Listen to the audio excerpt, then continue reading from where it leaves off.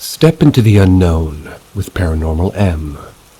Hit that subscribe button and turn on notifications to stay updated with our latest perplexing tales. We hope you have a thought-provoking time. Strange occurrences at 160-year-old station. For context, I work at a heritage railway in the United Kingdom, which for those who don't know, it's a privately owned, basically just a railway that runs steam engines and older trains for fans and the public to enjoy on railway lines that were previously closed. Usually meaning that they're very old. The specific station I was at is around 160 years old, and it's deep within the countryside. There's an unconfirmed story that there have been bodies buried underneath the station from people who died in the early days of its operations. There has been other paranormal activity at this station reported from shadow figures and voices. However, until this instant, I was yet to see anything myself, and I was skeptical that it was true. It was late into the evening one night, and I was just locking up. Bearing in mind it was late autumn and early winter, so the sun had gone pretty far by now, and it had been rather dark. I was walking down the platform toward our staff room, a small building located away from the main station building. That's when I saw what seemed like a person moving rapidly up the other platform exit ramp. But something was off about them. They didn't seem to be moving like a normal person. They were more floating in a smooth motion. When I glanced back to check what I had seen, it had vanished. I was a bit surprised at first, but I decided that it was just my mind playing tricks on me with the darkness, the fatigue. After I returned to the main station building to finish tidying up, me and a colleague we turned off all the lights in the waiting room, closed and locked the windows and locked the door. At this point, we had finished locking everything up, so we went to the staff room to collect our belongings. Once we left the staff room, we all were just walking back past the station building as we just hear this waiting room light being switched on. Bear in mind, this is an old dolly-style light switch, so it's very audible when being turned on. The sound causes us to all turn around as the waiting room light comes back on behind us. Thinking this may be some kind of electronic interference, we unlocked the waiting room and the light switch had been moved into the on position. We switched it back off, locked the door, and walked away again. As we got back to our cars, we looked back at the station to once again see the shine of the waiting room light. Although this time, we were pretty much too far away to hear the light switch go on. Going back once more, we found that the switch had been put into the on position while there was nothing in the room and all the entrances were locked. We switched it down once more before swiftly leaving, all slightly freaked out at this point. As far as I know, this hadn't happened before, and is yet to happen again on many of the evenings we've been there. There was a sort of strange feeling in the air that evening especially, the combination of the thick darkness and thick countryside as the eerie silence occasionally broken by animal noises added to that creepy ambiance that night. This event was witnessed by two other people who all repeat the same story as I do.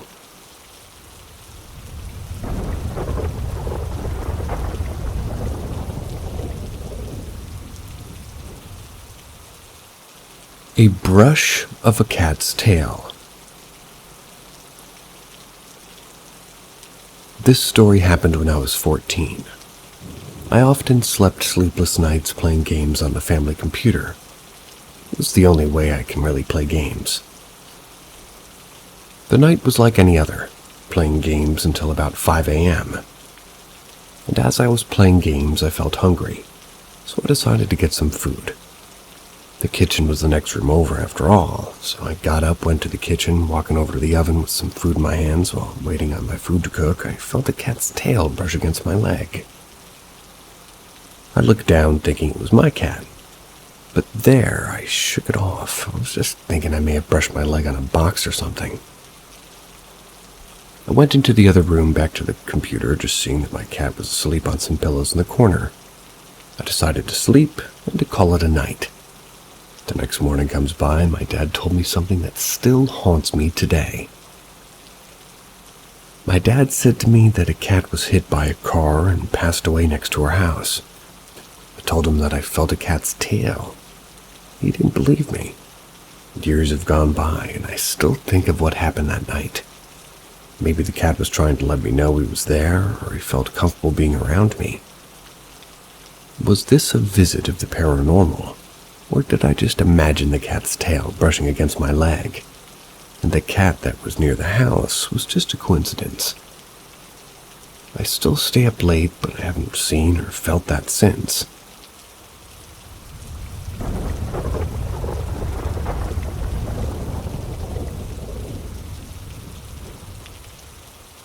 I feel like something is following me. So I live in a house with just a top floor and a bottom floor. My entire family only uses the bottom floor because that's where our rooms and bathrooms and kitchen and everything else is. Our upstairs is strictly for storage and a dumb garage that we don't use. Think about it as an attic, sort of. Well, yesterday I was coming upstairs to find wrapping paper for my friend's birthday present. I felt something brush or tap my shoulder. First, I brushed it off as my hair just slightly touching me, but it gets worse. Walking across the hallway to a random room, I see a shadow in the corner of my eye peeking out from the room next to me. I freak out and just freeze and slowly turn around to get a full view of the figure. I kid you not. I make eye contact with what appears to be a tall black body. No mouth, no eyes, no face. Literally just limbs. We stare at each other for a second and then he hides again. I literally scream from the top of my lungs and run downstairs, and as I do run downstairs, I feel it coming closer to me. I felt as if it was breathing into my neck. I make it downstairs, shut the door, then bang, it shuts the door back at me. I don't know, this wasn't my brother because he's a baby. This wasn't my dad because he was at work.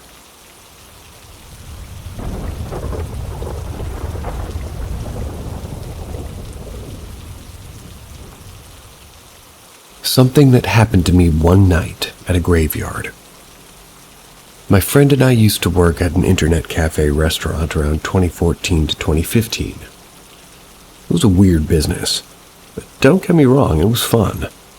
We used to go there at around 4 p.m. and close at 2 a.m., even though we were supposed to close at 11:30. That's because we like to invite our friends to play some TF2. One day after one of our gaming sessions, we closed and we were heading back home. We rode my motorcycle to get back home, but we always passed through a graveyard. Usually we stopped the motorcycle and walked through it because of the dark and weird bumps in the road. So, we were walking through the graveyard that day. My friend was walking the motorcycle. I suddenly got scared, like out of nowhere. I felt something. I told him right away, "Hey Ed, I feel scared." He responded saying that I had never been scared to walk through there before, and as a joke he turned to the graves and said something along the lines of, "All you motherfuckers, if you got the balls, do something to us." It was obviously a joke challenge. It's not like the dead are going to rise to prove themselves. As he finished his sentence, I heard a loud bang to my side. The motorcycle jumped up a little bit. The wheel exploded. That's what happened. The wheel was perfectly fine, then it exploded straight out of nowhere. Never ran so fast in my life. I abandoned him, my motorcycle, and everything. I ran as if my life depended on it. It might have, for all I know. We were pretty much just talking recently, and I asked him if he remembered this, and of course he didn't forget. How could anybody forget? Never figured out how something like this could really happen. Starting to believe in ghosts a little bit.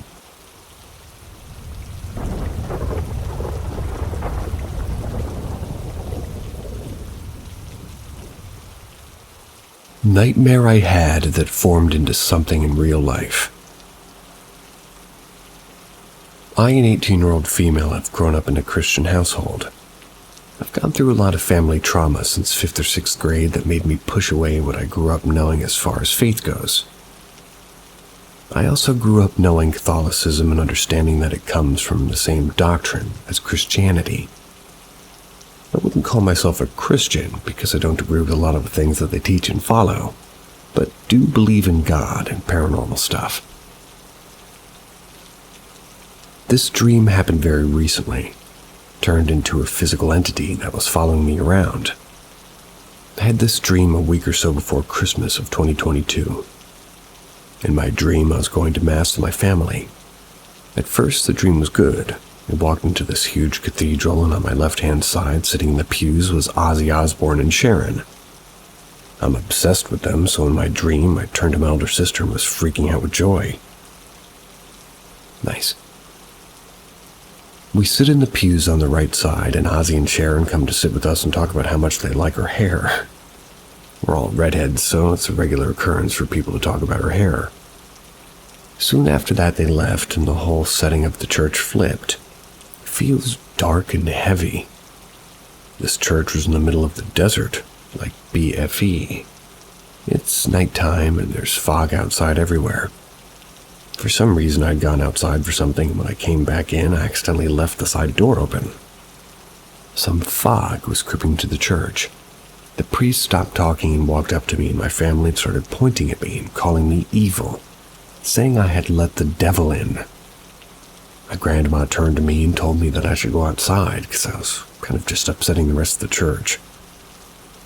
I go outside and there's no source of light besides the tiny one on the other side of the church.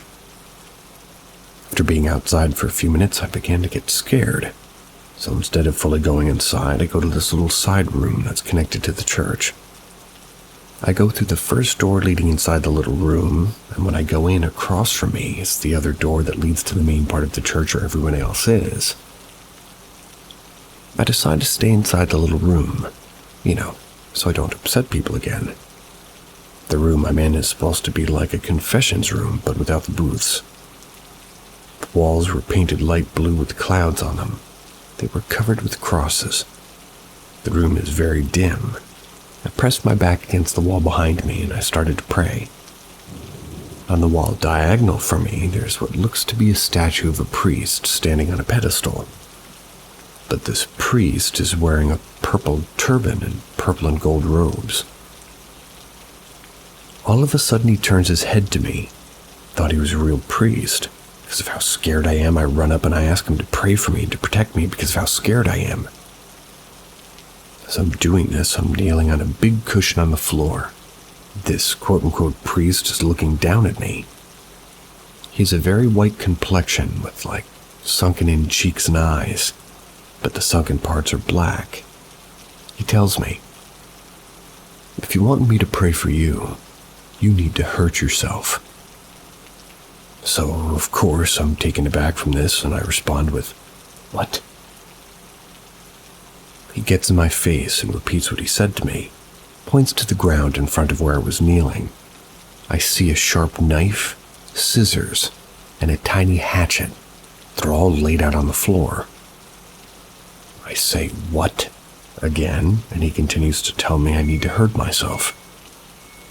Finally, I run out to the priest in the main part of the church where the sermon was being told. I tell him everything that's happened. He took my hands, told me that he was a priest, and he was thrown out of the church, and that an unholy entity took over his body and that they keep trying to get him out. The priest told me to look up, and when I did, the ceiling had dead people on it. When I woke up, it had been around 3 a.m. and I felt something in the room with me. I ignored it, went back to sleep. I didn't have another dream that night, but this one plays in my head all the time. Thought I'd share it on here.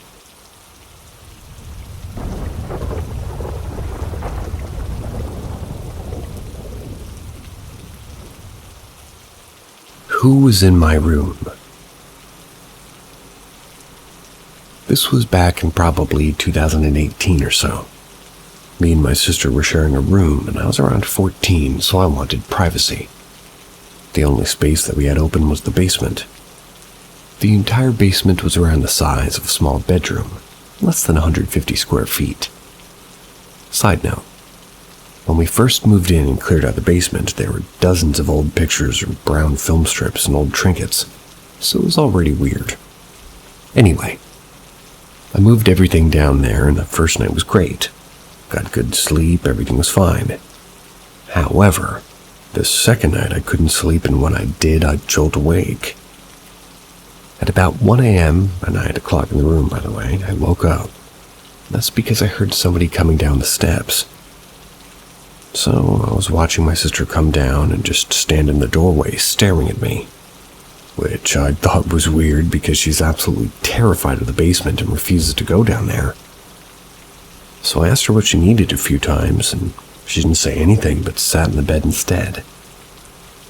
So I tried going to sleep because I was tired and I had school the next morning, but something felt off.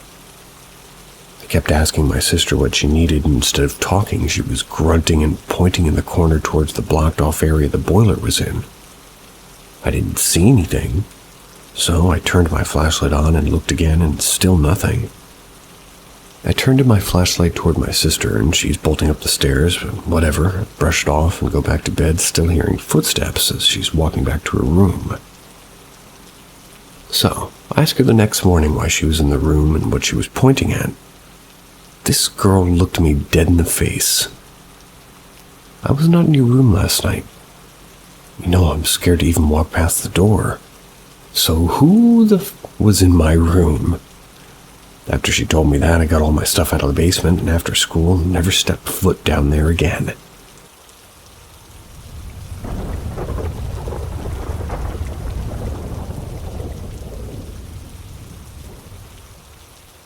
Red door, yellow door.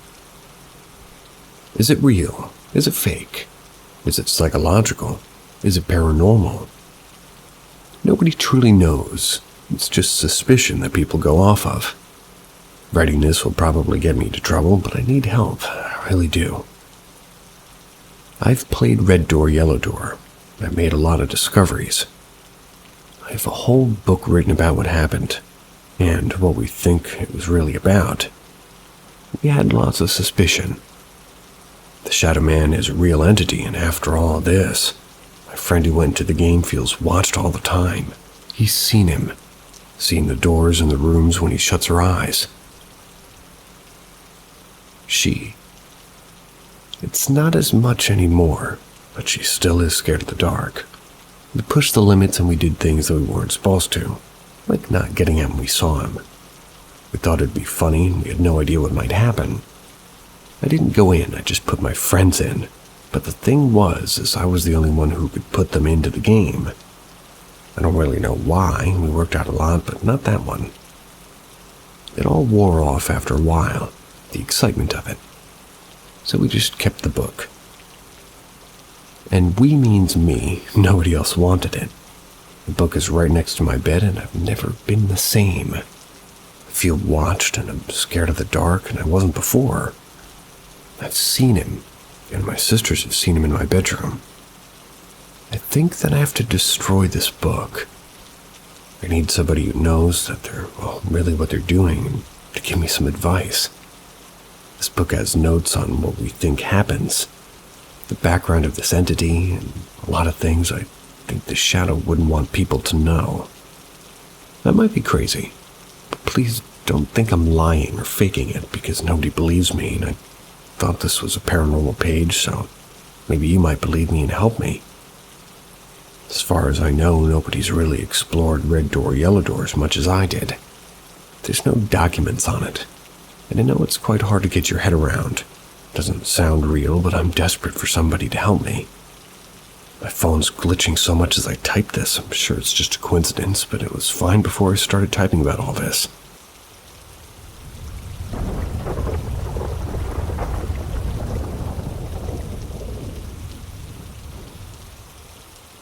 Great Dane Ebony. Back in the early 90s, I was in my 20s. As a young adult, we tend to hang out with friends till late at night. I was with my girlfriend and her brothers over at their house. No drinking or smoking. We weren't really into that sort of thing. We were actually all into fitness at the time and really taking care of our health. My girlfriend's family had a big, beautiful black Great Dane named Ebony. Huge dog. It looked big and mean, but she was the sweetest dog ever. So one night we were hanging out on the weekend as usual. We had just finished working out and they all just kind of were weight training equipment and it was all in the backyard.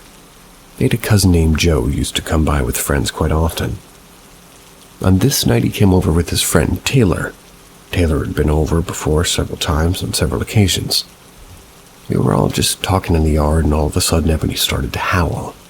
A deep howl that I had never heard from her. And the thing was, she was howling at Taylor. We were all looking at her and telling her to stop, but she wouldn't. The howling continues until Joe and Taylor were going to take off. They walked away and got on their motorcycles. I believe they both had Suzuki Gixxers. About 2 hours go by and her cousin and Joe come back and says Taylor's dead. He crashed on his motorcycle. Everyone was distraught and saddened by what had happened, and we were all talking about Ebony, how she was howling at Taylor. We were looking for the reason that she was howling at Taylor on this night, and on the night he passed away. And perhaps the Great Dane Ebony saw something that made her howl at him. Even while I typed this, I was getting chills as it brought back a very creepy memory of something that we could never understand. Did my girlfriend's dog see some sort of grim reaper? Is that even possible?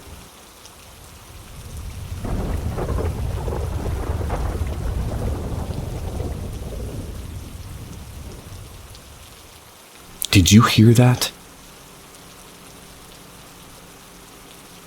This was experienced by my son and myself 3 years ago.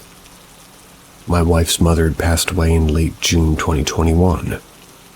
At the time, my son was 11. It was just me and him in the house while my wife was trying to get some things organized at her mom's house. My son and I were sleeping in our 4-bedroom home.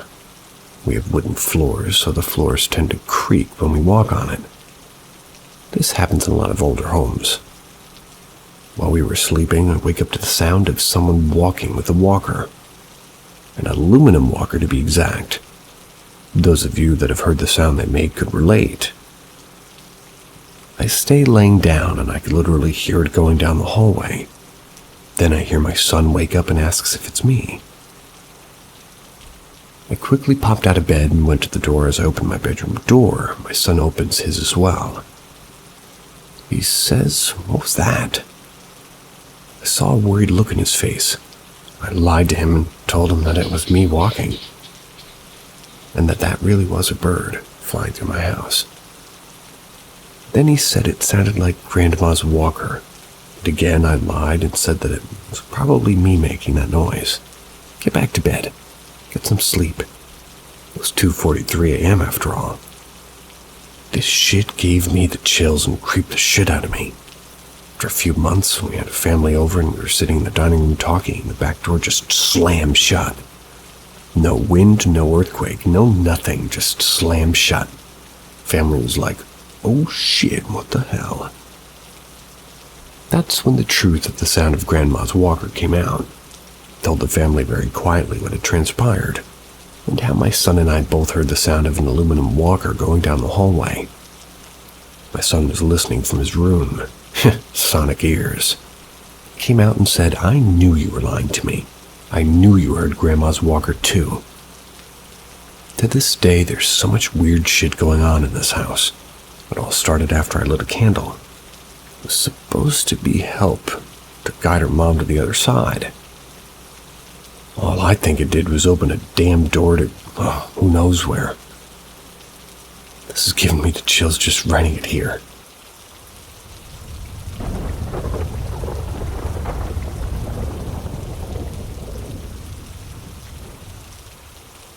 The 1994 Shadow. In 1994, I was at work. I worked in an industrial warehouse. Steel beams, conveyor belts, chutes, slides. Huge metal building. Where I was working at the time, there were hanging long fluorescent lights, maybe 15 or 20 feet high. As I was working, for some unknown reason, a shadow was cast over me. I looked up, didn't see anything. Oh well, kept working. Later in the day, I had to study for some work-related test on the computer in the office upstairs. A coworker at the time comes upstairs and asked if I wanted to go to the bar and have some beers. I said, no, I can't. I need to get this retention test done, and I need to study. He continues, come on, it's Thursday, last day of work. We should be at the bar. We worked a Sunday through Thursday schedule. All right, let's go.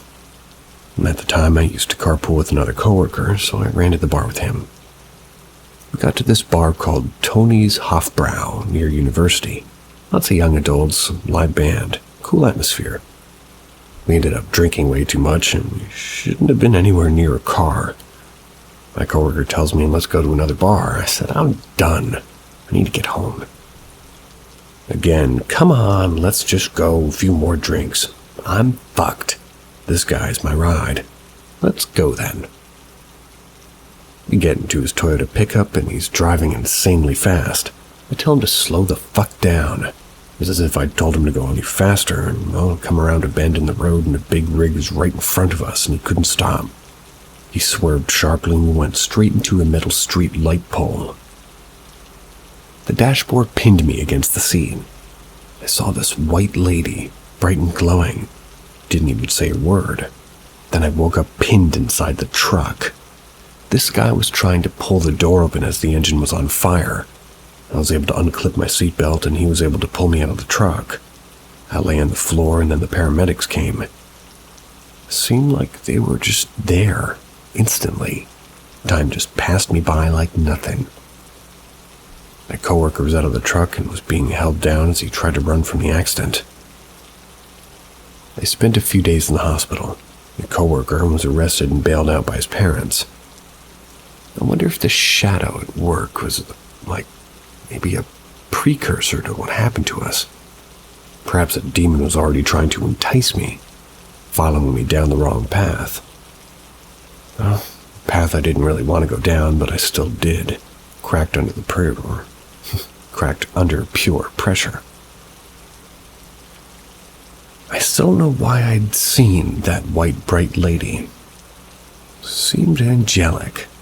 That could have just been the fact that I lost consciousness, and that was my 1994 shadow story. Still wouldn't be able to explain the shadow cast over me on that Thursday. Everything lined up to a horrible ending.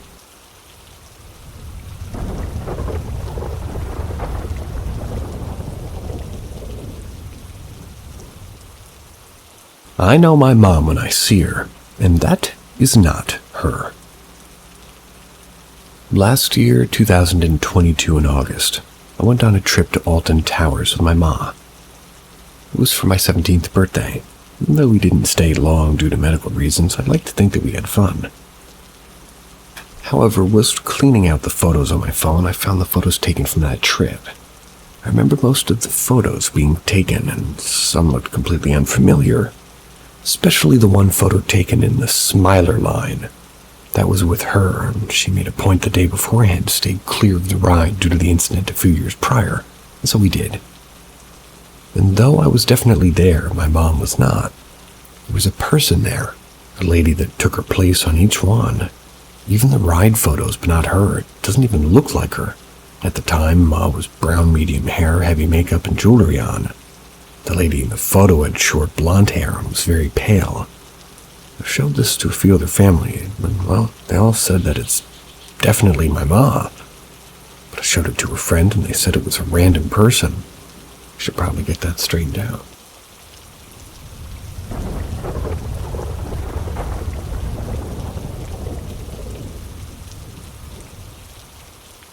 Story. At the end of year 9, which is 2018, I believe, our school took us on a trip to Germany for extended teaching of our German class. The first 2 of 5 days were fine, but got weird after that. We stayed in a youth hostel that was connected to a forest at the back and an abandoned translation at the front.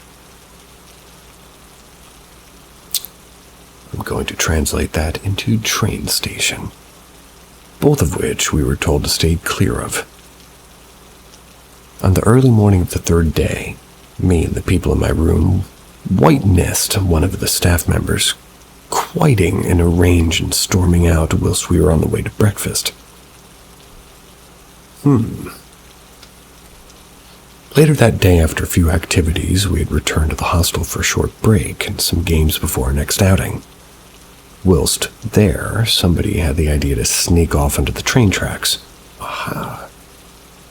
I wasn't usually the type to disobey rules when I was younger, but since the only two people I knew were going, I didn't want to be left on my own, so I went too. When we got there, we walked quite far down the tracks, found a shipping container with a small tent and a fire on the outside. With someone crouched with their back to us, messing with something in their hand, one of the boys there shouted, "Person." They shot up, spinning around at us and looking like a deer in headlights. It was the lady who had quit and stormed out a few hours prior. Suddenly, she started charging at us, pointing and shouting words. They weren't English, and they weren't German. We booked it back to the hostel and both joined our kids' table playing tennis. An hour or so later, we saw her re-enter the building. I think we told a teacher, but I'm not so sure. The rest of the day was normal, and we went back to our rooms and slept. That night, I had a horrible nightmare. I was in a forest at a campsite with chanting coming from the surrounding areas. As the chanting got louder, blood started coming from the trees. The first in the center turned black with some figures and some creature emerging from it. Its body was slim and tall and had a disfigured face and an unhinged jaw with limbs that bent in unnatural ways. I crawled out of the fire and started charging at me. The chanting got so loud it started to hurt, and as the creature got close, it lunged. That's when I awoke, at the same time as another guy who was with me when we went in the train tracks. We looked at each other, clearly terrified, and before we could speak, we heard chatting outside our window. Our room led us to a clear view of the forest behind, and when we looked out, we saw the woman staring right at us, holding up her hands and chanting something. When we finally pulled ourselves away from wetting her, we got talking, watching. Turns out he too had the same nightmare. We stayed up for the rest of the night and went down to breakfast. There we spoke with the others that were there with the days prior, and they too had the same nightmare. Whilst we were talking, a teacher came with us and said that she was happy with how our room was left. Or rather, wasn't happy. She led us back to clean it, and we were all shocked. The room is meant to be clean, with beds done and window and door locked. But when we got there, the door was open with the room trashed. When we looked closer, we found scratch marks on the back of the door and handprints on the outside of the window. We were on the 3rd floor. That was the occurrences that I really won't go into detail about the rest, because more or less the same. On the last day, we went to a barefoot trail on the forest connected to our hostel. Everything seemed to calm down as we arrived, and so we tried to enjoy ourselves. The leader of the trail said he had a special surprise for us when we were all on a school trip or something. Led us to a campsite. The same campsite from our nightmare. We were meant to sit and enjoy s'more and everybody else. But I think we were too scared to go near the fire, so we stayed by the trees where we saw the same scratched we found on our door. When we got home from the trip, everything went back to normal. We never really brought it up again. Gesundheit.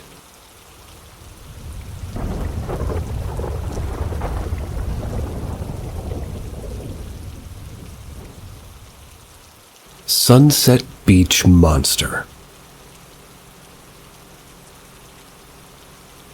I have this friend whose family rents this specific house thing up in Sunset Beach, North Carolina.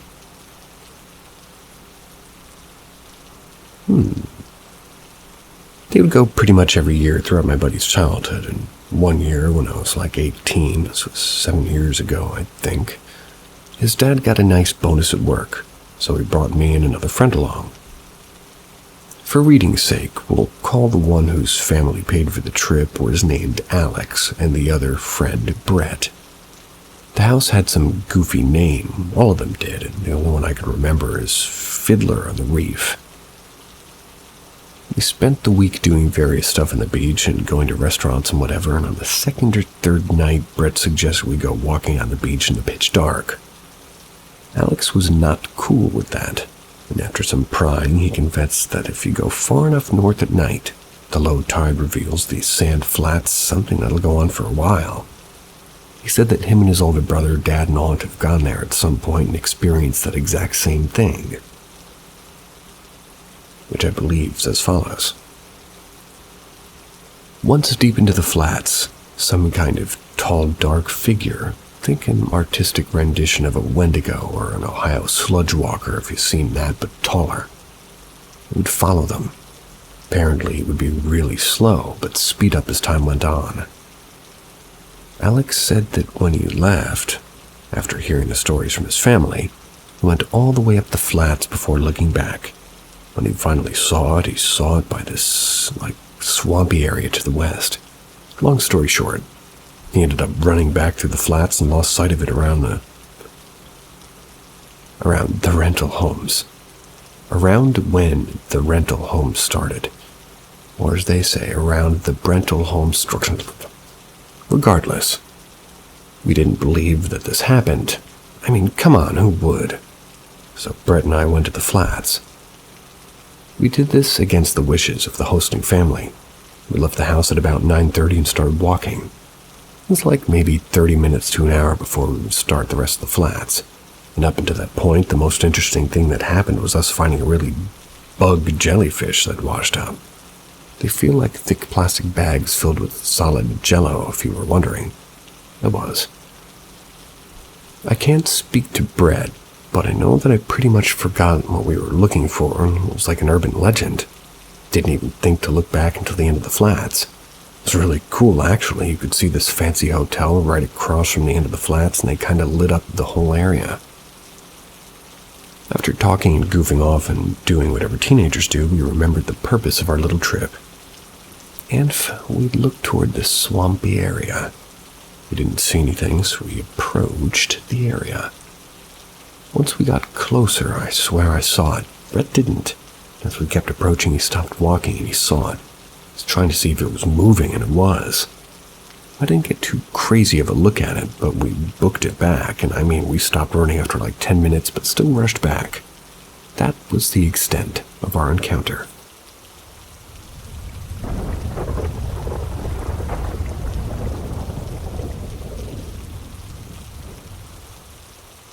Story. Hi everyone, this paranormal experience is not my experience, but my mom's experience. My mom grew up in a small farm city in Mexico. One of her brothers lived in the capital of Mexico. She said she and my uncle were really close to each other and she saw him as her best friend. In 1974, he passed away. But before the family received the news, my mom said she experienced something paranormal. The evening my mom and one of her sisters were feeding the animals, they both heard loud cries. My mom thought it was the kids that she babysat, so she went to go knock on the house. When the mom answered, Mom said that the kids weren't home even though they were with their dad. So, my auntie excused it for a different child, but my mom said the cry sounded sad, like if a child was lost trying to find their way back home. She said she got headaches, but my mom tried to ignore it. Ow. That night when my mom was getting ready to sleep, she said she heard somebody calling her name. It sounded far away. It sounded like that person was hurry. My mom thought it was one of the, other brothers, so she went to his room to see if it was him calling her. When she entered the room, she saw him asleep. So she said excused as her being tired and went to sleep. The next morning, the family received the sad news of my uncle's passing. My mom likes to think that the crying and her hearing her name being called was him saying goodbye to her, but I don't know what to think, if it was a mimic or what.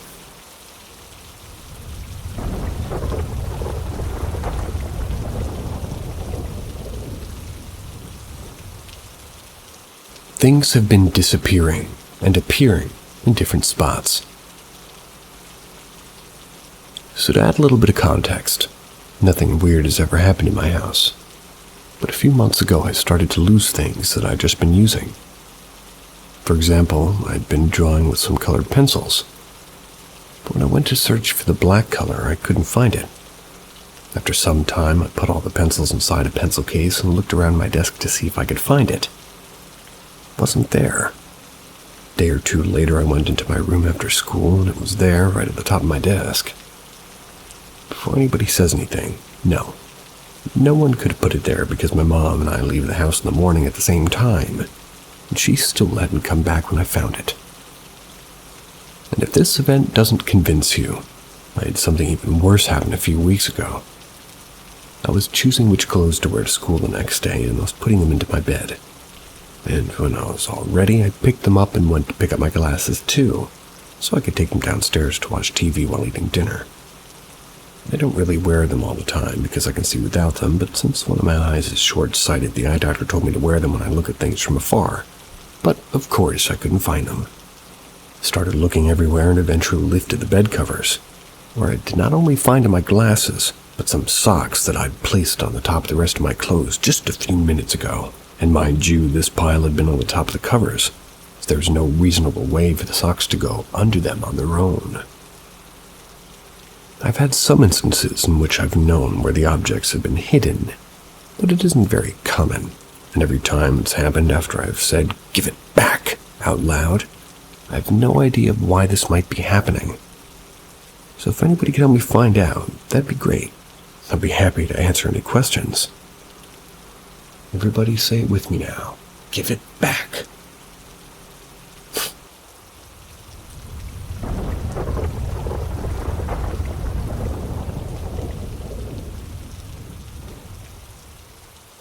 I bought a mystery box from the dark web.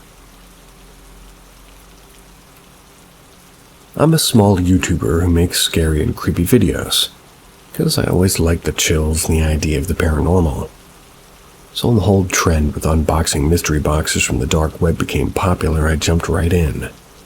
The only problem was that I had to buy it in Bitcoin, which I never used. After trying for a while to exchange my real money to Bitcoin, I was finally able to do it, so I placed the order and waited patiently for the package. A few days passed by and it finally came. I was so excited and nervous at the same time to see what the mystery box would contain. I set up all of my camera gear and microphones. I cleaned the table and put on some gloves. Started recording the unboxing and you could see the excitement on my face. I cut open the box with a pair of scissors, and the first thing I saw at the very top was a note. It had my name and my address on it. That freaked me out a little bit, but I could think of a logical explanation. Yeah. Under the note was a big box and a few envelopes. Thought that the box would be more interesting, so I started with the envelopes to leave the best for last. I opened the first one, and it had a few pictures of different places all over the world. All of them, though, had one thing in common. I've went for holiday to all those places. Can't be. It must just be a coincidence, I thought. That's when I looked more clearly at the pictures. In the background, I could see myself with my family. All of them included all four of us in the photo. Could it really be? Did my family have a stalker? I didn't believe it. I didn't want to continue the unboxing, but curiosity got the better of me. So I opened the next envelope, and it also had pictures, this time of my house. You could see the whole house from every point of view. Some of the photos were taken near windows, and I could see the interior of the house. I was so creeped out. I didn't want to open the last one, but for some stupid reason I decided that I'd probably have a really good reaction for my YouTube video. So I opened it. Right away I regretted my decision. This time the pictures were from the inside of my house. I could see my sister opening the fridge, my dad watching TV, my mom cleaning the dishes, and many others. What freaked me the most was when I saw a selfie of a masked man next to my bed while I was sleeping.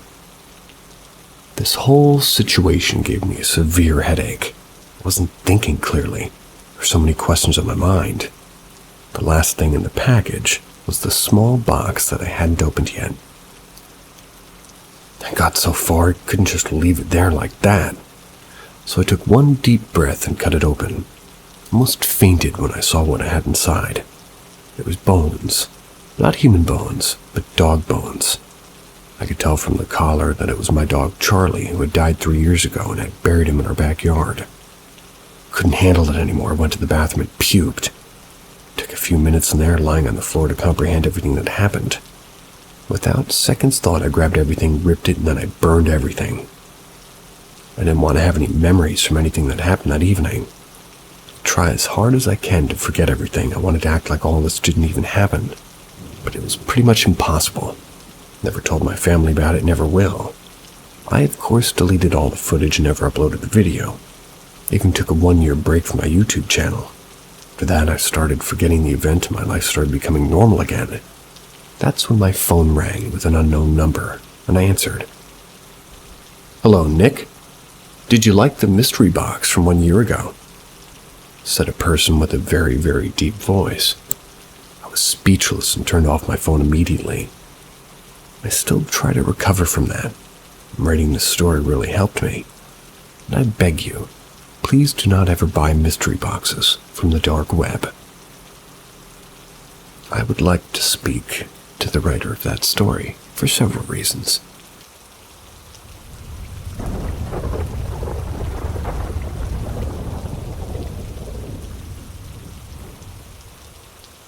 Reliving past experiences. When I was a child, 8 to 12, I'm now 22, they were pretty tame, but the memories are so vivid because of how badly they scared me. I first experienced them when I was home alone for a short period of time. Mother had went to go get groceries and my brother was out with his friends. I was eating a yogurt tube at the kitchen table while watching videos. Good old yogurt tubes.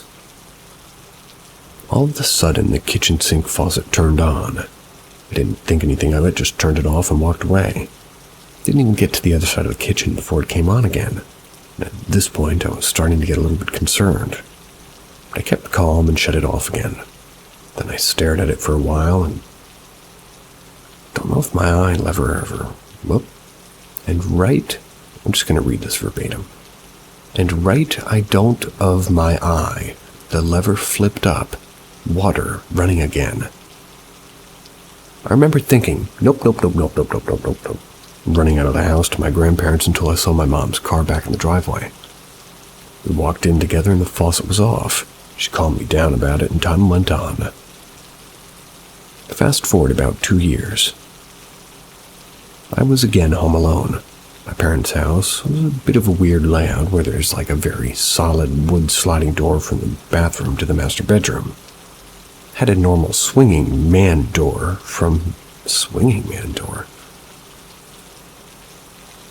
Excuse me. You know, the normal swinging man door from the bathroom to the hallway. I was brushing my teeth when I heard the sliding door move. I look up in the mirror, sliding door right behind me, and it slammed shut with so much force I don't even know what to compare it to. And this door's heavy. I'd say about 50 or 60 pounds or more.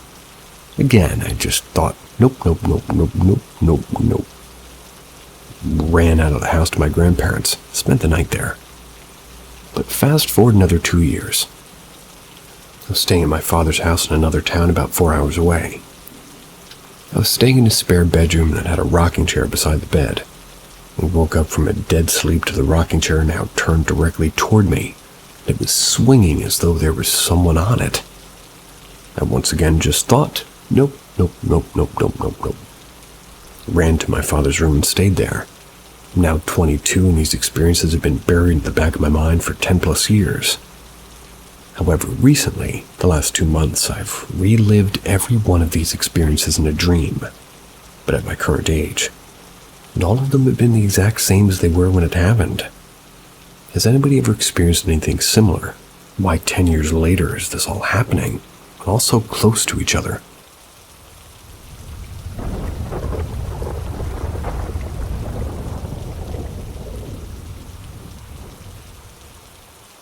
one-off loss of time. I've had a weird one that's stuck with me for a while. I don't really know how to make sense of it, but honestly I've accepted that I'm not going to be able to figure it out. Normal day at home on my day off. I just bought my house like 3 months ago, still getting used to it. I sat down in my sectional in the living room watching TV. I just made some clam chowder, literally my favorite. Set out in front of me while I put on South Park since it was my comfort show and this was probably, around noon. It was bright out and the house was lit up through the blinds. This is where I get goosebumps. I can't for the life of me remember what happened next, and it was like 7:42 p.m. It was like a snap of somebody's fingers and the world moved on without me. South Park was still on, but definitely not near the episode I started on, which was the episode about Yelpers. My food was still untouched where I'd left it. I just wasn't sitting up anymore. I was laying on the couch in front of my fireplace.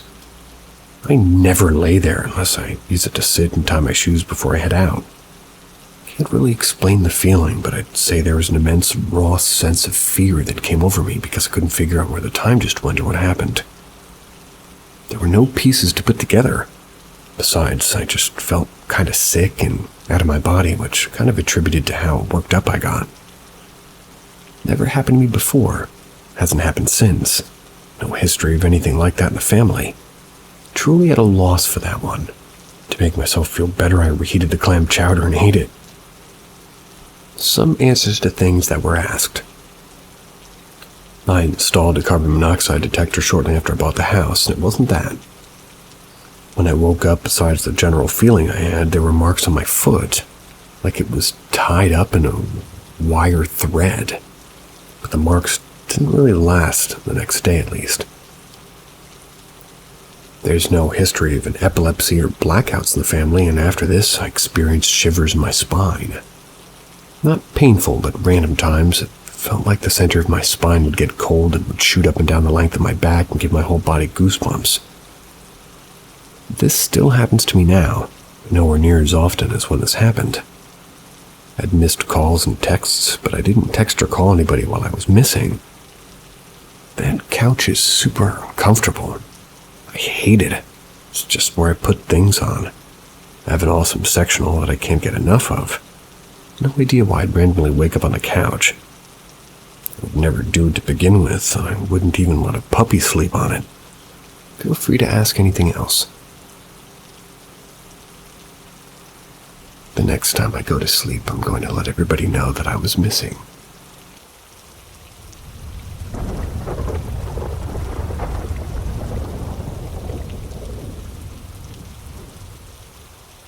Knocking won't stop. So my wife, 19, and I, 20, just moved out of my parents' house to our first military house. Everything was just fine. The night our household goods arrived from the movers, about 2 months after we moved in, we were in bed and heard a voice echoing in the hall. I opened my camera app, and on the stairs we can hear crystal clear voices. So naturally we lose our minds and call the police. While hiding in the bathroom, footsteps come to our bedroom door, then knocking on the door. I got disconnected from the police 2 or 3 times before they finally were able to take any info and come. Nothing was found. The whole house was locked and I just looked like a fool in my PJs. Fast forward 2 months later, to this past month, I constantly heard knocking. That was when my wife was at work. I went around the house moving furniture to see if it was hitting on the wall somehow, but nothing replicated the sound. The second I go to sit back down or go to my office, there it is again. My cat runs upstairs when it occurs and my dog gets set off every time it happens. She's never been set off the way knocking does unless she physically sees a person at her door or the window.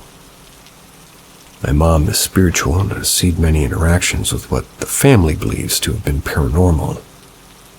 She told me to cleanse the house, use salt, cinnamon on the first, and simmer a pot.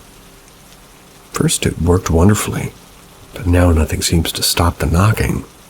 I'm constantly paranoid and sometimes wonder if my brain's making up the sounds, but the reactions from my animals make me think otherwise.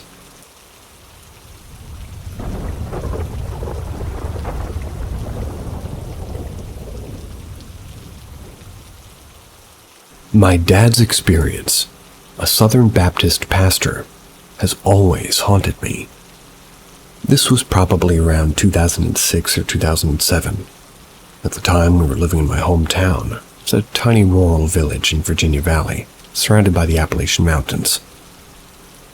My dad was a youth pastor at our small church. We were living in the parsonage, which is a house owned by the church, which houses one of the pastors. It was in a rural area of the community, surrounded by farms and cornfields. It always creeped me and my 3 siblings out. There's so many other instances I could share, which explains why all 4 of us now jokingly refer to that old house as haunted, even though not really believing in ghosts. But this one still lives on in my mind. One night, my dad was up late working on a sermon, sitting on the couch in the living room. My youngest sister, about 6 at the time, walked out of the room, presumably sleepwalking, wearing a white t-shirt of my dad's. She walked into mine and my sister's room, and we were sharing it. She didn't come back out. My dad got up, got her, and brought her back to bed. When he got to our room, he realized that somehow she wasn't in her room. He looked everywhere, in the kitchen, the laundry room, etc., trying to figure out where she went. Eventually, he went into her room. She's just, the room that she shared with the youngest sibling, and there she was. She was asleep in her bed, wearing purple pajamas. My dad had 2 masters in theology and is still a pastor to this day, and he has no solid explanation for what he witnessed. Really weirded him out. The only reason I know about the story is somebody at our church told him the story one time and asked him about it, and he confirmed that it was true, and that he never wanted to tell us because he didn't want to scare us. He knew how scared we were in that house already. Definitely the weirdest thing we've encountered. I hope to never, hope I never hear something like it again.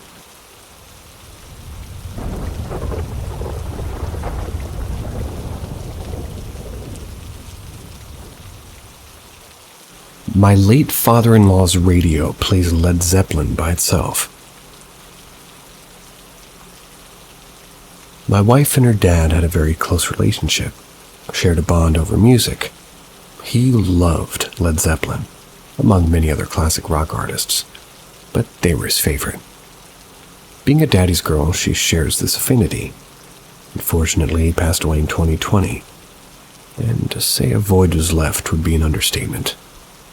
Shortly after, the family divvied up his belongings, and one of the things my wife insisted on was his clock radio they used to listen to while we worked in the garage.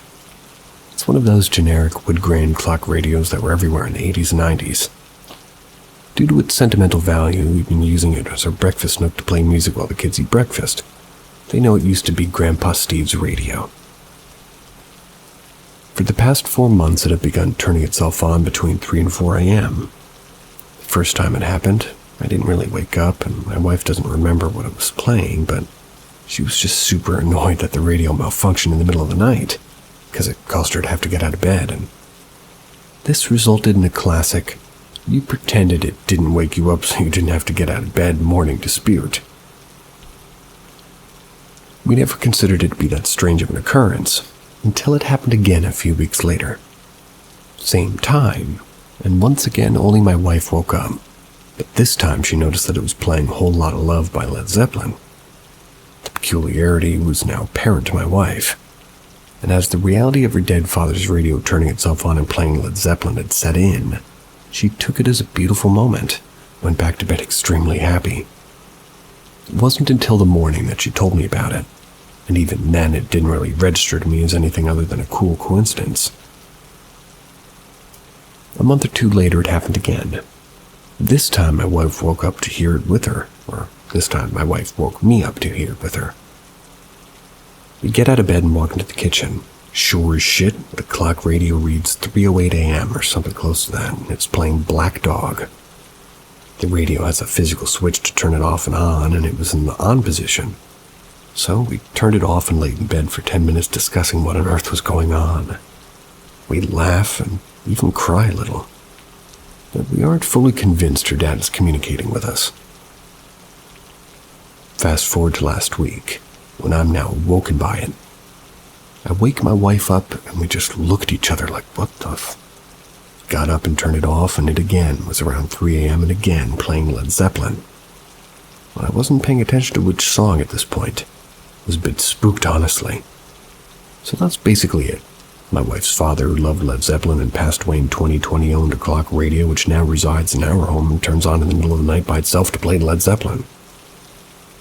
No clue if it's really him or not, but if it is, you should mix it up and throw some Moody Blues in there every once in a while.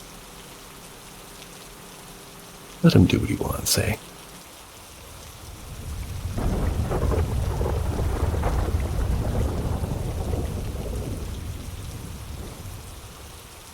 Regarding the photo of the teen holding 2 kids and a ghost.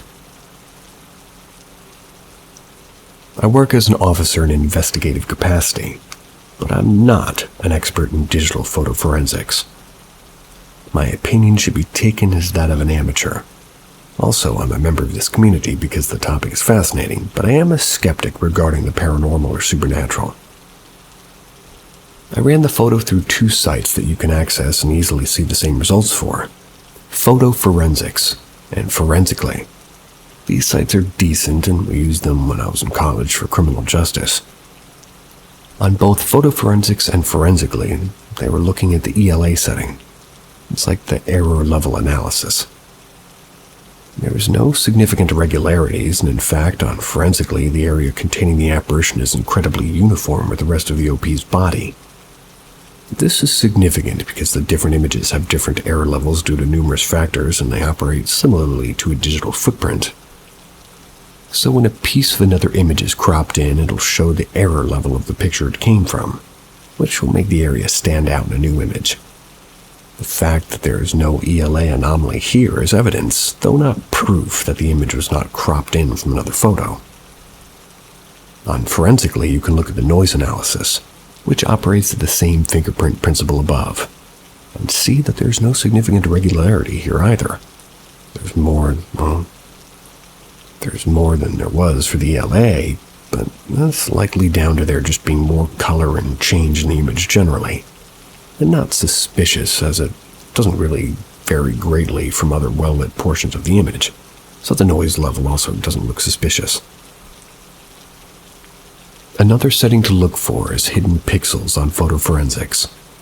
When one image is cropped and pasted into another, some pixels may be covered by the new image. This may also be when using transparency.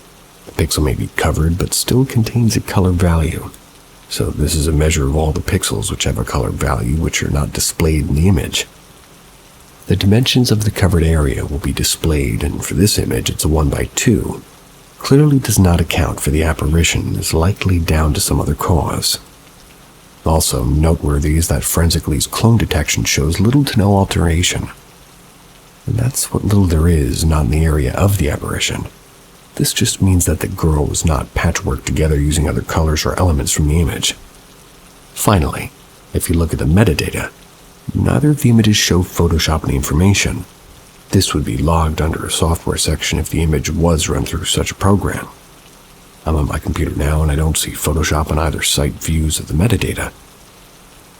One thing to note is if you try this on your own, I did get Photoshop showing up in the metadata when I first looked at this on my phone, but I believe that's because Reddit puts their border and logo on downloaded images.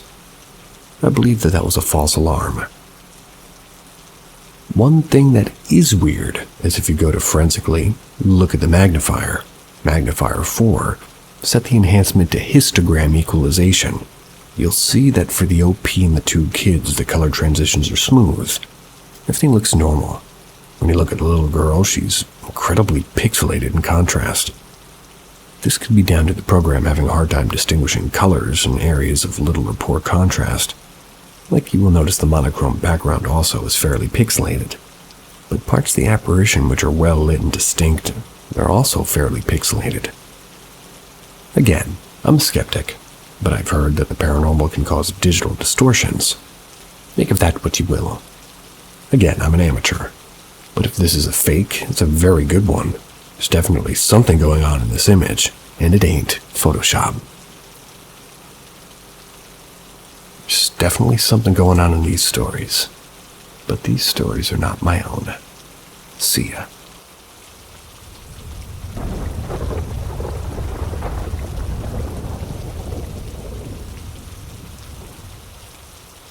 Greetings from Paranormal M, where we unravel the mysteries of the paranormal. Don't forget to hit subscribe and turn on notifications to keep up with our latest eerie stories. We hope you enjoy the journey.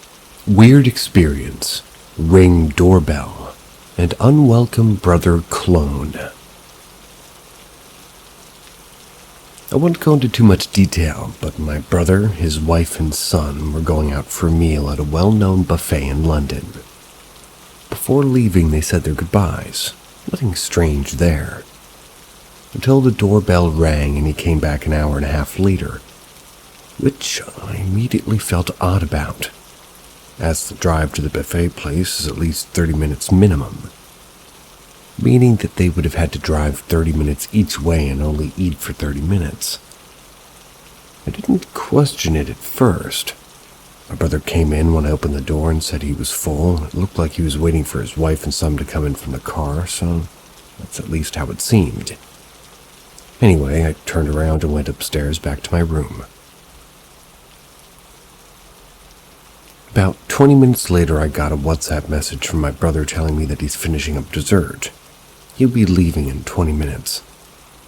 I assumed that he meant that he was going out again elsewhere for dessert. I had guessed the buffet dessert wasn't good enough, so I told him to leave the key out when he leaves so he can let himself back in. That's where the confusion comes in. He said, "What do you mean? At the buffet, and you already locked the door and I left, didn't you?" Thought he was joking at first and came downstairs to double check, and I noticed the front door was left open. I rushed to the door and locked it immediately. Checked the Ring doorbell app to make sense of everything. There were no doorbell press alerts and no motion alerts recorded. Both me and my wife heard the doorbell, and I definitely let someone or something in. Checking my brother's room after his permission, there was no one there in any other rooms in the household. A week has gone by. No other strange occurrences so far.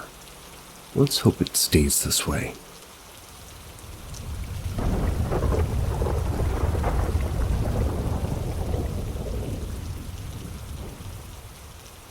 Two entities lived in my childhood house. I'll start by saying I never wanted to believe in this stuff, but I couldn't rationalize what I'd experienced anymore after my teenage years. My mom bought her house, which was built in 1920 in the early 90s. I came to believe that there were two entities living there. It was just my mom and I there, and I lived there from early childhood until my 20s. I experienced things the entire time I lived there. Entity number one was shy or friendly. I'd sometimes hear the dining room chairs moving around in the middle of the night. The dining room was sometimes unnaturally cold, but this feeling would vanish quickly. Floorboards would creak at odd times, although this could have been the house settling. When I was about 12, a friend of mine went into the dining room and, they came back looking terrified. He claimed to have seen an old woman sitting on a chair in the corner. And after this, apparently avoided visiting my house again. This happened during a sunny summer afternoon. Entity number two was not friendly. I was terrified of it for a long time. It seemed to exist upstairs in a particular spot. At the end of the hallway was the master bedroom. Next to this was the door leading to the stairs up to the attic. The landing at the bottom of the stairs is a spot in my house I avoided as much as I could. Going up or down the stairs, I would feel cold. I would feel fingers touching my arm or neck or hear footsteps on the stairs behind me.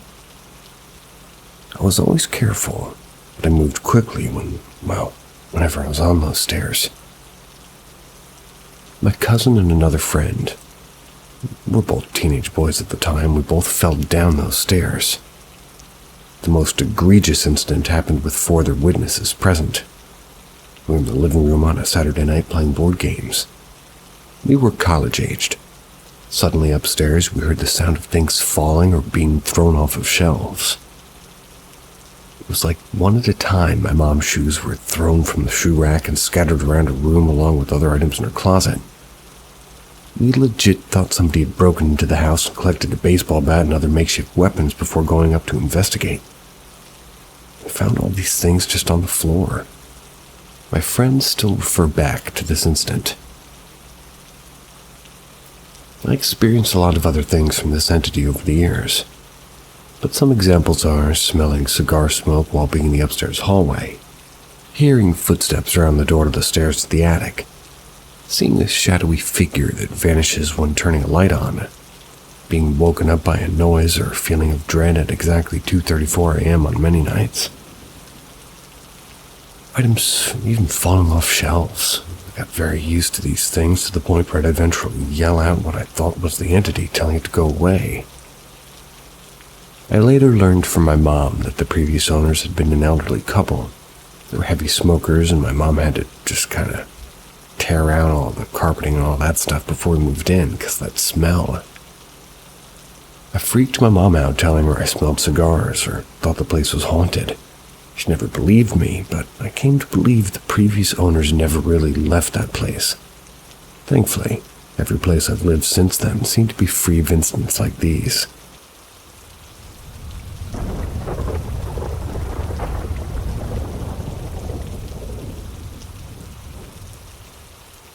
May I have a smoke? This is sort of an urban legend of my town. There's this woodworker who lives near the end of my grandmother's neighborhood. This was told by him to the neighbors and ultimately spread to my grandmother. My grandpa told me about this legend. One day the woodworker was coming back from his woodworking job late at night, around 2 a.m. He's a chain smoker who was smoking on the way. His job site was across the railway station and crossed the turning tracks and cut around 1 hour from his way back. He was on foot, smoking as ever, and at the end of the railway platform somebody was standing in the dark. As he approached him, the person, still clad in darkness, asked him, "May I have a cigarette?" The woodworker said nothing and gave him smoke. The person started walking away from him in the direction of the train tracks, disappearing into the darkness. Next night, the woodworker is again on the same path back from work. He again spotted the same person standing there. This time there was some light, and in the faint glow of the lamppost he saw the man a bit clearly. The man didn't have a head and his clothes were coated with blood. He approached this man unbothered, and again, the headless man asked him, "May I have a cigarette?" The woodworker didn't hesitate and handed him over a cigarette and walked away without any fear. Side note, no, he was not drunk. He doesn't drink. He was sober. Next day, he decided to not cross the tracks, and use the foot-over bridge instead. At 2 a.m., the station's nearly empty, with just a few people here and there waiting for late-night trains. Yet the foot-over bridge closest to him was a bit secluded. He climbed it, and on his descent, he again saw the headless man standing near the base of the bridge. Actually, he's a really brave man, so he wasn't scared and rather pissed off with how this ghost was haunting him. He descended down the bridge and ignores the ghost altogether.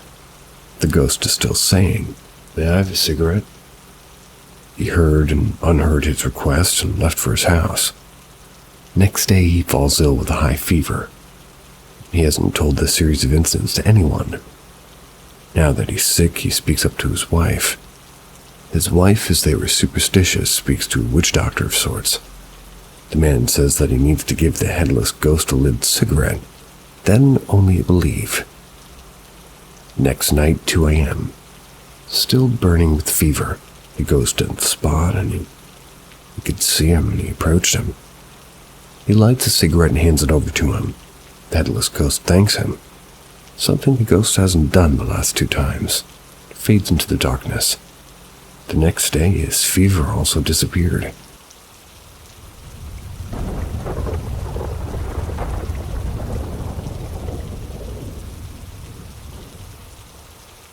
It was darker than the darkest night. To set the context, I'm from a small town in India, and this supposedly cursed or haunted mango tree is located in the outskirts of a neighboring village. That's on the road that connects my town and the village on the border of a field. This incident took place just a few months ago. I, an 18-year-old male, was on my way from a doctor's appointment with my parents and dog. It was late at night, around 1 or 2 a.m. I was asleep during the incident in the passenger seat. My dad was driving and my mom and dog were in the back seat. My mom was awake, so we're on our way back, and all of a sudden I wake up and come going down a slope. My mom's screaming, "What happened?" My dog's scared, and I remember descending slowly under a barberry tree. There's this mango tree on the other side of the road. So in the field in front of the field where our car crashes into. Thankfully, nobody was injured and the car didn't have much damage, just a damaged bumper. The real experience starts here. So we got out of the car, looked around, we're in a random field. We've fallen in pretty, maybe 8 or 10 feet off the road from a janky dirt slope. My mom asked my dad, "What happened?" He replied, "There's a speeding car or something coming from the front and it had intense lights. I swerved from the road to avoid a collision." Mom said, "Which vehicle?" "I didn't see any car or whatever. I was wide awake." "Probably you were falling asleep. It's late. Leave it. Call someone for help." The road was just a few meters away, and we climbed up the slope to stop somebody for help. 5 minutes later, a fleet of 3 tractors came. Dad stopped them and asked for help. They first tried driving the car up the rugged slope, but that didn't work. They even tried pulling it up with the tractor. That didn't work either. More fence would have left it with more damage. So we decided to call the police for help. We sent them off, and Dad called emergency police helpline and told the operator of our predicament. She asked the usual, was anybody hurt or whatever, and wired the call to the nearest patrol car. Okay, but this patrol car, so my dad's also a cop, he works in the jail department, and he's pretty senior to this guy. This guy picks up and asks, "Anybody hurt?" Dad replied, "No." He says, "Is it required to come?" What? That's what you're being paid for," Dad yelled back. "Yes, absolutely. I have my wife and my kid, and you have to come here right now." He meekishly replied, "Okay, I'm on my way, but you could ask for a lift, can't you?" Dad's even more furious and yelled, "Yes, would you treat a civilian the same way, let alone a person from the department?" He instantly came to his senses and said, "Yes, sir, I'm on my way." So after this debacle, we're left waiting for the cop car to arrive. As mentioned, it's a secluded area, so they took their time. And also a side note, my Labrador, who can really be pretty vocal when he sees strangers, is completely quiet and almost scared the whole time. Now it's around 2:45 to 3. We're standing by the still road. It's pitch black. I looked at the mango tree in question. Saw something sitting on one of its branches. It was darker than a pitch black night with 2 red dots where I should be.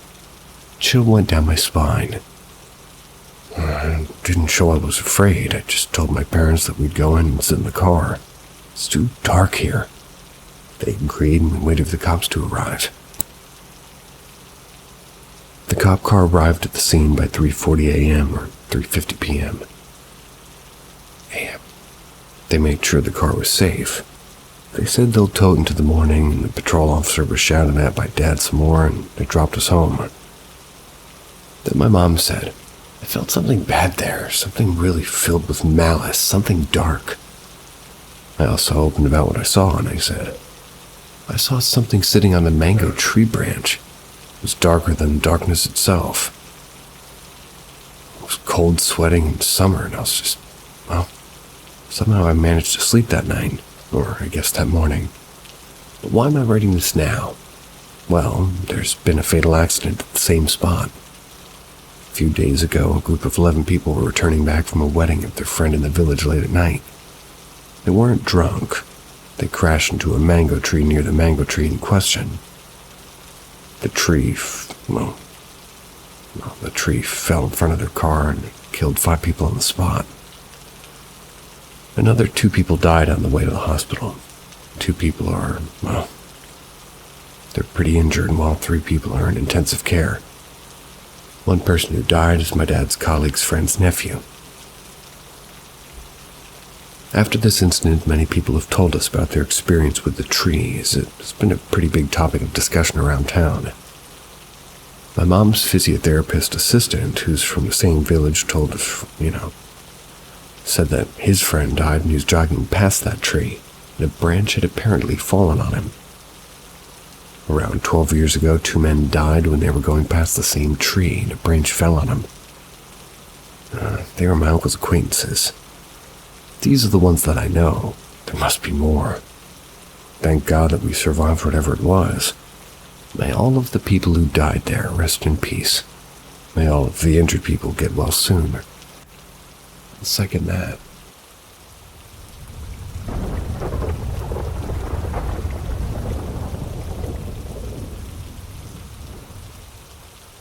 Ghost in Daytona Beach. In 2012, me and my boyfriend stayed with a couple with their friends that lived in Daytona. The house the couple lived in was from the 60s and had a very weird vibe about it. I mentioned to my boyfriend I didn't like walking through the house at night. We slept in the back bedroom, which was a futon and a chair in front of a closet facing the bed. Well, on our 7th day, there I was ready to go home. My boyfriend and I were having a kind of a rough patch. I was over it and I wanted to be home. That night I had a lot of weird dreams, so I thought. I had dreamt of my grandpa in his Sunday clothes talking to me and giving me very good advice. Then asked about my boyfriend, asked what we were fighting about, and he told me that I needed to decide to be fully in this relationship or leave, but that my boyfriend was a good man and he's worth fighting for. Again, we were in a weird place. We're married now. Congrats. Anyways, it feels like a very, very real conversation, and at that point I woke up and lifted my head up and above my boyfriend and I saw him. I saw the old man sitting on the chair watching me, and he just kind of fizzled away. I gasped so hard I woke my boyfriend up and he said I was wet as a ghost. No pun intended. So we decided it was time to pack up and go home.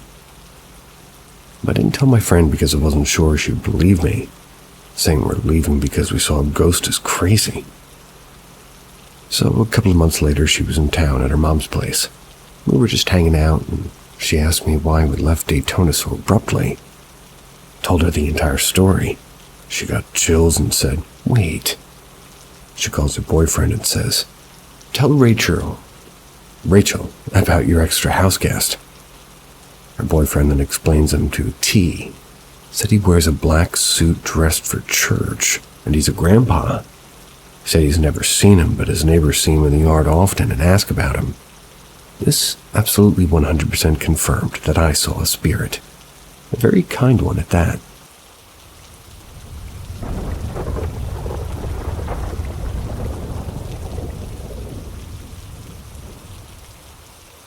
Tall black figure.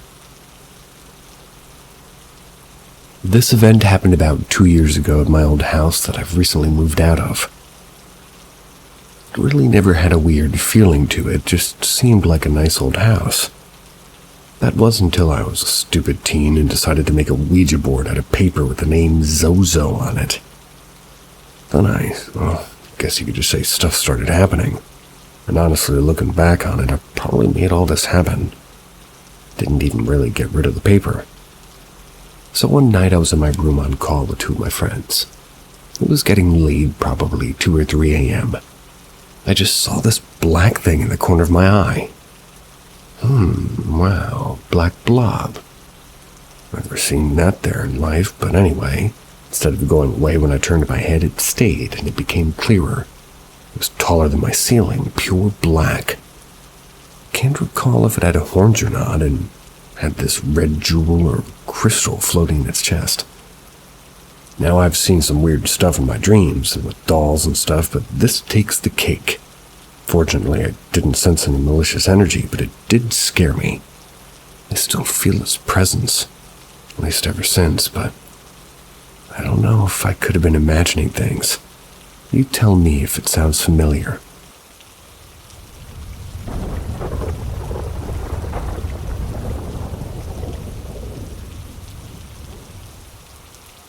Hallucinating.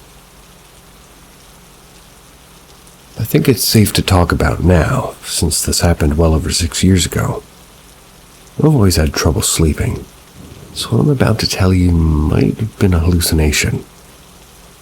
Back when I was living with my dad, we lived next to a pretty decent forest. The drive to school was going past, well, that same said forest. One day, me and my dad got into a small argument about who knows what, but we sat in the car silent, looking out the window. Going past the forest, I could have sworn up and down I saw a tall figure next to one of the trees. Almost half its size. Now, I couldn't really get any good detail, but the body was black. The face was white. And for a split second, I couldn't see any face. I brushed it off, trying not to think about it because it was so literally, well, it could be anything. But it made me so uneasy for the rest of the day. Now, the reason why it might have been a hallucination is because I just finished Marble Hornets. So maybe it was just my preteen imagination running wild on, little sleep. But that feeling I got from it, the instant, it's not real, stuck in my head, and the fear that I had, that was real. Now, we know this slender man isn't real, but it was weird that I saw it just a day after I finished the YouTube series. No, I've always saw like shadow figures and stuff, but that was completely different.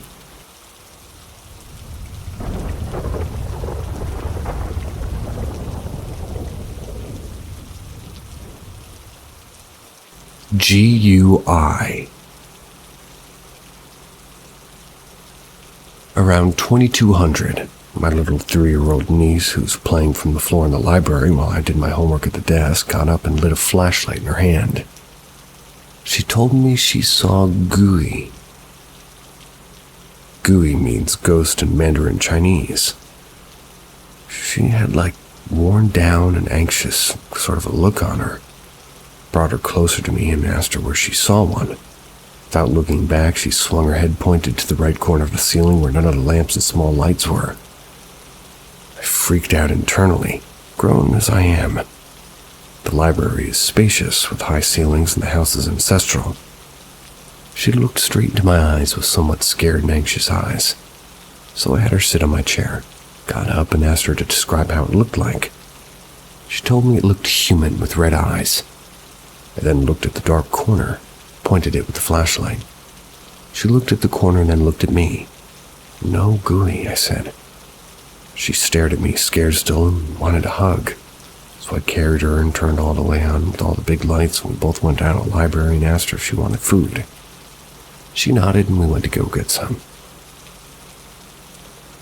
About 10 minutes after that incident, I kind of freaked out for the second time. Not so sure if kids can fake something like that. A few minutes after she ate, I brought her and her older brother to play with in the room, and distracted by the call I took immediately after eating without much thought, I decided to go back to the library to continue my work. Well, that was only to find out all of the lights were turned off. Closed the door again, went to bed. Fuck that. Good night.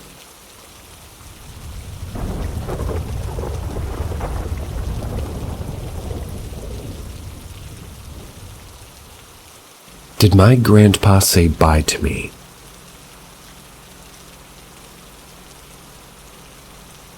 A year ago, my grandpa, who I was close with, passed from Alzheimer's dementia. He was a very religious man, which is an important part of the story. On the day he passed, I had a fancy event to attend. Got to the event, and within 10 minutes of being there, I felt a giant pit in my stomach. Got up from my table and felt like I was going to be sick. It was a feeling I'd never experienced before. Ran outside for air and I felt a cold chill come over me. Then the sick feeling just washed away. Felt completely normal for the remainder of the event, then returned to my college home with my best friend and housemate. We were in our kitchen just talking when suddenly we heard multiple aggressive pounds from our front door. We went silent, froze, stared at each other. There were plenty of sketchy people that would roam our street, so I thought our house was being targeted. I ran towards the back door to make sure that it was locked, and it was. Both got down on the kitchen floor, turned out the lights, and grabbed kitchen knives just in case. After waiting a few minutes and just listening, We made a run for it upstairs to my bedroom and locked my door behind us.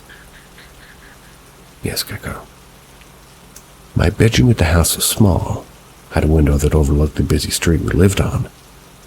I peered out the window and saw a man walking on our sidewalk. I watched him. He was wearing jeans, a white t-shirt, and a leather jacket. He was walking in a rush, but paused once he reached her driveway. He turned towards her house and made the sign of a cross at it twice in a rushed motion. Carried on walking. I was just in shambles explaining what had just happened to my friend. Eventually, her boyfriend came and confirmed that there was nobody around the house outside. It felt safe, and eventually we laughed it off. In the morning, my mom told me to give her a call. The sickly feeling I felt at the event had resurfaced, and I already knew what had happened. My mom told me that my grandpa had passed that evening at 6:23 p.m. I went home shortly after the phone call. When I got to my family house, my mom asked me to help make a picture board. I pieced together the photos, and once I was done, I burst out in tears. When I stood back, the photo in the center of the board looked like the man that had made the sign of the cross in front of my college house. It was a photo of my grandpa when he was younger, before he got sick. Sure as hell scared me, but I'd like to think it was his way of saying goodbye to me since I couldn't be there. I don't know if the man was a ghost or not, but it feels like a paranormal experience to me.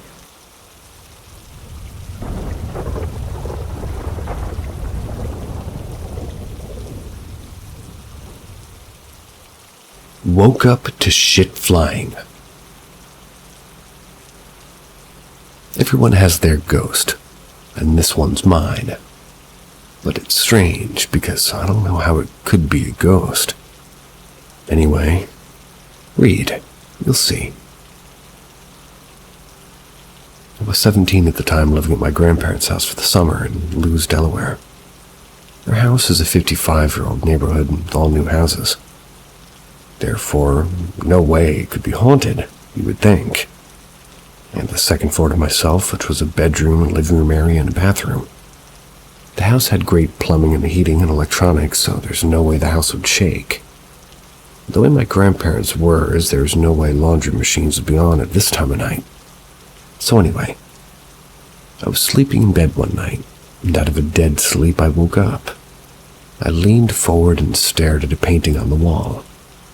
Don't know why, but I just stared at this painting. A few seconds later, the painting just fell straight to the ground. The lamp, the alarm clock, and the small dresser next to my bed then flew about 3 feet forward and banged loudly on the ground. I immediately hopped out of bed screaming like a girl and turned on the light.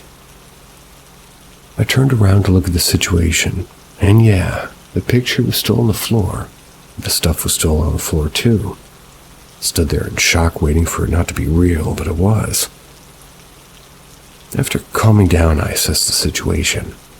Back at the picture where it hangs on the nail in the wall, and well, it was made out of cardboard. Looks like it ripped down through the picture like it was too heavy. And below the picture was the power outlet with the clock and a lamp plugged into it. The cords must have been wrapped around the dresser nightstand, which resulted in everything flying. But why did I wake up to stare at the painting?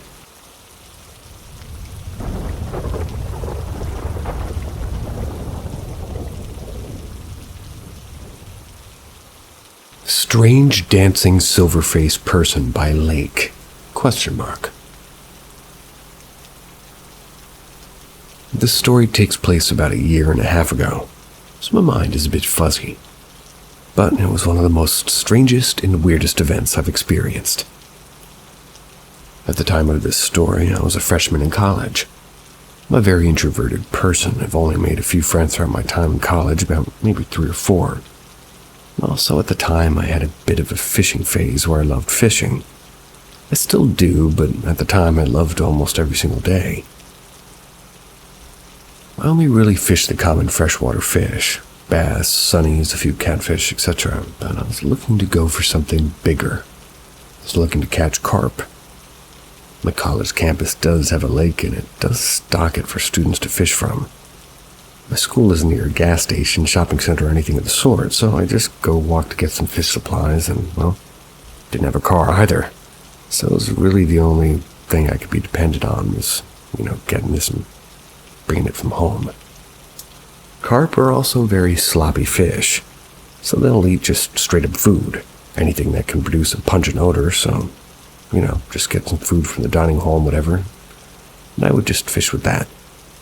Carp also prefer wet, sticky, rainy, or overcast weather, and they're more active during the darker parts of the day.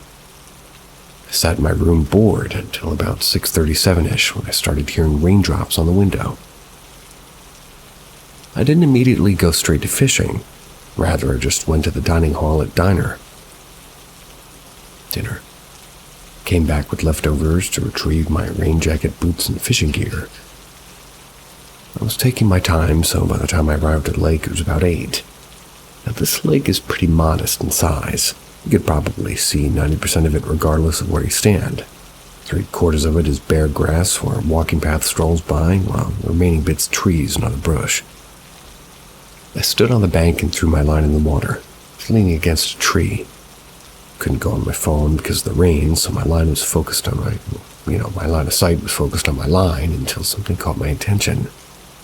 I spotted a person, or at least what I assumed to be a person, right on the outer edge of where the trees and brush begin. Now, it was a rainy night and street lamps don't really stretch to where they were standing, so guess you could take what I say with a grain of salt. But they were wearing light white-colored pants, a big black sweatshirt, and no shoes. And just what appeared to be socks. They were standing in a very marshy, swampy area as well. And if they weren't getting completely soaked from head down with the rain, they were getting soaked from feet up with mud. There's also some black box with a small white light coming out of it which pierced through the night insanely bright. And through it was like a very small light. I'd assume maybe a 1/4 inch big from where I was standing, but the amount of power it had was incredible. It would walk back and forth from the edge of the lake, look at the lake, and skip or dance back behind a tree multiple times. This was all the while picking up on this small cube and pointing light in the direction of different areas, going back behind the tree, revealing at the lake's edge, skip back behind, reveal themselves to move back, go back behind the tree, and do this all over again. I watched them do this multiple times, making my, I tried to make a noise or something, but at this point I was more entranced by them rather than my fishing. It wasn't until they went back behind the tree this time, walking normally, stayed behind for an uncomfortable amount of time, before slowly walking to the lake's edge and, like they had a sixth sense, looked directly at me. However, from the only light emitting on them, I could only see a metallic, shiny, silvery sheath coming from their entire face. No holes cut out for eyes or mouth. You may think it could have been a clear face protector, but I saw what I saw. They stood there, maybe 30 seconds. Not once did I look away. I don't think I even blinked. But they turned and I saw them walk into the brush, leaving that small cube on the ground, and walked down to what I assumed was a walking path which would have led down the trail I was standing on. I went to my tackle box and grabbed my pocket knife from my pocket, hoping I wouldn't have to use it. Though I didn't know if I would have to. As I felt that light shine on my face from the cube, I immediately looked up and it was facing me. I had had enough, packed up everything quickly, and I was walking back toward my dorm. I heard manic footsteps, very much barefoot slaps on a tarmac path. I ran back to the staircase leading up to the main campus, but not without looking down the foot trail. I saw what was my final look at that figure. They were sprinting in the opposite direction with their arms up in the air. Not screaming or anything, but got back to my dorm safe and sound. Nothing happened really the rest of the night, but I returned to the lake early the next morning before my classes, and I found what appeared to be horse hoof footprints. Not very exaggerated points on the top and in the shape of a bloated V. I saw the wear in the grass the thing left from going back and forth behind the tree, and I didn't find that black box either. Normally I would say this may be some drunk or high student, but that doesn't explain their extremely weird behavior. Those weird footprints in the drying mud or that shiny face that pierced my soul. I'm not sure what I met that night, but I'm not really sure I want to know.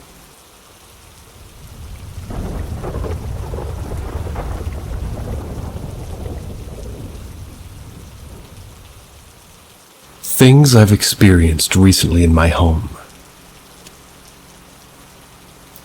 So everything's happened in the last 2 months, I'd say. Door bangs. This one could probably be explained, but felt like it was worthy of being mentioned. I can be sitting playing video games and all of a sudden I hear a huge bang on my door. I brush it off as a breeze until it happens again and again. It's the only room it's ever happened in, so a breeze could really be the reason, so just wanted to hear people's opinions. Random door opening and knocking. Felt like splitting this since I don't really want it to be too long to read. So my bedroom door, it'll sound like somebody's knocking on it at random times. I'll open it to find nobody there, even when it sounds like nails tapping on the door, which I can't even explain. The door opens mostly happening downstairs. I'll have a door fully shut over and it'll be open, and suddenly this can just go on for a while, almost as if it's showing me the door to leave. Feeling of being watched. This can happen at all times of night, usually up until about 3:30 a.m., which usually happens as I get hungry. I walk up to my door and I just feel like I'm being watched by a really angry guy. This one really sticks out to me for some reason, because I've been in rooms and it feels like a sweet old granny's in the room, and the other room it feels like an angry guy's watching me. I feel like he usually stands at the end of the hallway and just stares at me really angrily until I go back into the room. I've actually woken up to what I think was a guy standing watching me sleep, but everyone claimed nobody was in my room, but my eyes could have just been playing a trick on me. The phantom smells. For some reason, I'll just be walking around at home at 2 a.m. and since no one's up, I shouldn't be smelling any perfume or cigarette smoke. But it'll be like I'm in a cloud, and it's not even like it stinks out the whole room. It's more like it's just floating around and, well, tried searching for a cause, but I can't find anything.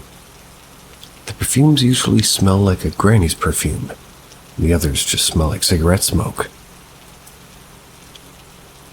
Random voices. I can be sitting playing video games and I'll hear somebody saying something in my ear. I'll turn around and nobody's there, though I haven't heard anything while playing video games recently. However, around 40 minutes ago I was walking downstairs and I heard somebody say, "He's coming."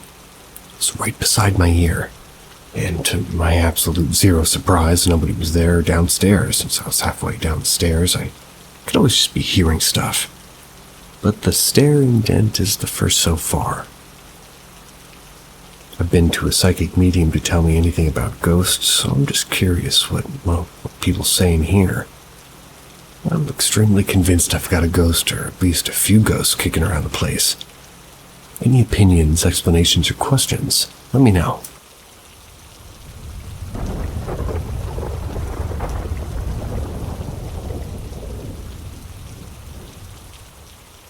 Another unexplained phenomena while I was a medic. For a span of pretty much my whole career, I've worked for an aeromedical, which is a helicopter service. We were hospital-based, secluded on the top floor of a hospital at a helipad. As a matter of course, while getting ready for work, I would tie and then double knot my boots.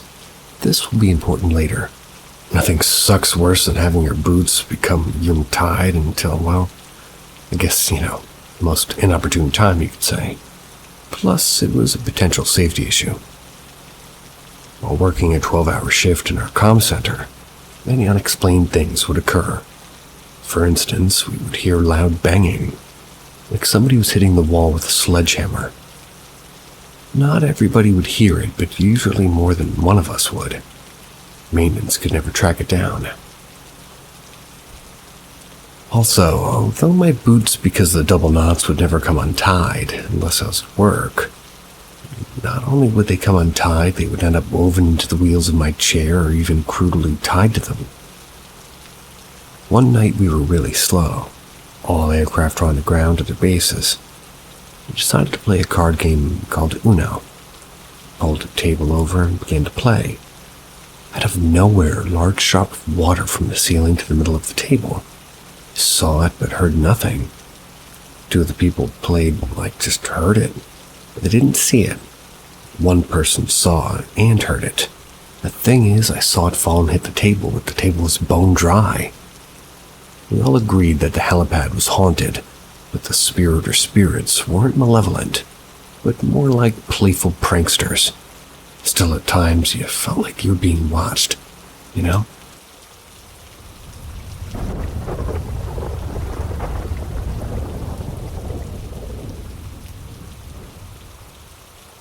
Guardian spirit or generational hallucination.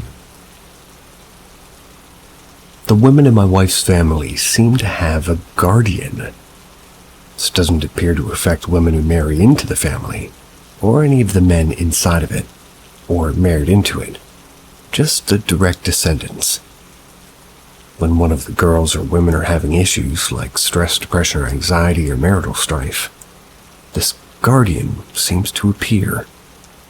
When they look out the window toward the street at night, a Civil War soldier will be pacing up and down the street along the property line. He'll have his uniform on, his cap on his head, and a long rifle over his shoulder. Apparently, he'll look at them and nod, then continue his sentry duty. This is unclear if he's a Union or Confederate soldier, but they can tell he's a Civil War soldier. But they can't make out enough of the uniform to be able to determine much more than that, so... Well, it also appears that they can only see the soldier if others can see him. They haven't said anything. I was skeptical when my wife told me about him, but after talking to a number of her cousins, her mother and her grandmother, they're all in different states, they all described the same person and experience. They all have claimed to have seen the soldier numerous times throughout their life. This leads me to believe that this has been going on for generations, that the women have a guardian spirit. They also say that they have a sense of safety and peace come over them and they're able to get a good night's sleep. They also tell me that they know the worst of what they're going through is over. At least that's once he stopped his sentry duty.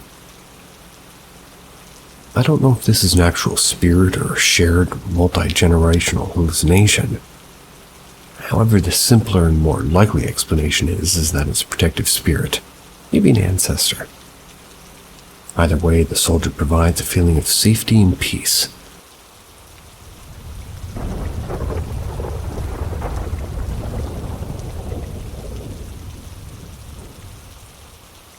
The resident ghost scolded my dog this morning. My sister and I lived together as roommates. It's August 2023. That's 6 months ago. We moved into a new apartment. Well, new to us. The building itself was built in the 70s. That's just fine with us because it means that, rent is $400 less than our old place. We've known for a while that this place is probably haunted. It's mostly just, did I see that? Type encounters. Shadows out of the corner of our eyes. I've often said that it feels like one entity and it feels female. One night while laying in bed, I saw a glowing yellow figure walk past me. Of course, it was gone when I looked, but I would say 2 encounters really stand out. One, I saw a shadow walk out of my room and down the hallway. When I looked to see what it was, my sister said, "You saw that too."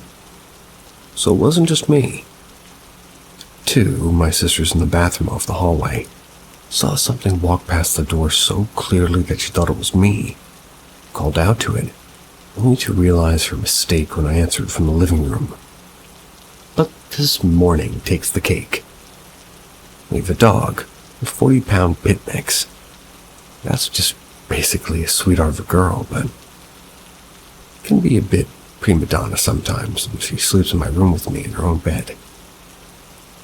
This morning I was in the bathroom getting ready, like I do every morning. This wasn't enough for my dog, as she was very eager to go out of the room and start her day.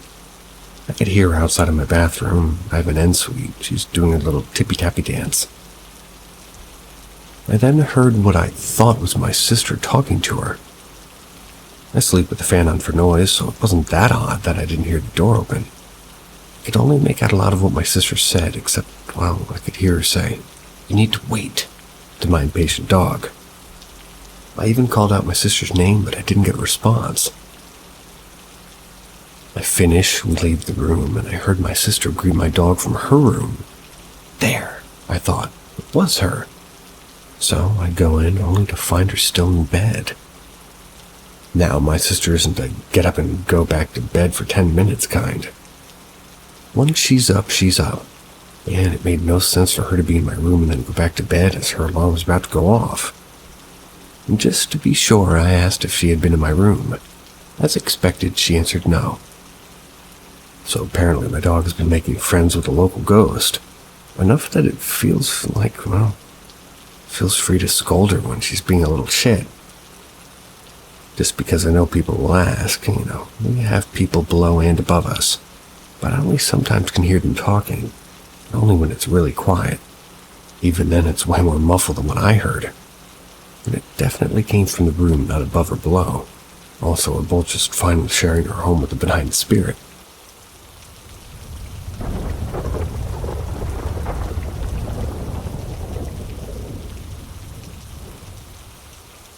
Something is going on in this house. Kinda need advice. So, I live in the middle of nowhere, Ohio. I believe in the paranormal since I was 7, since I had my great-grandmother visit me after a funeral. But anyways, the reason for this post, I've been home alone for the past month. Almost because my aunt is in the hospital, which is kind of weird to me anyways. She got blood clots in her lungs suddenly after visiting her doctor. It was right after my grandma passed. So, my grandma passed away in the house recently. My grandpa passed away in '92. Thought I was going crazy for a moment last week because the funeral home gave me a silk rose after they got her. We had it flat on the vanity. I suddenly was standing up by the mirror. I did eat for pee and, well, I caught a lot. Whoever it was said that I'm an entity. I asked, "Did you say entity?" Clear as day on recording in my ear, and I heard, "Yep." I said, "Thank you for your time," and I heard like a male British voice say, "Always happening, isn't it?" Needless to say, I left the bedroom fast. Haven't slept in it. Now I have poltergeist activity going on and the lights flicker. I did get my grandma's ashes back recently, but it doesn't feel like her, if that makes sense. I have plans to sage my house and encourage whomever to go into the light, or if they're evil, they need to leave permanently. Just afraid that this will make things worse for some reason. Should I trust my instincts? Not do it, or just ignore it and sage my house? Any advice would be appreciated.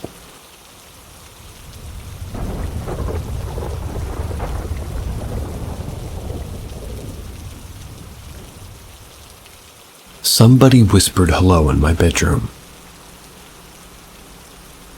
Me and my wife were about to go to sleep.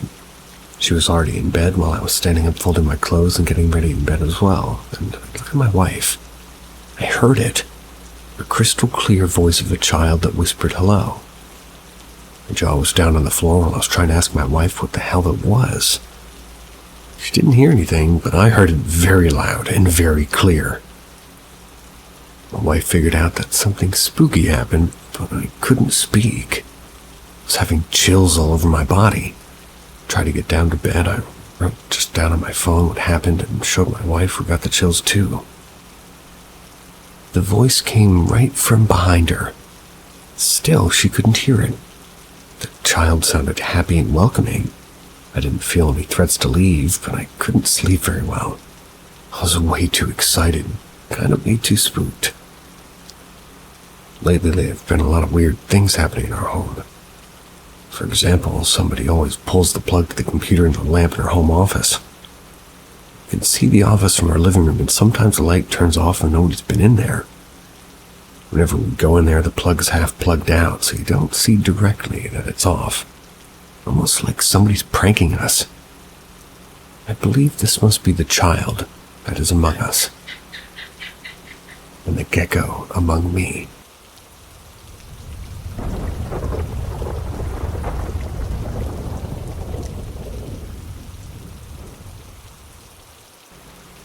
A lot of weird things happened to me. Okay, so a lot of weird things have been happening, but almost every incident is possibly explained by something normal, like my bedroom door closing gently on its own. My window was open, so it could have been from that, even though there's really no wind blowing. But every situation is like this. I hear floorboards squeaking on my stairs when no one's upstairs or anybody even near there. But it's an old house and noises happen, right? I often hear or feel somebody walking into the room when my back is turned. I look back fully expecting to see my son or my husband try to sneak up on me and startle me. There's never anyone there. I've also had the sensation of somebody gently grabbing me when no one's around. That's been happening since I was a kid, and I'm currently in my late 30s. But there's some things that completely freaked me out. I was standing in the hallway talking to my son. I noticed a shadow on the wall above the doorway next to us. I assumed it was caused from sunlight coming in through the bathroom window behind him. The shadow was moving like my son was talking to me. Then he walked away and the shadow stayed. First, I thought it was actually my shadow. I moved and the shadow stayed. Still moving about like that when my son was there speaking to me. I tried putting my hands up in front of the window to block the sunlight, but I just couldn't get my actual shadow to reach up that high in the wall no matter where I stood. The window is unusually high up on the wall. You'd need a ladder to see into the bathroom from outside. I actually recorded a video of the shadow to show my husband, but I can't find it. Could have sworn I saved it to my Google Photos, but it's not there. The incident that freaked me out the most was when I was opening the bathroom door to exit the bathroom. The door swung open so hard that I thought my son was messing with me, and he grabbed the door from the outside and yanked it from my hand. I looked immediately through the small opening on the hinge side of the door to catch him in the act, so to say, trying to scare me. I was yelling, "Nice try!" But nobody was there.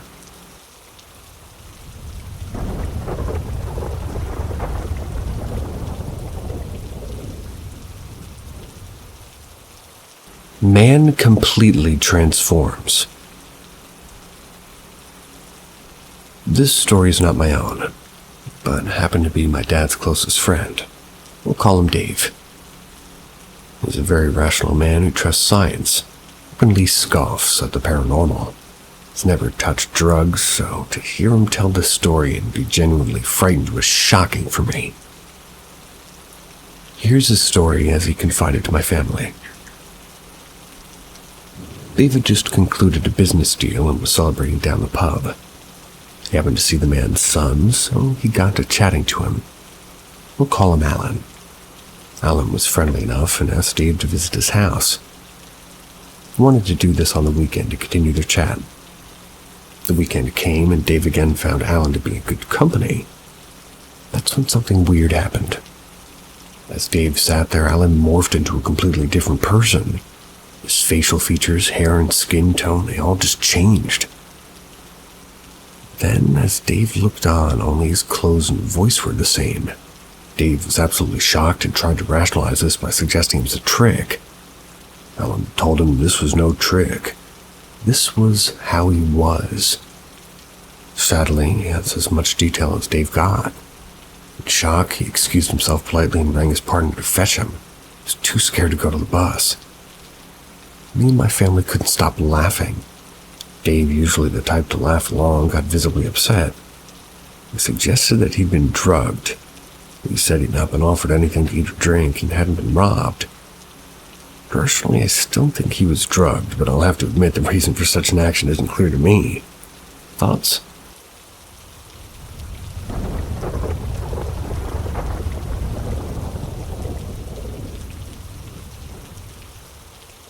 White glowing human-like figure. When I was in grade 4, I was walking in the playground of the school with 2 friends. I was in the middle of my friends. My other friend, Brianna, was on the right, and my other friend, I don't know her name, so I'm just going to call her R. R was on the left. All of a sudden, Brianna started freaking out and pointing over the cage fence thingy and towards the woods, frantically yelling, "Look, look, look, look, look!" I said, What? As I looked around confused, that's when I finally saw it. There was a pure white figure of a man calmly walking left with his hands in his pockets. After a few seconds, it walks behind a skinny tree and didn't come out on the other side. It disappeared when it walked behind the tree. Laura was yelling, What? But she never saw the white figure like me and Brianna did. I told my teacher and all the other students about it when we had to write about something crazy that happened recently, and well, I was reading mine out. I was telling them about the incident and nobody seemed to believe me, not even the teacher. The teacher had a smile on her face as if she thought my story was ridiculous. I felt confused and hurt while everybody smiled and quietly giggled. That's a crappy feeling.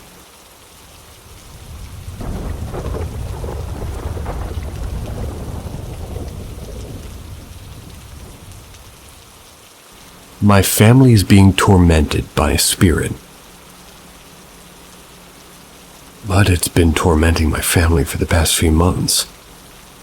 We recently got a puppy, which has brought a lot of happiness for everyone in the house.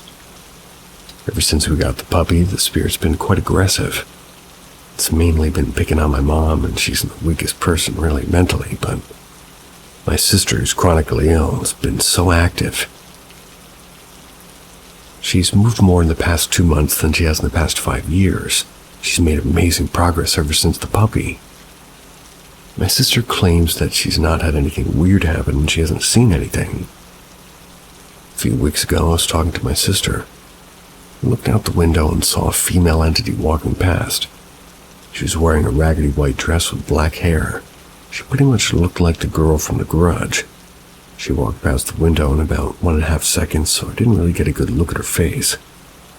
My dad also saw a similar female figure. It was peeking around a corner and staring at him. He saw in the corner of his eye, and when he looked over, it was gone. This has happened a few times now. Dad said a friend who claims to have the spirit walker, like astral projected. Not sure on the term, to be honest, but came to our house at around 1:45 a.m. We had no knowledge of him coming, and at 2:30 my mom woke up for some reason. She asked my dad if she could ask for his friend, and we'll call him Jay. She was curious if Jay had visited at 2:30, which he had. Jay said he saw the entity while he was there. He was avoiding them. I guess he knew that Jay was trying to get rid of it. The next day when my dad asked Jay if he was visiting us last night, Jay said yes. My dad then showed Jay a picture of the Grudge, and Jay absolutely freaked out, saying that looks just like it. Why do you have that picture? I found it very interesting that he saw the same thing me and my dad did. Jay's told us that the entity hates happiness, so that's making it mad. It also hates fires, so we have a bunch of candles set up around the house. The entity's been targeting my mom and feeding her awful thoughts. The other day my dad couldn't sleep because of the light from the candles, so we put it out. As he was trying to fall asleep, he was fed terrible thoughts. Stuff about how he's like a failure and his family's been proud of him. Things like that. My dad's the most positive person I know. You'd never think like that, but I found it interesting that, well, it happened almost right after he put out the candle. Another similar thing happened to my mom.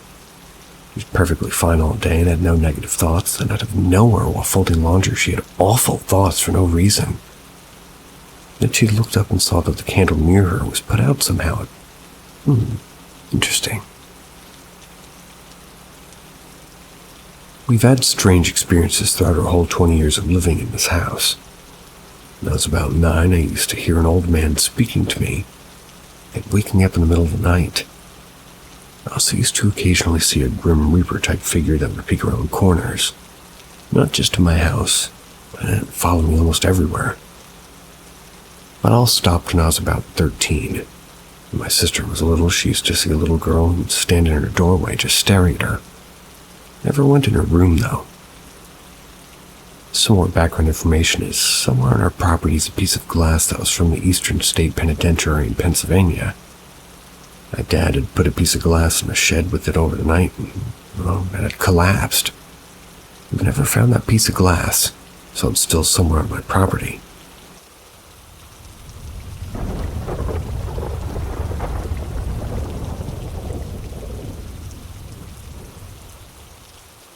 Coworker heard a dog barking in the middle of the field at night. Decided to follow it. So my coworker came into work today and told me about her night.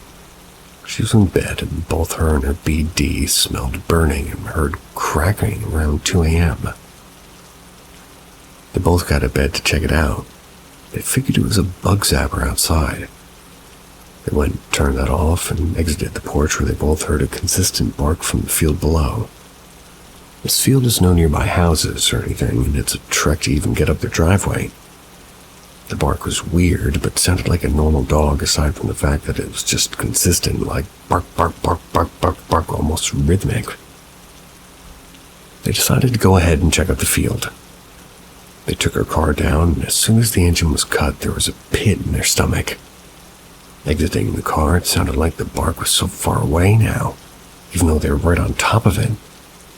It hadn't moved, but it didn't sound as close as it did when they were in the house. My coworker decided it wasn't a good idea to leave her child alone in the house for too long and went back. About a half hour passed. The dog is still consistently barking in the field. BD decides to go back and make sure there isn't a dog in a ditch or something. What is BD? Okay, I'm going out on a limb. Does it mean baby daddy? If I got that wrong, I'm so sorry, but I got nothing else for BD.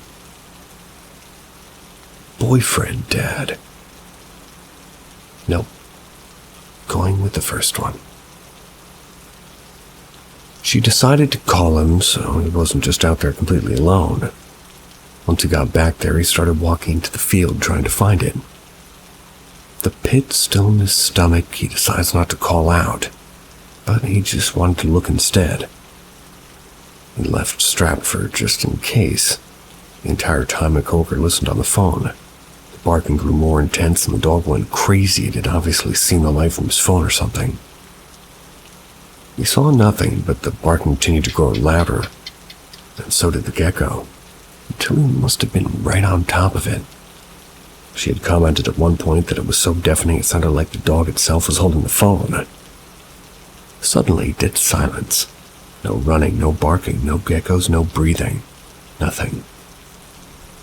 The dog found, or I don't know, some message to her father who lives close by, and he'd heard the barking too. But he didn't investigate. Insert something clever at the end here. See ya.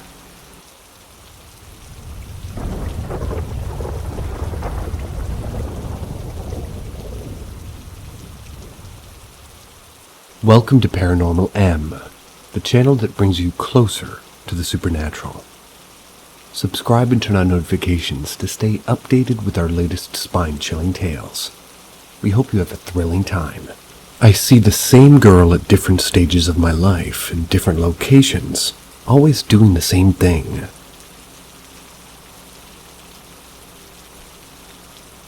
This began such a long time ago that I can't remember everything perfect. I think the first time I saw her was at around 6 years old by a river. I was with my cousin who's around the same age as me. We were walking and I saw this teenage girl skipping. She was skipping down the path wearing headphones.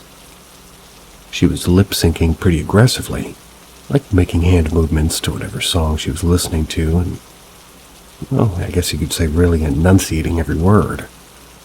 Thought it was weird, and it was kind of stuck with me because of how much she stood out, but I probably forgot about it the next day. The next time I saw her was at our local mall, probably about a year later. She looked pretty much exactly the same as she did the first time I saw her. Was doing the exact same thing, skipping while aggressively lip-syncing to the music she was playing through her headphones. I didn't think much of it. Told myself she was probably some girl that lived in the area, which would explain why I was seeing her for the second time. Then, a few years later, I see her in a different city my family and I drove to during some break. We're walking around with a few of our other relatives. That's when I see the exact same girl doing the exact same thing. She looks the exact same. She hasn't aged one bit. She's wearing the same headphones and the same hairdo. And never focused on her clothes before, but I wouldn't be surprised if she was in the exact same outfit. It was questionable, but I never really felt the need to tell anybody about it. I had seen her a few more times after that, but I won't go into detail since it's basically the same idea. I'll be doing my own thing, and then she'll randomly appear looking exactly the same, doing exactly the same thing. I've never approached her, and she's never approached me. We've never even made eye contact. I'll just notice her in the corner of my eye and maybe stare for a bit, and she looks to be on her own, pretty much in her own world without any notice. Haven't seen her in a while now. I'll be about 18 this year, and I think the last time I saw her was around 5 or 6 years ago. But I'm curious.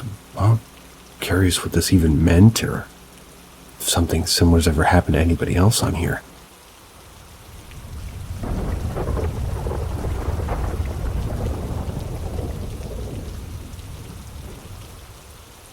Need help identifying Ace. So this was about 20 years ago. Crap, it's been that long. I must be old. I lived in Las Vegas and I was dating a woman a few years older than I was. She worked at an art gallery and had odd hours. When I would get off work, I would sometimes go over to her house and cook dinner and wait for her. She was into spiritual things and I never quite pried. She was into Native American sweat lodges, but we never really discussed it. Apparently, she had left a Mormon church as a young adult. Anyway, she lived in what at the time was the edge of the city. BLM land started about 2 blocks over. I was sitting on her couch one day and saw what looked like a medium-sized dog walk out from the spare room. It then sat in the hallway. She didn't have a dog. Sat my book down to approach it, and it was just gone. Odd, I thought. Things like this happen about twice times more. The dog's now larger, about the size of a large Rottweiler.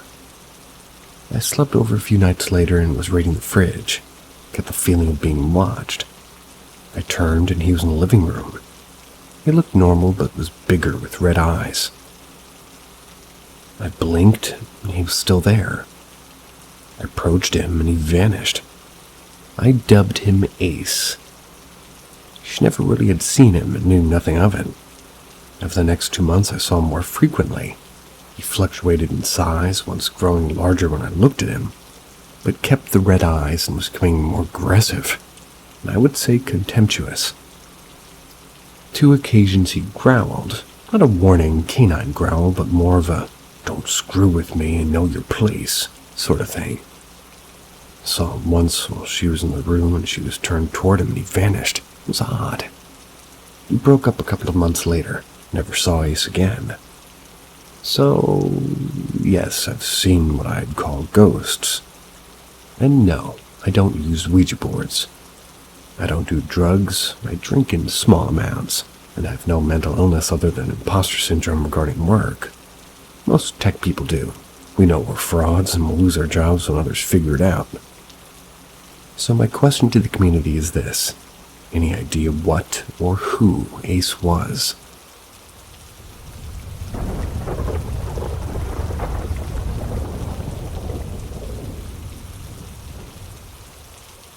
Experiences regarding a gut feeling.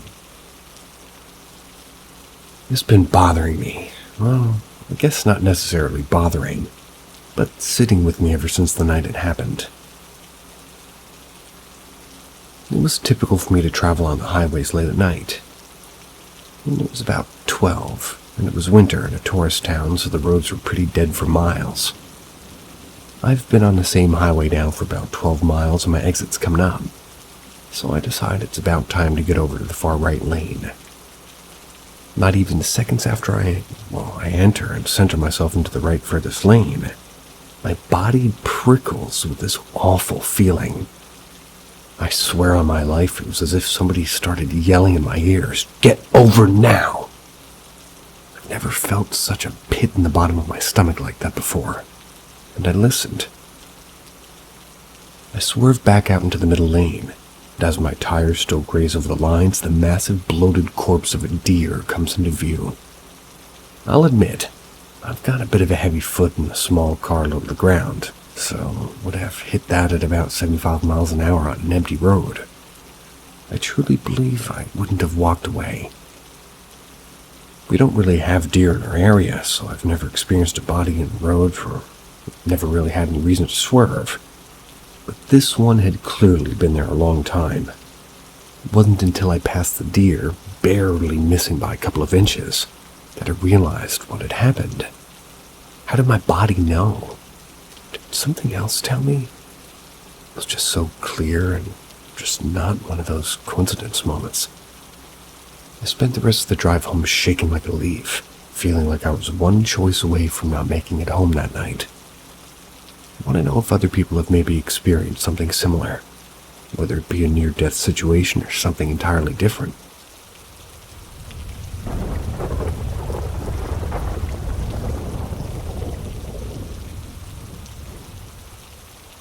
I think there is someone or something in my room.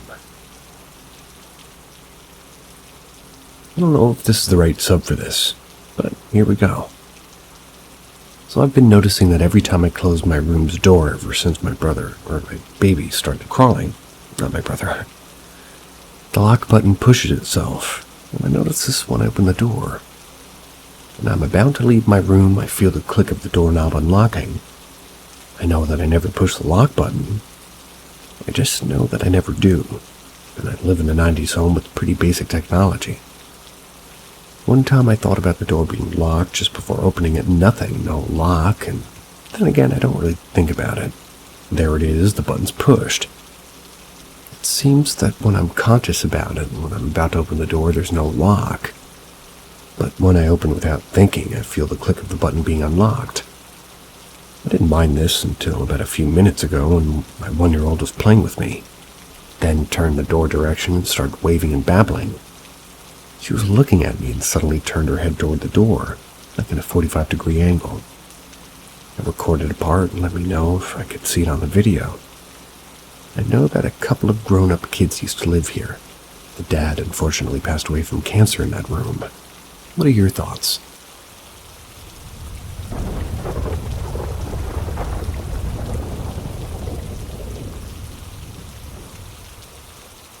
I can't rationalize the happenings of today. For context, I live alone in a 2-bed, 1-bath house on the edge of town. Prior to tonight, everything's been fine and normal. At around 2 p.m. today, Pacific time, I got home from running some errands. I unlocked the door to my house and entered. I set my groceries on my kitchen counter, tossed my keys into the couch as I made my way to the restroom. As I closed the doors to the bathroom, I heard what sounded like a giant thud or slam coming from the kitchen. It scared the hell out of me. I quickly threw the bathroom door open and ran to the kitchen's entrance, thinking the milk had toppled out of the bag, only to see my refrigerator door wide open. I froze for a second before entering the kitchen, as, well, this was the most unnerving and confusing thing to comprehend. I went and closed the fridge door quickly and tried my best not to wet myself. What could have been the heavy door, or rather what could have caused the heavy door to fly open? I keep the door to my house locked, and I'm 99% sure I could have beat any intruder to the exit. As I entered the kitchen to close the door, I felt super unsettled, as if something was peeking around the corner staring at me. I don't really know how to describe it. Around an hour ago, like 6:10 p.m., I was finishing up some work for my psychology class in my bedroom with the door closed. That's when I heard some loud footsteps pacing in my hallway. I grabbed my pistol that I had stashed under my desk and made my way to the door. When I opened it, I was half expecting to see an intruder in my hallway. But there was nothing. I cleared my house room to room slowly and carefully. Needless to say, I can't explain these two events. I've lived in this house for almost 7 months. I've never experienced anything like this before. What can I do to get rid of this? The house feels so alien right now. I'm going to stay with a friend tonight, and I'll follow him tomorrow if anything else is out of place when I get home. I went to stay with my friend last night. I hate couch surfing, but anything for a little peace of mind. Pulled the trigger and bought 2 cameras with a small monitor through Amazon. They'll be here tomorrow. I like the idea of having these for security reasons, but I'm equally as concerned to see something beyond comprehension. I don't want to worry anybody with any ridiculous actions. I'm not a trigger-happy guy, and I have no intention on actually shooting a home intruder. I use my firearm as a deterrent and don't wish to harm anyone. If I suspect any uninvited people, I'll call the local authorities. Hope that clears that up. I came home at around 9 a.m. with my friend Bruce. We both contemplated the idea of a squatter or an intruder, so we searched both inside and around the house, the attic to the foundation. Found nothing but your typical house insulation and dust. We looked at the floor to see if there were any dirt tracks or missing items. Nothing notable on that end. As far as we can tell, nobody's been in the house except for myself and a few friends over the past 3 weeks.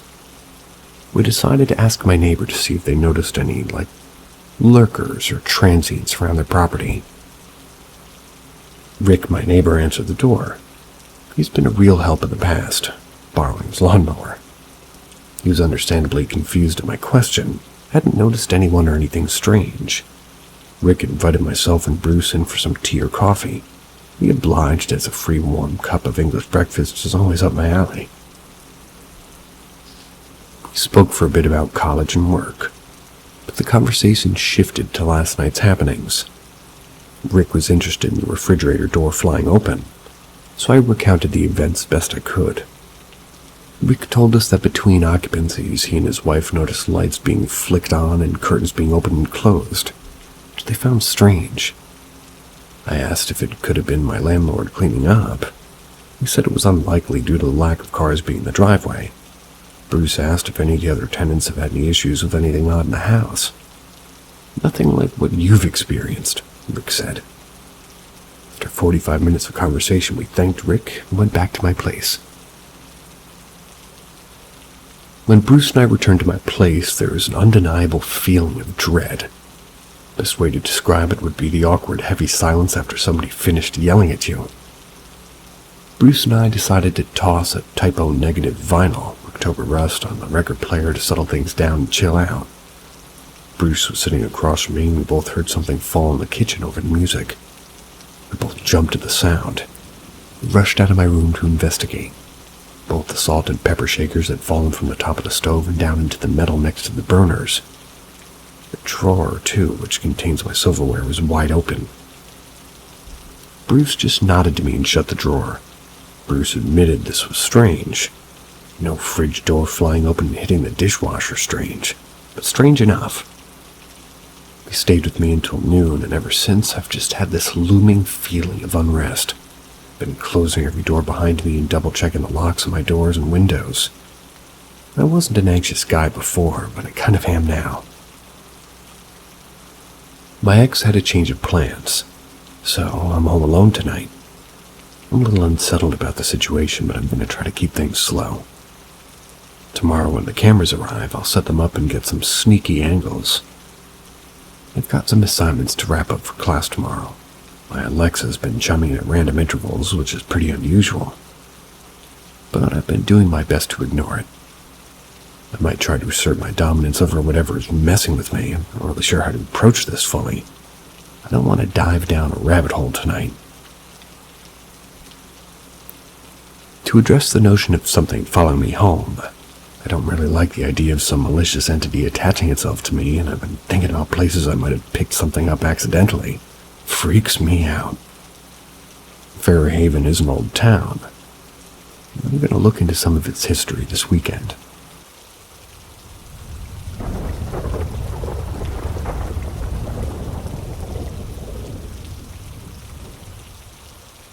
Paranormal static electricity.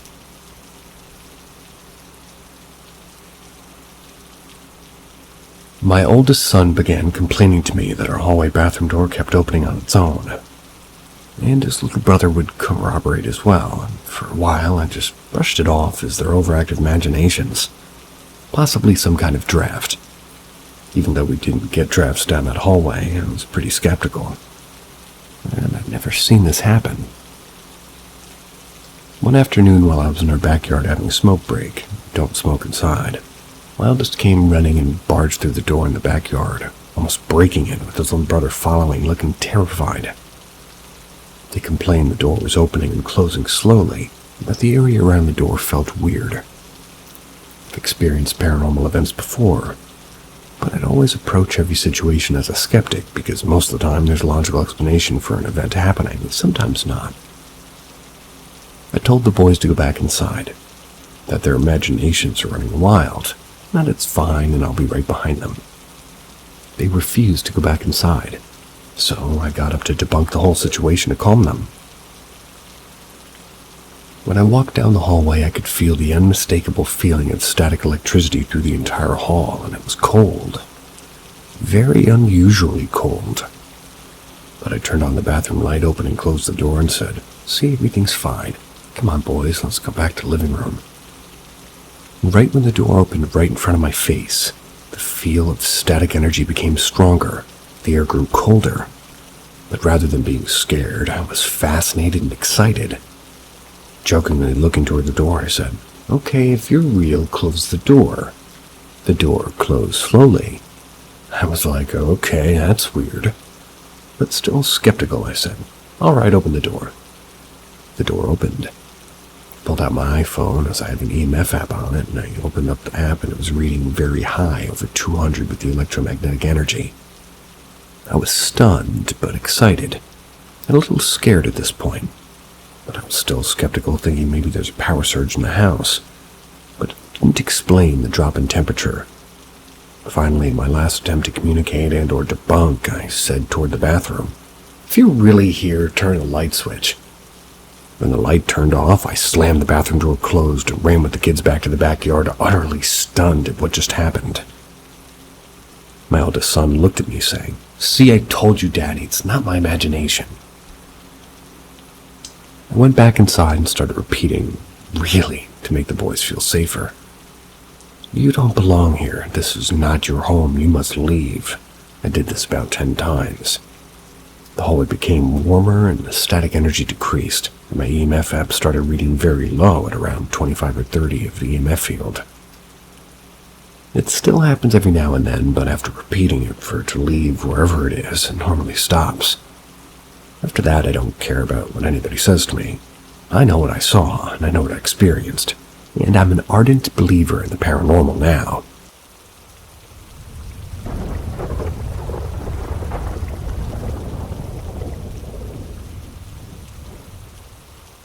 Sleep paralysis and my experience with it. I've always believed that sleep paralysis is a form of attempted possession, and those of us that are able to share our experiences of sleep paralysis are those that have proved to be strong for varying reasons for the possession to happen. A few years back, I suffered from sleep paralysis regularly, usually 3 or 4 times a month. I had a suspicion that my now estranged wife back then had an attachment, probably still has it. As weird and unexplained things happened frequently around her, well, my luck when in close proximity to her seemed to be pretty shitty. But get any distance away from her, my luck in almost the most mundane of things improved dramatically. Now, whether this is a coincidence, a power of attraction, or a negative attachment of hers is kind of up for debate. What is not is what I've experienced. She also claimed to be a Wicca practitioner, but in my opinion, not a very good one. My stepmother, that herself, as she's a practitioner of voodoo, she claims it's a good form of it though, if there is one. They warned me about my wife and that she didn't know what she was doing. She was going to mess up and allow something in that doesn't belong. My stepmother also did a very weird ritual with me. She did this with my kids too, which she said was blessing us, giving us protection. Didn't think much of it, but the following night when my wife lit a large fat candle and started trying to mess around with Wicca stuff, the candle fell down next to me, but it landed right side up. The flame was still lit, and not a drop of wax splashed anywhere. And it was a big candle. I started to believe, well, maybe my stepmother did actually bless me, or just that was me being extremely lucky. As for the sleep paralysis, I've never seen the hag, but I've seen and still to this day see the Hat Man. One experience had me wake up to the door to my apartment slamming, the hallway light flickering, and the silhouette of a demon-like entity on my ceiling directly over my wife as she moaned in her sleep like she was having a bad dream. After a few minutes, I was able to move. I woke her, and she couldn't remember her dream. My door was unlocked. I locked it before bed, and all the lights in my kitchen were on, but nothing was out of place. Another one, I awoke with what felt like something grabbing my head, cussing at me and mocking me, saying something like, "You think you're strong, but you're not strong." But what allowed me to break loose was reciting a prayer to St. Jude. I awoke soaked in sweat. The scariest one was waking up paralyzed, my oldest son sleepwalking to his bed and standing on my side growling. I was actually able to quickly break the paralysis by practice of breathing techniques similar to Lamaze that my stepmother taught me. I woke my son up and he immediately screamed something that was trying to get him. Took him to my stepmother next day. Thankfully, she said nothing seemed to be attached to him. Maybe he was just used. Or maybe he was being used to try and get to me. But my breathing to wake up helped stop whatever was happening. I've had many more experiences, but those are far more frightening ones. Strangely enough, as my wife and I separated, the kids and I moved into the first floor of my dad's house, I've no longer experienced any more sleep paralysis. This is what leads me to believe my estranged wife actually has a negative spirit attachment.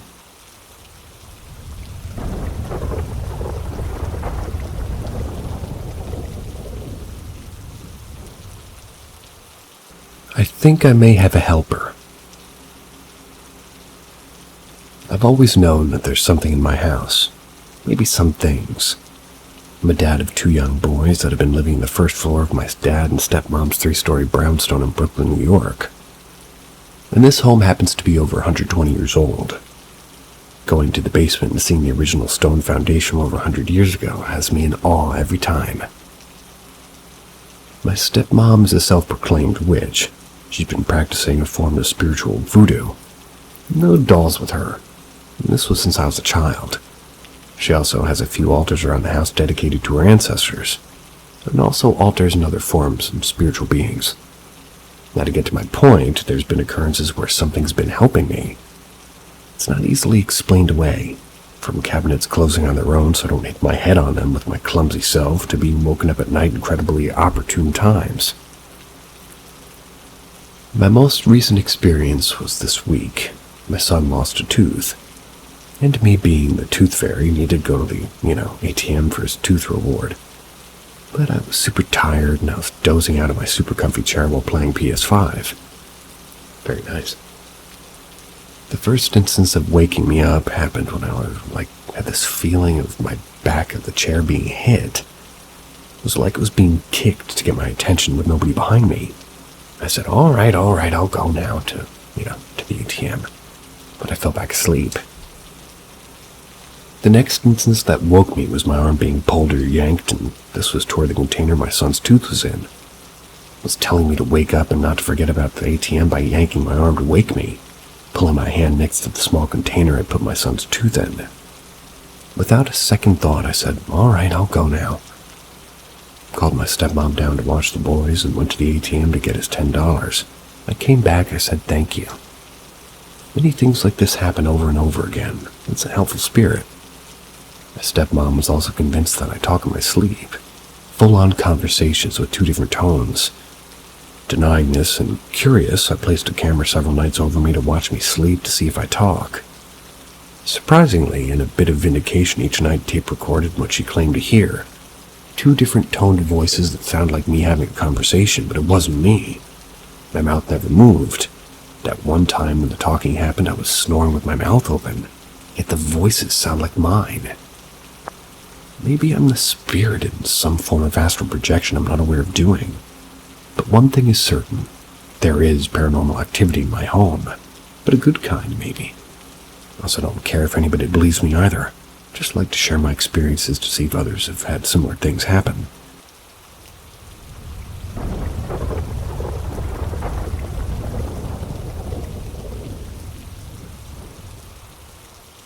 My theory of sleep paralysis, and those that overcome it completely. For a long time I was afflicted with sleep paralysis. All of the effects were present. The weight on my chest, the shadow figures, the voices banging around the house, usually in threes. They would always happen around 3 a.m. or slightly after. I've seen what many call the Hat Man, but never during an episode of SP. Kind of warning like an episode was coming. It was always sadly right on time. I'd never seen what people call the hag, but I've heard sinister whispering that I associated with some form of malevolent hag. The scariest episode I had was my waking up completely paralyzed except for my breathing, which was very labored. Felt like something was trying to force my eyes closed. It was the sight of a demon on my ceiling. It was looking directly at me with intent. I felt like something was trying to overtake me. My stepmom, who was practicing witch for over 30 years now, said that my willpower may have been too strong for the malevolent entity to overtake me. Because while still paralyzed, I was able to speak. I was able to say, "Get out of my house, you don't belong here. I will drag you to hell myself if I have to." After uttering that, I was able to partially gain access to my legs, and I went and checked on my sleeping children, who were both tossing and turning and breathing heavily. It was as if they were having nightmares. I woke my wife, who was also paralyzed. I helped her and told her to repeat what I had said, which was, "Leave my home, you don't belong here." She too was partially able to move, but we were unable to wake the kids, which was terrifying. Yeah. I called my stepmom explaining what was happening. She told me to burn the sage that she gave me and to throw rock salt all over the house. When I did that, something knocked on my apartment door, but nobody was there. The fridge door opened and my bathroom light began flickering. Strangely, at no point was I scared except for my kids. This was the last time I ever had sleep paralysis, and I'd been having it for 5 years up to that point. My stepmom, who told me that she had done exorcisms before, told me that, well, we may have been up to, against perhaps too strong of an entity, and it gave up. My kids awoke explaining their nightmares, and they were both the same. They said they were being chased by a shadow figure with red eyes. For them to have the same nightmare was evidence enough for me. My theory is that SP in most cases that people see things that are what psychiatrists say. But entities either messing with or demons trying to possess. And those that have had these episodes for them to suddenly stop are people that were too strong for the demons.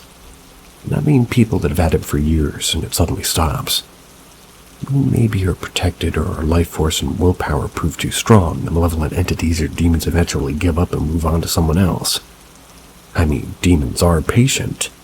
They will attempt to torment a person for years to weaken them. Yet some, like myself, never weaken. So either they give up, hence the sudden stoppage of the SP, or they try other avenues, or they give up.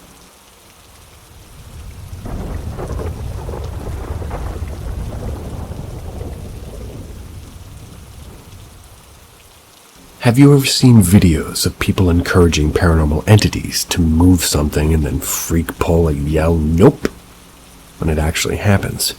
I find it kind of annoying. Okay. I often see videos that seem credible, or at least very plausible paranormal occurrences. Sometimes people in the video tend to antagonize or encourage entities to announce their presence after they clearly already suspect or know something is there. And when a paranormal occurrence happens, these people freak out and declare "nope" or scream out of fear after it actually happens. Like, what do they expect? Seriously, find it annoying. In my experience with paranormal entities, most are malicious. Most people don't realize that the entities tend to be more scared of the living than they are of the entities. People do not know or realize that they have strength from their very own life force, consciousness. Consciousness in and of itself is extremely powerful. A lot of entities are not actually conscious, but do exist in a sort of pseudo-intelligent form. Enough that they can interact with the environment. Also, many don't realize the amount of pure energy entities need to interact physically with the corporeal world. Malicious entities tend to be very powerful. That's why they can interact more. But they're still not as powerful as the living. Sheer willpower alone from the living can overpower paranormal entities. And this is why malicious entities want you scared, because when you're scared, your willpower becomes compromised. Those that don't scare easily tend to be left alone.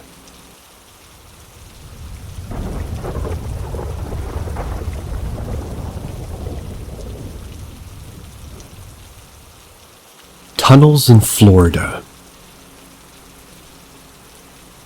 When I was 12 years old, I experienced something very strange at the Clearwater Beach Resort in Naples, Florida.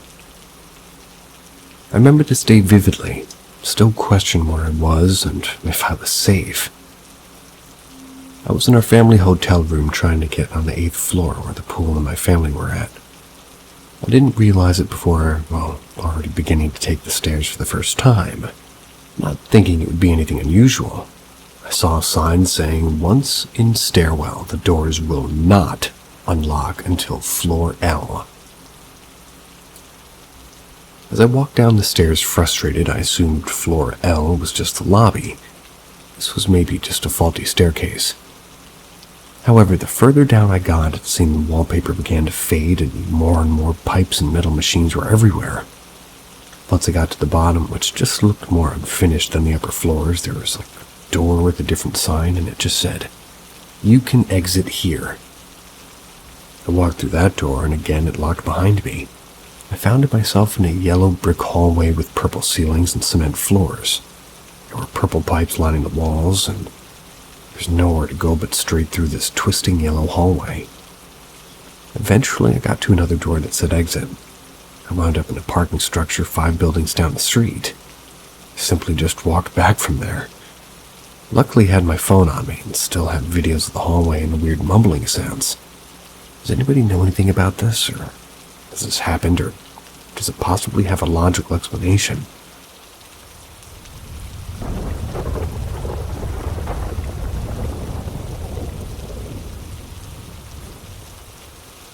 The Little Boy. It was a couple of years ago. I had fallen and broken a piece of my shoulder. I had to go in for an operation. All went well, and I was on the ward by myself. That night at 2 a.m. I awoke and looked next to the bed, and I saw an outline of a woman with red lipstick and smoking a cigarette. It was dark around her, so I couldn't make out any of her features. I only saw the smoke coming from the cigarette. She let me in. It was a raspy voice. I thought that maybe the pain meds had caused me to see her. She asked me again to let her in, and I froze. I'm not a small guy, I'm 6'2", and at that moment I felt like a small child. I tried to move away from her and close my eyes. When I opened them, she was gone, but I could still smell her cigarette. Thinking the nurses were playing a trick on me, I walked into the hall, and a little boy was running around. He was 5 or 6 with blonde hair. Now, you need to know the nurse have desks in the hallway in case they need to get up and help a patient at night, but all were asleep. Couldn't understand why they didn't wake, or maybe even out of fear just went back to bed and must have dozed off waiting for morning. I asked the nurse about the little boy. She told me that little boy had passed in the afternoon yesterday. I told her about the red-lipped lady smoking, and she went pale. She said that this wasn't the first time she visited, but as the story goes, if you let her in, well, you're not long for this world. She said the 5-year-old boy was having nightmares about a lady smoking. She must have visited him, and, well, he let her in. It's been 5 years, and I keep waiting for her to be next to my bed asking if she can come in.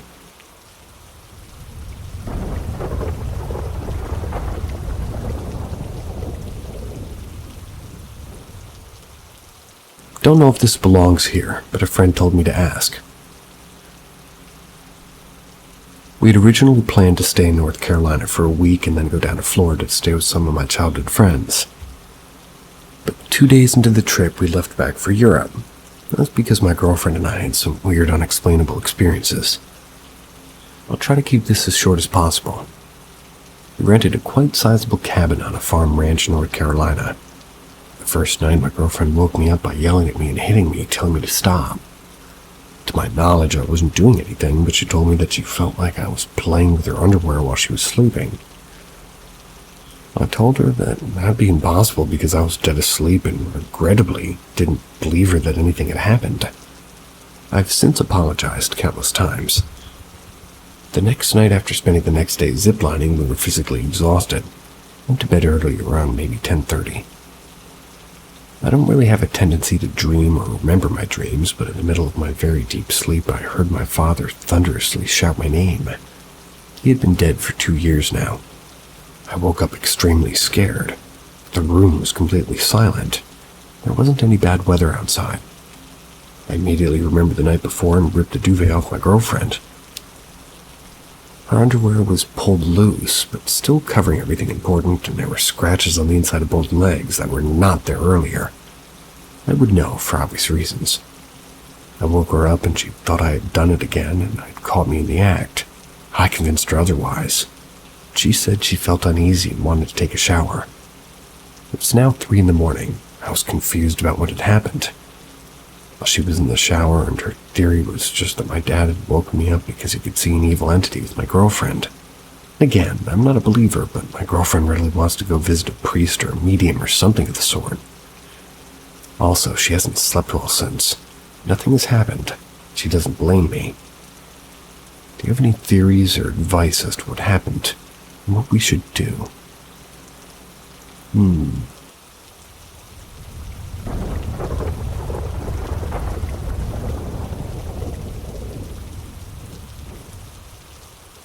The night my grandpa died. My grandpa passed away in April of 2022. A month before his death, he got diagnosed with cancer somewhere in his abdomen. Not quite sure where, but I personally don't really want to know it. His diagnosis was way too late. Doctors told him earlier it was nothing. It wasn't anything they could do for him. We got to spend the first few weeks still at home saying goodbye to his friends and family, but later went to a beautiful hospice with amazing volunteers. Seeing him deteriorate so fast really took a toll on me, especially since I was in the middle of my final examination. My grandpa had a lot of pain and eventually the decision was made to end his suffering. Hadn't seen my grandpa in like 2 days because the plan was that I wouldn't see him anymore. My goodbye somewhat already happened, so we wouldn't see his further deterioration. The day came and I was in school. I remember it clearly. I was in the auditorium getting a drink during lunchtime. Suddenly I got some sort of gut feeling that I really, really wanted to see him at least one last time. They would give him medication so his breathing would stop at a random moment or something along those lines, and I never asked my mother for details. I called my mom and asked if the medication had already been given, if I could see him for one more time. I was allowed to, and I immediately got my younger brother out of his class, and we both went to the hospice. I got my final goodbye there. I hugged him a lot and told him that I was proud of him being my grandpa. He told me some things, but everything was very clear. His voice was very quiet. Still, while the things I did understand even to this day, I'm so freaking happy I went to see him one last time. My mom, brother, and me went home, and while in the car, a sad song came on the radio. We talked about the coincidence such as a sad song would come on at that moment and about my random feeling that I still wanted to say that goodbye. And mind you, I had already gotten it and had fully accepted it up until that moment. Now comes the most bizarre part. In the evening, my mother went to sleep in the hospice with my grandmother and my uncle, so that way they could be with their husband and father. Me and my brother and dad were all in my parents' bed trying to sleep, but anticipating the phone call that would end his suffering for good. We all cried and hugged and talked a bit and tried to sleep.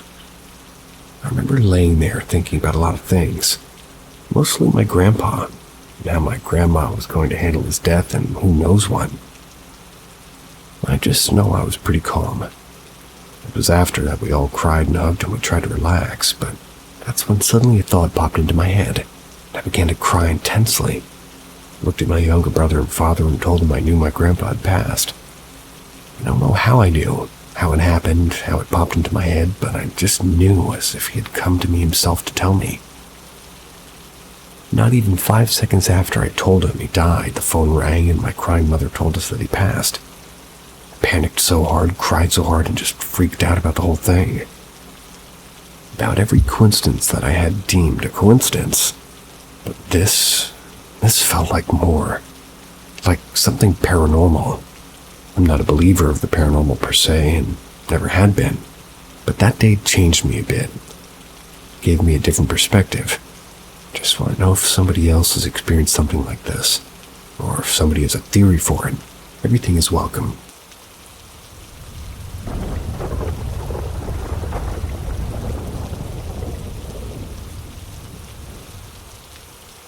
Glowing light above the bridge.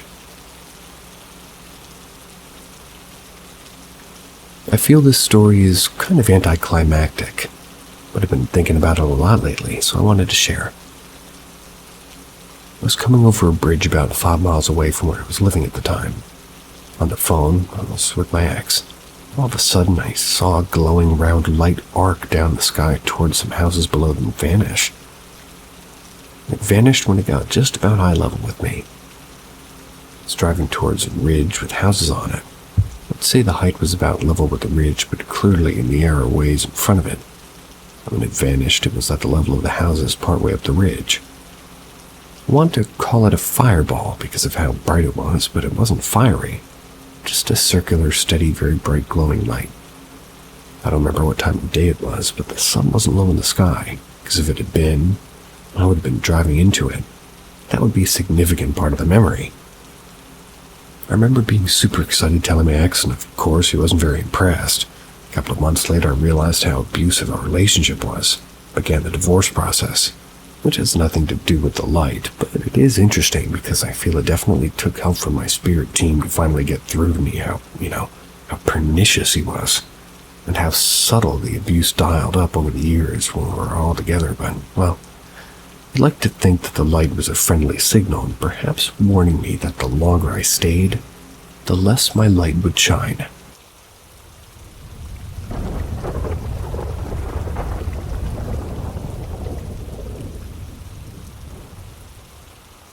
Haunted air bed and breakfast experience in Henderson, Nevada. This happened to me recently, when me, my parents, and my parents' friends' families all stayed at an airbed and breakfast in Henderson, Nevada. We stayed here for 5 days and 4 nights. When we got there, my mom chose the room adjacent to another room. By the way, me and my dad stayed in a separate room because my mom's a big snorer. Each room had like a sliding mirror closet. During the first 3 days, every time I went to my mom's room, I'd hear the sound of the room adjacent to ours closet door slide open and then slam shut. I didn't think anything of it. Thought it was the couple doing that, to pick clothes maybe. When me and my mom were in that room together grabbing stuff from the suitcase, we'd hear that same sound. Both didn't really think anything of it too. On the 4th day, everybody in the airbed and breakfast was just eating at the dinner table celebrating 3 people's birthdays, which were sort of belated or early celebrations. My phone had ran out of battery, so I went into my mom's room to grab her fast charger. That's when I heard the sound. I got goosebumps, but I didn't think it would be serious. I got spooked, so I charged it and dashed out of the room to my dad to tell him what had happened. That's when me and my parents all spilled the beans about the sounds that we'd been hearing. The couple that slept in that room said they didn't hear anything. They were heavy, heavy sleepers, so of course they wouldn't. We found out that all the time me and my mom heard it in the day, the couple wasn't even in the room at the time. Another thing spooky happens, but I'm not really allowed to say it here. Anyways, last day everybody was outside saying goodbye one last time. My dad was in the house checking inside a room just in case. That's when he heard footsteps down the hallway. Haunted? Maybe. It's pretty old. Can't explain the noises. Couldn't have been the satellite. Could have been a tree or neighbor's house. Spaced out to hear anything. Yeah.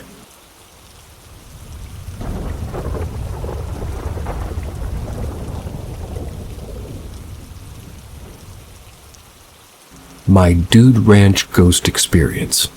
Opinions, please. This happened about 15 years ago. My family, 3 kids, ages 15, 13, and 10, my husband and I spent a week at a dude ranch out west. It was great. We rode horses, saw a rodeo, and at the ranch we stayed in a small cabin where the owner's aunt and uncle, both deceased, had lived years before. The cabin had a small living room, a bathroom, and 2 bedrooms with twin beds and windows that started about halfway up the wall. They were higher than normal windows, but not as high as basement windows, if you know what I mean. Found a photo online of my kids' room, which is really similar to the one my husband and I shared. One night the kids were all asleep. I was in my bed while my husband was standing between the twin beds to turn out the light in the bedside table. When he cut the light out, it was before he had time to get into bed, I saw a very bright, clear, circular light about 4 or 5 inches across and kind of just shined on my stomach. It moved quickly around in circles for a few seconds. I immediately sat up and asked my husband what he was doing with the flashlight. He didn't have a flashlight, so there was no way he could have made the light, so okay, just thought it was weird, and I lay back down. I wondered if somebody was outside with a flashlight. But with the windows being so high up on the wall, there was no way somebody could have been shining a light in the way that it was appearing on me. And also my bed was right underneath the window. It just wouldn't have worked. About a minute later, the light was back, shining in my stomach and doing quick circular movements. It was similar to like a tiny spotlight. It was very bright and focused. I sat up again and asked my husband, "Did you see that?" He said no. He was laying in his bed by this time, so I knew there was no way he made the light.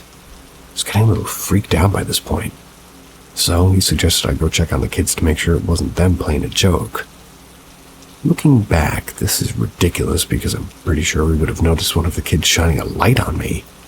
But I got up to check because I was really confused about what could be happening. But they were all asleep.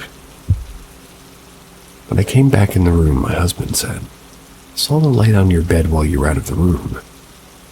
He said it shone for a few seconds, making quick movements, and you could see a source for it, or rather couldn't. Okay, I was sort of in denial about what we were seeing, so I got back into bed, lay there for a few seconds, and then the light came back, but this time moving around in my neck and chest. I jumped out of the bed and told my husband that there was no way I was getting back in there. So he offered to switch beds. Once we switched, the light didn't come back, that I know of, and just fell asleep. Told a few people about what had happened, and the next night we tried to recreate the lights using regular flashlights or mag lights. We couldn't do it. Couldn't come up with an explanation for what it was. I was wondering if anybody out there has had a similar experience or could suggest what the light could have been other than a dude ranch ghost. Well, dude ranch ghost definitely sounds the coolest.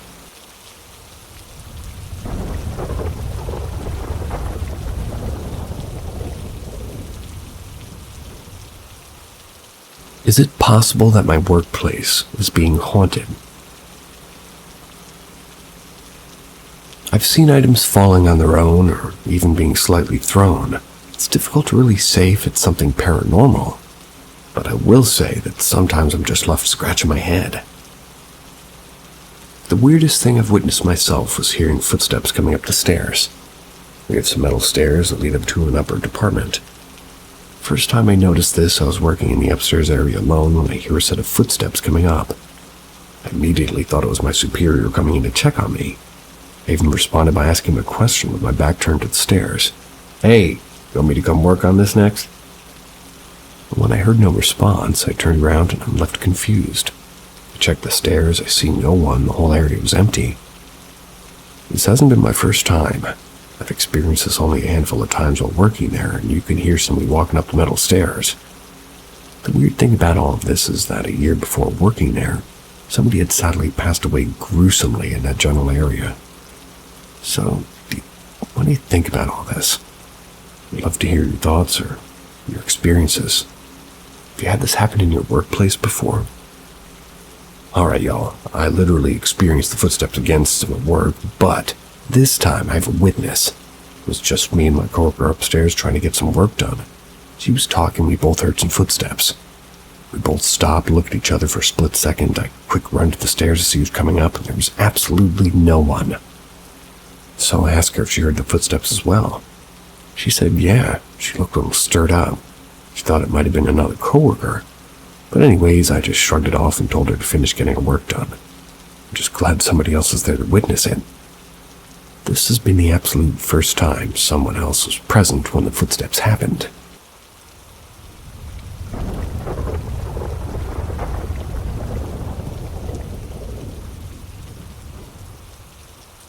What did I see? A UFO, an angel, or a fairy? I have a question that's been bothering me for about 25 years now. And I'd like to find an answer, find people who saw something similar. I'll provide as much detail as I can, so please bear with me and read through. This story happened to me back in 1998 when I was 13. My little sister had just been born and was a few months old. We live in the Netherlands. We live in Drenthe, which is considered the countryside. I lived in a small residential area, so we weren't near a big city. And there was no army base anywhere close to us. We lived in a flat or an apartment on the third, or the last floor, however you want to look at that. The front of the flat was a huge grass field.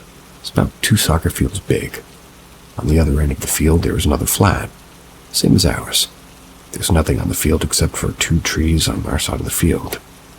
They were standing next to each other about 3 meters, like 10 feet apart. The trees were about maybe 10 or 15 meters, like 32 or 50 feet away from our flat. We could oversee the whole field from our kitchen window, as well as a few blocks of the houses, and at the time, I slept on a mattress on the floor of my mom's room. My baby sister also slept in her crib, but my mom would often not wake up during the nights, so I would do diaper changes and night feeds. My mom was a single mom. One night my mom woke up and she said she wanted to know if I saw what she saw, because she thought it was, she thought maybe she was hallucinating. When I came into the kitchen, it was completely lit up, but from the outside. I looked outside through the window and I saw kind of an oval-shaped fireball just hovering there between the 2 trees. It was about 8 feet above the ground, and the ball was about the same size. My mom said that she'd been watching it for about 10 minutes already, asked me to describe what I saw. This way I wouldn't be influenced by what she thought she was seeing. The oval-shaped core had the brightest light I've ever seen. Can't even describe it. Around the core were the flames and the colors ranging from orange to violet. After about 10 minutes I got into a stage of panic, running to the bathroom and pulling the blanket over my head. Well, I'd seen something I wasn't supposed to. The next day we went in to look for tracks like scorch marks and leftover fireworks. You name it. Found nothing. We also asked people in the neighborhood, and they said it was probably fireworks or lighting from thunder or the sun, and it was none of it. Fireworks don't hover like that without any sound. The sun still has to come up, and it wasn't lighting either. And again, there was no sound, and the sky was clear. Does anybody know what I saw those years ago, or seen a similar thing? I'm dying to know.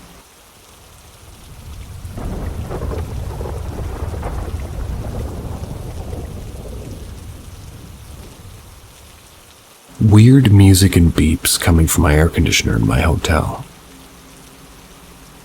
At 9:05 a.m. I've been hearing music from my air conditioning system. Thought this was really weird because, well, Hilton hotels don't really do this from my memory. But this was the first time I was in a Hilton hotel in this town in Wisconsin, so I was really perplexed by it. However, the music stopped at 9:20 a.m., being followed by classical music which mashed into the original music again, ending at 9:26. I had left the bathroom, which I had told my brother, who was sharing the room with me. I was traveling with my family. I asked if he had heard any odd music. He replied with, "No, all I hear is beeping sounds." I was kind of shocked, as I didn't know that there were even beeping sounds since I didn't hear them at all. Could have been that he thought I was talking about the presence, so he probably said that. But I just felt literally off by that.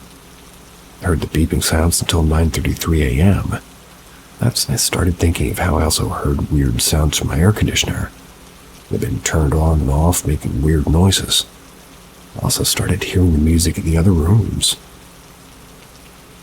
Is this how the hotel wakes up its guests? Well, I'm in the hotel right now, and I still hear the music in other rooms. Been to several Hilton hotels and branches of it. It's just a Hampton Inn hotel, and well, I haven't been to a Hampton Inn hotel in a long time, so maybe they changed policy. But why wouldn't they do that for other Hilton hotels, which I'd been at a few days ago? If you don't believe me, I can give you a video of the audio I took on my phone. I don't know how to do that yet, but please let me know what's happening at my hotel. I don't know, but I like it.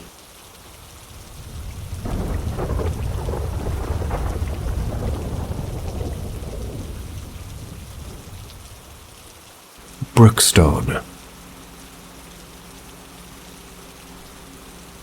I've had a few incidents in my life, but this is much more of a recent one, to which I feel comfortable sharing. To start this off, I need to mention that I lived with my grandparents when I was very little, maybe 2 or 3. This was all the way until I went to boarding school when I was 15, and I'm 18 now. I moved into a new house and a few acres of woods when I was 6. It was a dream. Big yard, built a tree house in the woods, got a dog, good kids in the neighborhood over, and well, everything outside the house was good anyways. We had gotten the house for a steal. It was out in the countryside south of Olympia. I remember in the beginning not being able to sleep in my room, which persisted all the way until I was about 12. That was where I would have to sleep in another room and be guided into me slept into my bed. When I slept, all the lights had to be on. The music had to be playing. I never really understood why, but I knew I must have these things. One day, my grandfather was out of the house, and my grandmother and I were playing some game at the kitchen table. Started to get scared and told her the monster was out. She brushed it off, but I continued starting to cry. I was shaking like that monster was out. The only way to stop it was by turning off all the lights and playing music. Finally, probably out of sheer oddity of the situation and my persistence, she turned on all the lights, but the one in the room, she played my music disc. I should note that the music was a Christian CD. Around this time, I started seeing the eyes on the walls, which would never go away until I left that home. Whenever I would go around a corner, purple or bluish eyes would look at me from the corner. It would always scare me, though, well, eventually I kind of got used to them. Not much happened until I was about 13. At this age, my grandfather had passed the year prior. My grandmother would go get groceries at times. On 2 very distinct occasions, I remember seeing a dark figure the height of my grandmother's bathroom door frame would be standing there watching me.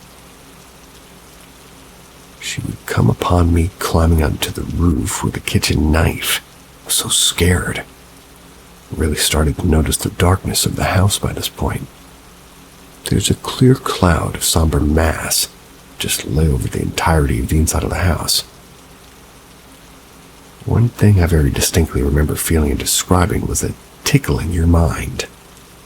Whatever the somber essence was, it felt like it would sit at the edge of your mind, not attacking, not impeding, just observing, and at times getting closer and feeling its way around.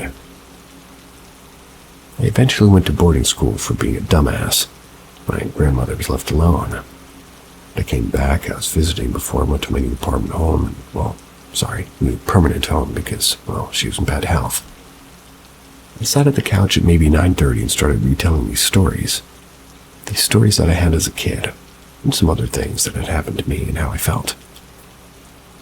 Out of the blue, I felt a chilling feeling, and all the dark shadows that were from the adjacent room seemed to magnify and darken immediately.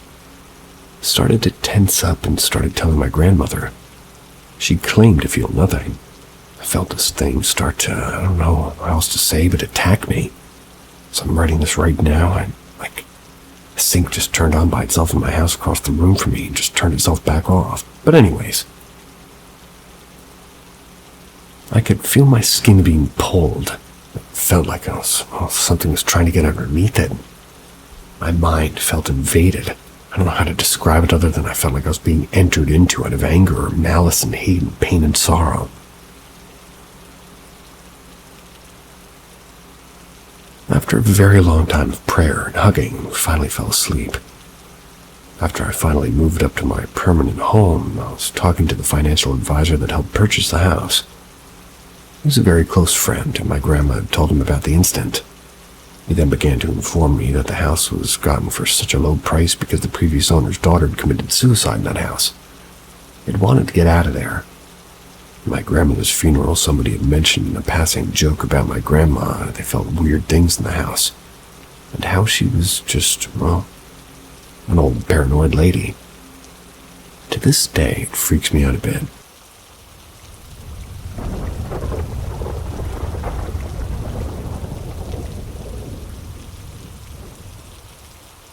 Step into the realm of mystery with Paranormal M. Hit that subscribe button and turn on notifications to keep up with our latest enigmatic stories. We hope you enjoy the ride. My experiences as a skeptic. Those damn apartments. Growing up, I didn't know if it was spirits or ghosts or if they were real. My mind was open to the idea, but I'd never experienced anything to believe it.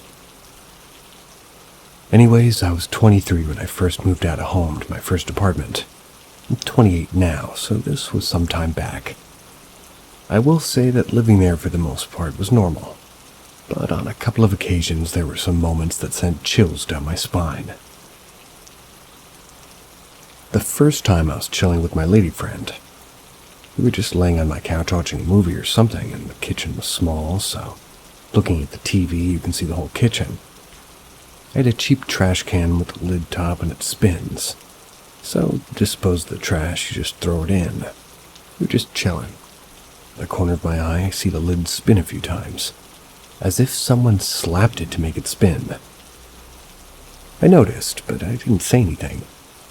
My lady friend asks me like 10 seconds later if I saw that. I was like, holy shit, I wasn't tripping. We investigated the trash and nothing.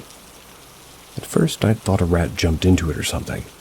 We didn't have a rat problem, but I had no idea what else could have done that. In short, we had no idea what the hell it was. We were quite shook for a while. The second moment made my heart sink. I've never felt that feeling ever since. So my girlfriend would come over and, well, this was after my lady friend. I'm not a cheater. She, among a few other of my friends, always told me my apartment had a bad vibe. Like the energy in there was dark. I didn't think much about it. Anyways, we had these two stuffed animals. We won them at a claw machine in our local arcade. After time of her feeling uneasy, for some reason we both concluded that those stuffed animals just gave off bad vibes. She removed them off the bookshelf and put them in my kitchen cabinet before I left to work, just to put them away for the time being. Keep in mind, I dropped her off at her house. She didn't have a key to the apartment and always double-locked it. Fast forward, we get back from work. Decided to take a nap. I laid on my couch, and the way I was laying, the bookshelf was in front of me a bit to the left side of the wall. At the time, I was having a lot of sleep paralysis, and I still do from time to time, but in hindsight, I did experience a lot of sleep paralysis in that damn apartment. So of course, I'm waking up in sleep paralysis mode. My eyes are open, I'm unable to move. I look and all I see are those two stuffed animals sitting in the exact spot that they were. My thoughts were, what the fuck? How the hell did those things get back on there? It was impossible for those things to get back on that shelf unless they walked their asses back, which is obviously impossible. Or is it? My heart sank into my gut, felt my skin crawl. That feeling of unease just took over my body. After I was finally able to move, I called her and asked if she could put them back before we left the apartment, and she swore up and down that she didn't. She couldn't believe what I was telling her, so we were both in disbelief. So, I disposed of those two stuffed animals in a big trash, and this time I was certain that they would never pop up again. I still consider myself a skeptic, as I never again had any other experience with what I believe was paranormal. But the couple of times I did, it was at those damn apartments. Actually, I had a friend who grew up in them. She told me that they were definitely haunted, and she's seen and heard things there too.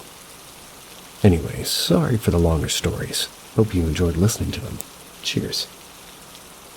Cheers back.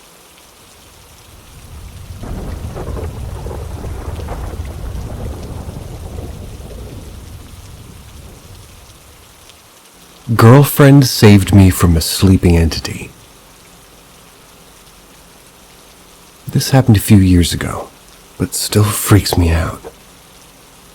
I believe in paranormal stuff, obviously, but I have a healthy skepticism.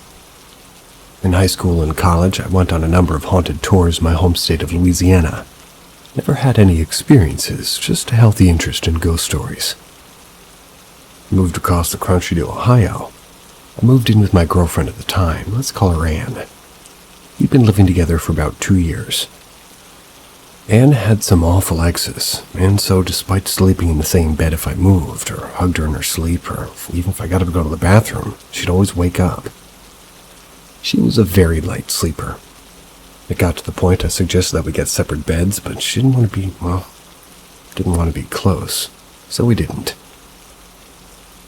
Or she wanted to be close. Another note is I have aphantasia. That's meaning most of the time I don't see stuff when I close my eyes or dream. Sometimes I have a lucid dream, but it's rare. I go to sleep and I dream, and in the dream, I'm in my childhood home sitting on the couch gazing out the window. It's snowing and the snow is piling up in the front patio. That's when my cat Boo appears outside. Boo's been dead for a number of years, but I loved her so fiercely I struggled to get a new pet. Still hadn't got one even then. In the dream, I even knew she was dead. I was moved to tears at seeing her. Jumped up from my seat, rushing to the door to let her in. But just as she came in the door towards me, my girlfriend appeared behind, screaming at me, then ran forward and picked up the cat and threw her forcefully out of the door and slammed it shut. The cat landed in a pile of snow and ran off. But notably, the snow began to rapidly melt in the spot it landed. It was like the cat rapidly melted away as it ran. So I snapped awake. My heart was going a mile a minute, and I know I screamed, but Anne didn't even wake up. Which, only freaked me out more. I shook her awake, but it took me almost a minute, and she was sluggish. Almost like she'd been taking sleeping pills. She slurred her words out before I even said anything about my dream. She rolled over like she was annoyed at me and said, "Ugh, cat, you never invite dead things inside." Then she went to sleep again. When I asked her about it the next day and told her about the dream, she was stunned, but admitted that she'd felt really tired and didn't even know why. She didn't experience the dream, but she didn't seem surprised when I told her about it. Just sort of nodded and said she didn't remember saying that when, she did the night before.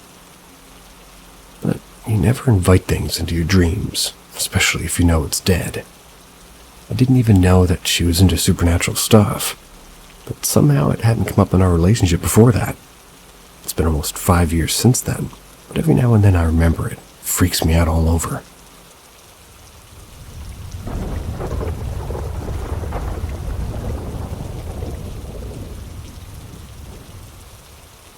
Everyone feels our former home has a presence. To begin with, I don't believe in any of this. But with that said, I'm definitely at the stage. I'm familiar with this stage. Now, the odd thing is about this tale is that we built the home in question. There were no prior occupants. My wife and daughter will firmly state that our entire time living in that home, something was amiss. There were always doors opening and closing, chairs moving. In particular, my office chair made a very distinct sound when rolling across the hardwood floor, which they swear they heard frequently when in the rooms beneath the office. Thought I was home numerous times when I was not. Of particular note, my daughter has a friend who considers herself empathic. She was always at her house. After a year plus of that, she confided that she loved being at her house because we weren't alone there. My wife swears that once we were on way on business and she heard me come home early one morning, stomp about, enter my office, move my chair around. I was pissing her off by not announcing my presence nor responding to her. I stood in the bedroom doorway before turning away. Of course, I was still 2 days from being home. The dog would react to all this, which really set my wife and daughter off. Pretty routine, right? Well, we sold that home 6 years ago, moved to a tourist destination. A few months ago, the mother of the person who bought the house asked my wife if anything odd ever occurred there. She stated that herself, the other mother-in-law, and the owning wife have all had recurring incidents. They all have them convinced of an active but harmless haunting. They state nobody mentioned our experiences to plant that seed in their heads.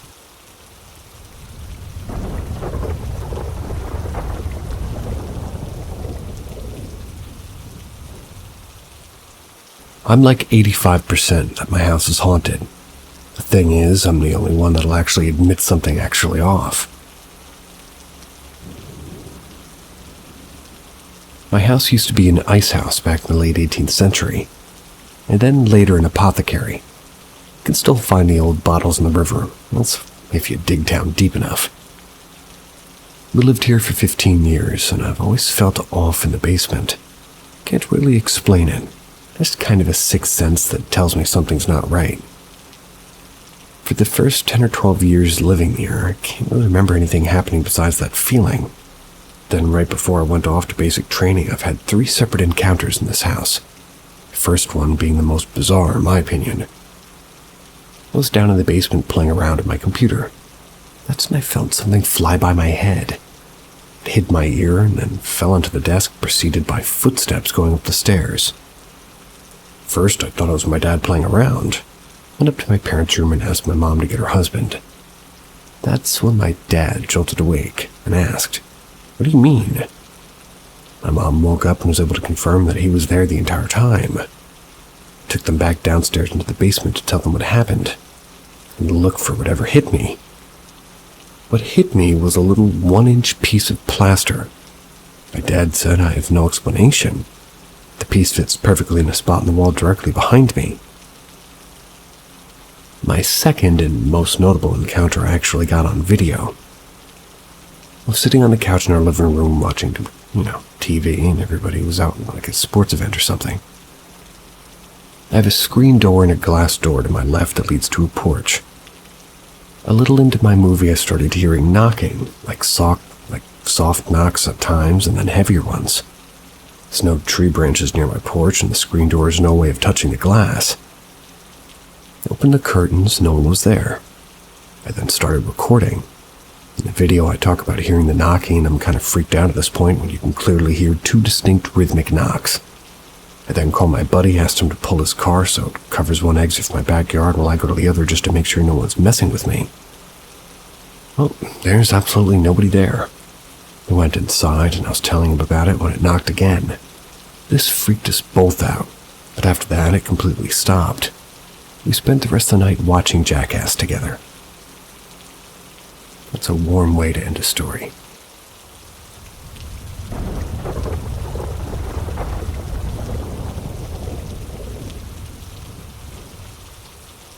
Not a dream. When I was younger, 8 or 9 years old, I lived in a very poor community right next to a cemetery. A neighborhood kid named Desi had become really good friends with us. Sometimes, but was a gang member. Always in trouble with the police and always bullying and fighting everyone. However, since we were next door neighbors, his family knew mine, and I think he was nice to us because he didn't want problems within his circle. Desi was something else. Let me give you a few examples. One time in the middle of spring break at around 10 at night, we had to make a late-night errand. While getting into our vehicles, we saw Desi in the road in front of the house frozen, just standing there with a clown mask on. Didn't even move. I looked out and noticed him 15 to 20 minutes before we left. When we drove off, he was still there staring. He didn't budge. That was one vivid, weird moment I remember him doing. We had an abandoned house on the opposite side of Desi and his family's. And I also remember him inviting me to welcome spirits and demons into the abandoned home. He wrote down some satanic words and poems on a sheet of paper, folded it up, and slid it under the front door, which was locked. The following day, we were having dinner one night. I explained to my family what he had done. They wanted me to stay away from them pretty much completely. Yeah. Although he was the way he was my only friend at the time. So I got upset and started talking back to my mom. Something inside of me that I could explain consumed me. I lashed out, even cursed at my mom. Keep in mind, I've never in my life considered to even talk back to my mom, let alone a curse word. So I ignited a huge argument within the house. My mom started blaming my dad as to why I was being the way I was, and they had a huge argument. They went their separate ways that day. They didn't even talk. We had a bedroom with 2 beds in it where we would all sleep. Me, my mother, brother, Jacob, dad, everybody. So one of the beds was right in front of the doorway in the hall that led to the living room. My mom slept in the bed opposite of the hallway with my brother Jacob, and my dad slept on the living room floor, leaving me alone in the bed in front of the hallway. I was asleep with foggy eyes and felt a weird coldness just consume my body, so much so that it startled me and woke me up. I remember looking at a window or a box fan while opening my eyes, and when I turned over, I saw something I'll never forget in my lifetime. It was a tall being. The head was near the ceiling. That's 8 or 9 feet. From the waist down, it has thin legs resembling that of a goat. Hands were like wings. Face was completely solid black with yellow eyes being the only thing that illuminated the face. It also has hair only around its neck, similar to that of a lion. It just hovered looking over me for a few seconds, and it turned around, stomping, and took off fast-pacing to the living room and immediately jumped back. I couldn't believe what I had seen. I know for a fact what I saw was not human, and wasn't fake. Not a dream, it was real. I remember pinching myself to just make sure I wasn't in a dream, and I was shocked. I was so scared I didn't go back to sleep, and this happened at like 3 or 4 in the morning. I tried slipping into my mom and brother's bed crying scared, and my mom pushed me off the bed and told me to sleep alone because she was upset with me. I tried explaining to her what I saw while crying, and she said, "God is punishing you." Grabbed my arm and put me in the bed alone. Went back to lay with my brother Jacob. I was so scared, didn't even want to look down the hallway for fear I'd see it again. Stared at the window box fan for hours, eagerly awaiting daylight. I was so scared I didn't go to sleep until around 9 or 10 a.m. when we had breakfast. In my head I was questioning myself. I was thinking, am I seeing things? Am I hallucinating? Was I imagining things? And as I'm there thinking, my dad calling me and my brother Jacob out firmly, and they told us, "I don't know who was running in the hall in the middle of the night, but you don't have any business being awake at that time," threatening to ground us if we did it again. It was at this moment I knew that I saw something real. It happened 30 years ago. Never seen anything paranormal or scary since. I remember it so vividly, it always lingers in the back of my mind. Till this day, I will never forget what I saw.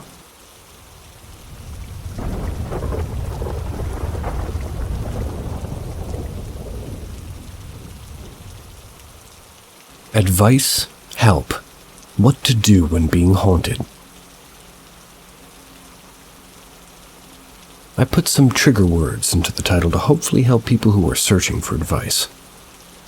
This is just a quick rundown on what I think a lot of people don't understand about what to do to help reduce lifelong or short-term issues with hauntings. I just wanted to write this as a basic guide to understanding and helping those who are facing problems with paranormal entities. First, you have to identify what it is. This might take you to the core of your belief systems. It may shake you, it may break you down, and, well, this alone is not helpful for whatever you're dealing with. You must accept psychologically that your initial worldview might not be the correct one. Could be a trans-dimensional entity. And land energy, like demonic, discombobulated human spirits, even yourself. The most important part, arguably, is how you approach it emotionally. It's, of course, going to be very difficult, next to impossible for most people to approach these happenings with a neutral emotion. The last thing you want to do is to feed it. Depending on the kind of haunting it is, you'll have different degrees of success. I'm approaching this as an American on American soil. America is a very haunted place for several reasons. I can't discuss other lands except to say that they also certainly have their own latent and energies created by a number of possibilities. Land energies can be neutral but potent. They can be created over a long period of human or other habitations, or caused by human magic alone. An extreme case would be a skinwalker curse. You don't stand a chance against true Native American magic. You at best can make it lay low, depending on what it was created by, but it will periodically spring up again. Similarly to some demonic presences, if you don't treat it like a staph infection, you just constantly be clearing and clearing. The issue with this treating demonic and dark presences consistently like a wound is that it will get infected again.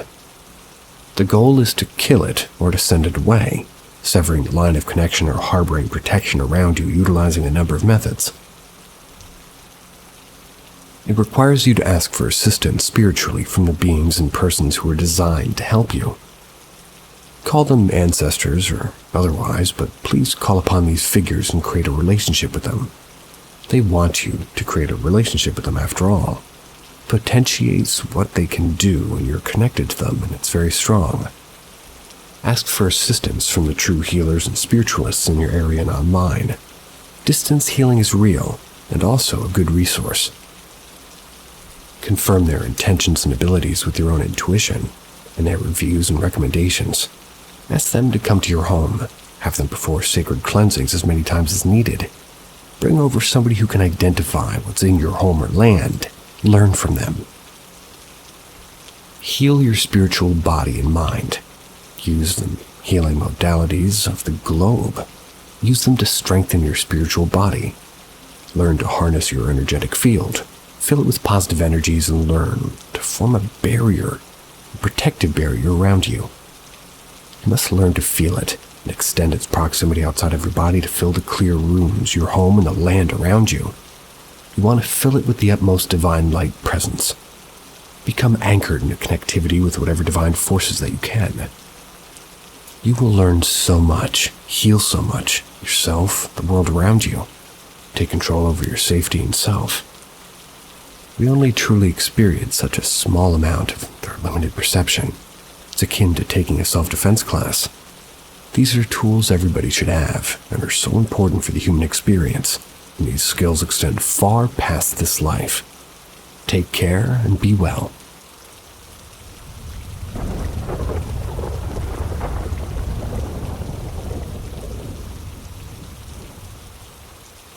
Strange occurrence after a night of paranormal deep diving. To give you a bit of background, I'm a man in my mid-30s. I'm happily married to my wife of almost 3 years, together almost 10 years. We own a nice little duplex in a suburban part of Buffalo, New York, where we live peacefully with their 2 dogs and rent out the other part of the duplex. Our rental unit has been vacant for a couple of months while we continue to update, facelift, fix some things. So as of now, it's just my wife and I in the house with the dogs, of course. We're both pretty open-minded people, but for the most part, haven't really experienced anything that one would call supernatural or paranormal. That being said, I consider myself to be a bit more sensitive than the average person when it comes to energy and vibes, be it with people, animals, or places. Our house is about 100 years old. While we've never experienced anything too crazy, I get the feeling that there's some kind of spiritual presence in the house. I often experience strange smells. And not only that, but I hear unexplained knocks. Generally have a sense that we're not alone. Anyway, this particular experience happened to me just a few nights ago on the very early morning of June 29th. I've been out of work for 2 weeks due to surgery. Because of the pain, either sleeping in our bed or the couch, depending on what's more comfortable. This night I felt the couch to be more comfortable, so that's where I slept. Much of the day prior to that evening, and into the night as well, I spent on my phone, perusing certain subreddits, including this one. and for no other reasons other than finding the topics interesting and having a heightened interest that day for something spooky. While reading through experiences and viewing creepy photos, I had an interesting feeling of wanting something to happen. As I've said, I've never experienced anything in my life that I would call blatantly paranormal or supernatural. But this particular day, that feeling of wanting to experience something took over. Further into the evening, my wife arrived home at around 9 p.m. after working a long day, joined me on the couch while we watched the Netflix documentary. We watched The Devil on Trial. At the end of the documentary, I jokingly made a comment, something to the effect of, so exorcism and all that is all bullshit, which I don't actually believe. I was just making that comment in more of a direct correlation to the fact that the, documentary pointed out Ed and Lorraine Warren as scam artists and took advantage of people. After that, my wife took one of our dogs and went to bed in our bedroom. I stayed on the couch. After my wife retired for the evening, I turned on the show, A Haunting. I did this as background noise, and continued reading various posts of experiences in the subreddit and other similar groups. At around 1 a.m. I turned off the TV, put in my earbuds, sleep mask, put on some binaural beats, which I've been going to bed with for the better part of a year now, as they help me sleep and stay asleep. My other dog lay in the ottoman next to me, with arms outreached, and I lay back slightly upright to sort of ease my stomach pain with my left hand on my dog. Slowly but surely, I doze off. I begin to have a strange dream. Can't remember what it was about, but I remember it was very strange. Not disturbing, I don't think, but just odd and perhaps supernatural in nature, as I often have these types of dreams. At around 3 a.m., I wake up and I've moved from my upright position to a more fetal-like position with my legs twisted and over on the ottoman next to my dog's bottom half. I felt something with my foot, something hard and scratchy. I reach down and pull out from under my foot a small piece of wood. At the time, I must have been half asleep still because I didn't do anything, but the piece of wood on the end table laid back down and I just continued sleeping. That morning I wake up and I sort of forget about the experience until my wife and I happen to be sitting on the same couch. She's on the phone with her mom. I look over at the end table and I show it to my wife. We gotta talk. She makes a confused face and says, "Wait until I'm off the phone." Mind you, I didn't recognize the piece of wood, and my only rational thought was that maybe one of her dogs brought it in from outside. But as practical as that could be, it would be highly unlikely as to them literally never bringing in anything from outside. They're very good boys. Not only are they good boys, but they're clean, they never get into things around the house and never destroy stuff or pick up things they shouldn't. Nevertheless, I asked my wife about the piece of wood. She explains that it looks like a piece of wood from one of her decorative bowls or vases. Sure enough, that's where the wood came from. The piece of wood was also exactly like the others from the decorative vase that sits at the top shelf of an old hutch that's in my wife and that belonged to her great-grandmother. I asked my wife if she put the wood there to mess with me, to which she swears she didn't. My wife doesn't lie, let alone joke about things like that. If she would have done it, she would have admitted to it. The vase is far out of the reach of the dogs, and no one else has been in the house for months besides my wife, myself, and her animals. In conclusion, I'm convinced that this was something sort of paranormal or supernatural. Really can't come up with a logical explanation for it. The question is, after being in our house for almost 5 years, is this the first time something like this has happened? An interesting piece to this is that the hutch on which the vase sits, it's mostly dedicated to her past loved ones. The shelves contain mostly books, and the rest is filled with pictures and sentimental trinkets from our deceased relatives, including my mom, who passed away tragically about a decade ago. My grandpa was very close with, and my wife's grandparents. Was one of our deceased relatives attempting to communicate with me or us? Was it my mom saying hi? Was my grandpa trying to fetch with her dog? Was it some other unearthly presence in the house who didn't like the comment I made about exorcism and they felt the need to prove to me that this stuff is real? Who knows? My wife is definitely more freaked out than I am over this. I'm more interested than anything. Actually, I would like to sleep on the couch again and set up a camera to record in case something else were to happen. What are your thoughts?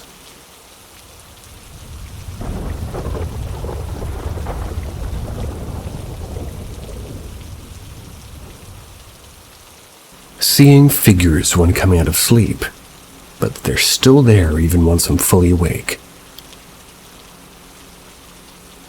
I have a long history of paranormal experiences, but I've never really indulged them as much because I get so scared. The last few months have been having this strange experience where I wake up in the middle of the night and I can see this transparent figure that's moving on the side of the bed where my husband sleeps. Even once I'm fully awake and my eyes have adjusted, it's still there, moving around. It often looks like an arm reaching toward me. I usually freak myself out, turn the other way, and try to pretend it's not there. I've talked to people who astral project, and they've said it could be that, but it also feels like it could be spirit energy of some sort. Any ideas? What should I do? Can't really react much as my husband and baby are always asleep in the room with me when it happens. My whole life I've had paranormal experiences, including a very intense and violent haunting in the old house I rented. And I've seen figures before, but they weren't transparent like this. I've tried to tap into that seeing, but I freak myself out every time. Any advance for learning into paranormal experiences, or rather leaning, instead of just instantly feeling terrified.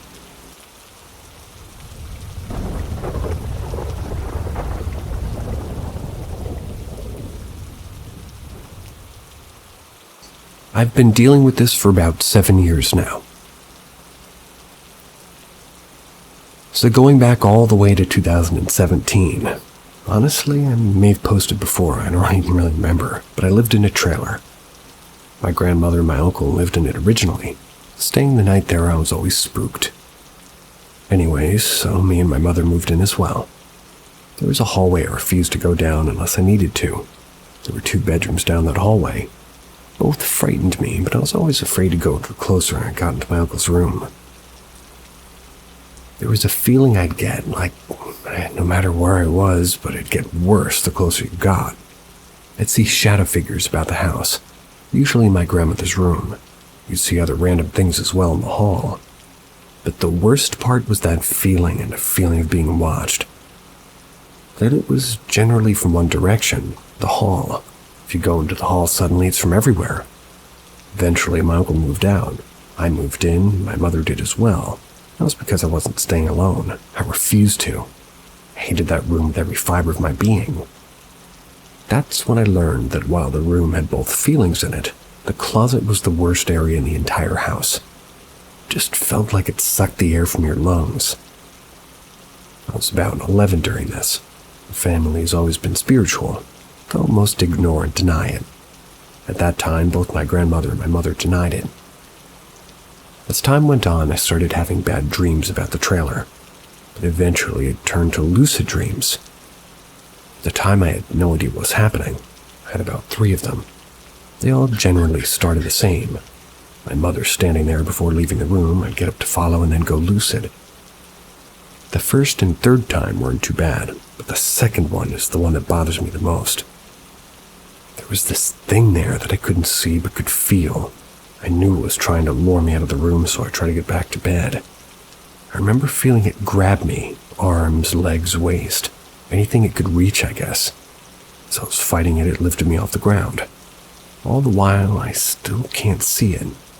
I grabbed the door frame as it brought me into the hallway. I still remember the way it felt.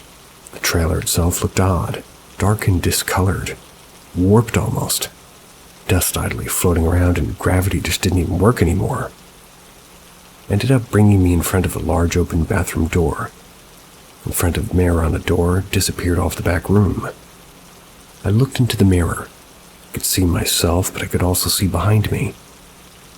Eventually, I got a really bad feeling that if I didn't wake up, something really bad was going to happen when it came back. So I fought to wake myself up. After the third lucid dream, I'd gotten an early birthday present from my great-grandfather, a dream catcher. I put it above my bed, and suddenly no more lucid dreams. Eventually, my mother and I moved out. Time passes and we're now living in a newer trailer.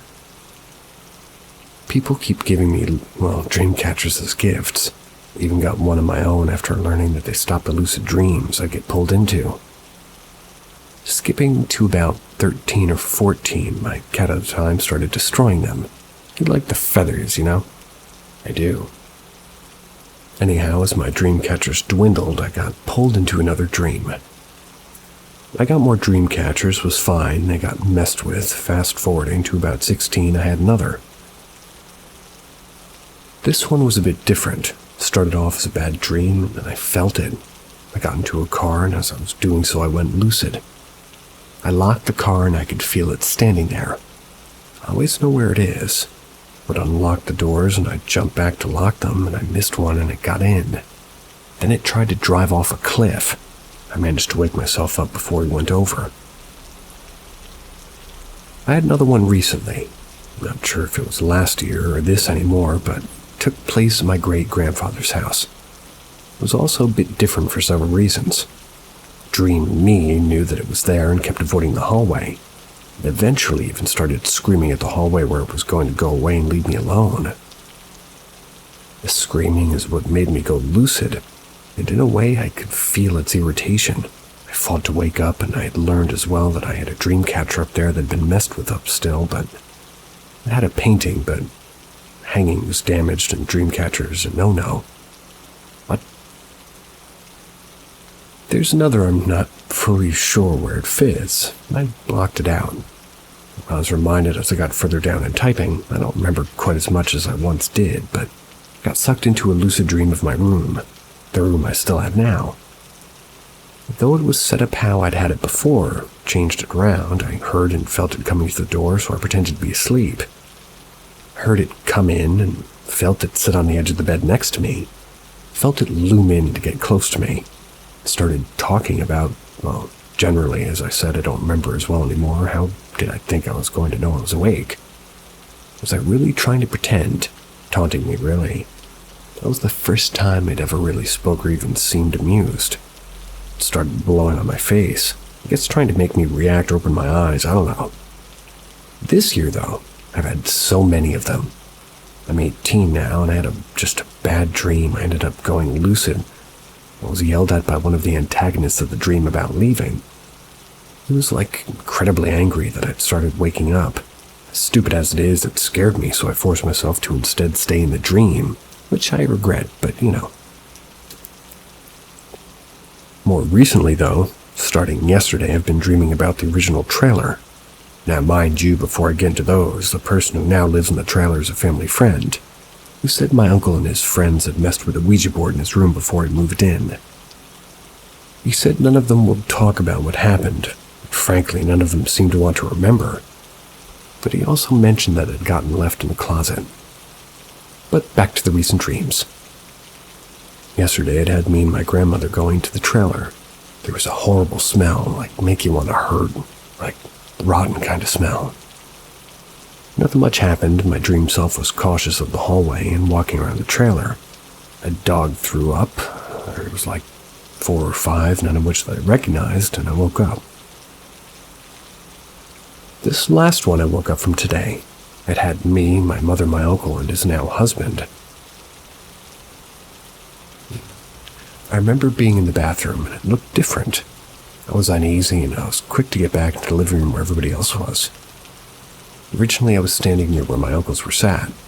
Then these weird chime things started going off, and my dream uncle talked about how it happened, and not to pay attention to it because it was down there, basically. Anybody else slightly confused?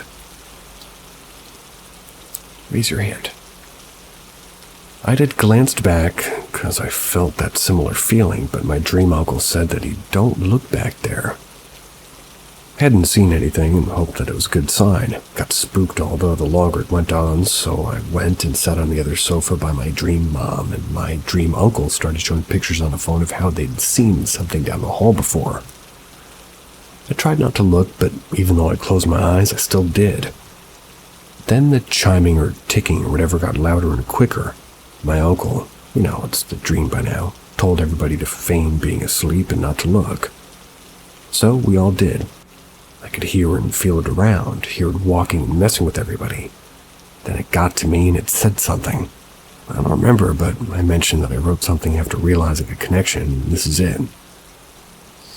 But then it started blowing on my face, like it had before, trying to make me react or open my eyes. I still don't know. I guess I flinched though, and I got angry. The rest of the dream is random and generally had to do with avoiding being found by it. Some folks I know are worried something's attached to me, and it has been since being in that trailer. I feel like it's taunting me or trying to tell me something, or maybe both. Again, I don't know what it is. I won't say it's a demon or anything. I've had a few folks suggest it in the past though. But I do know that it's something. I couldn't help you with that one.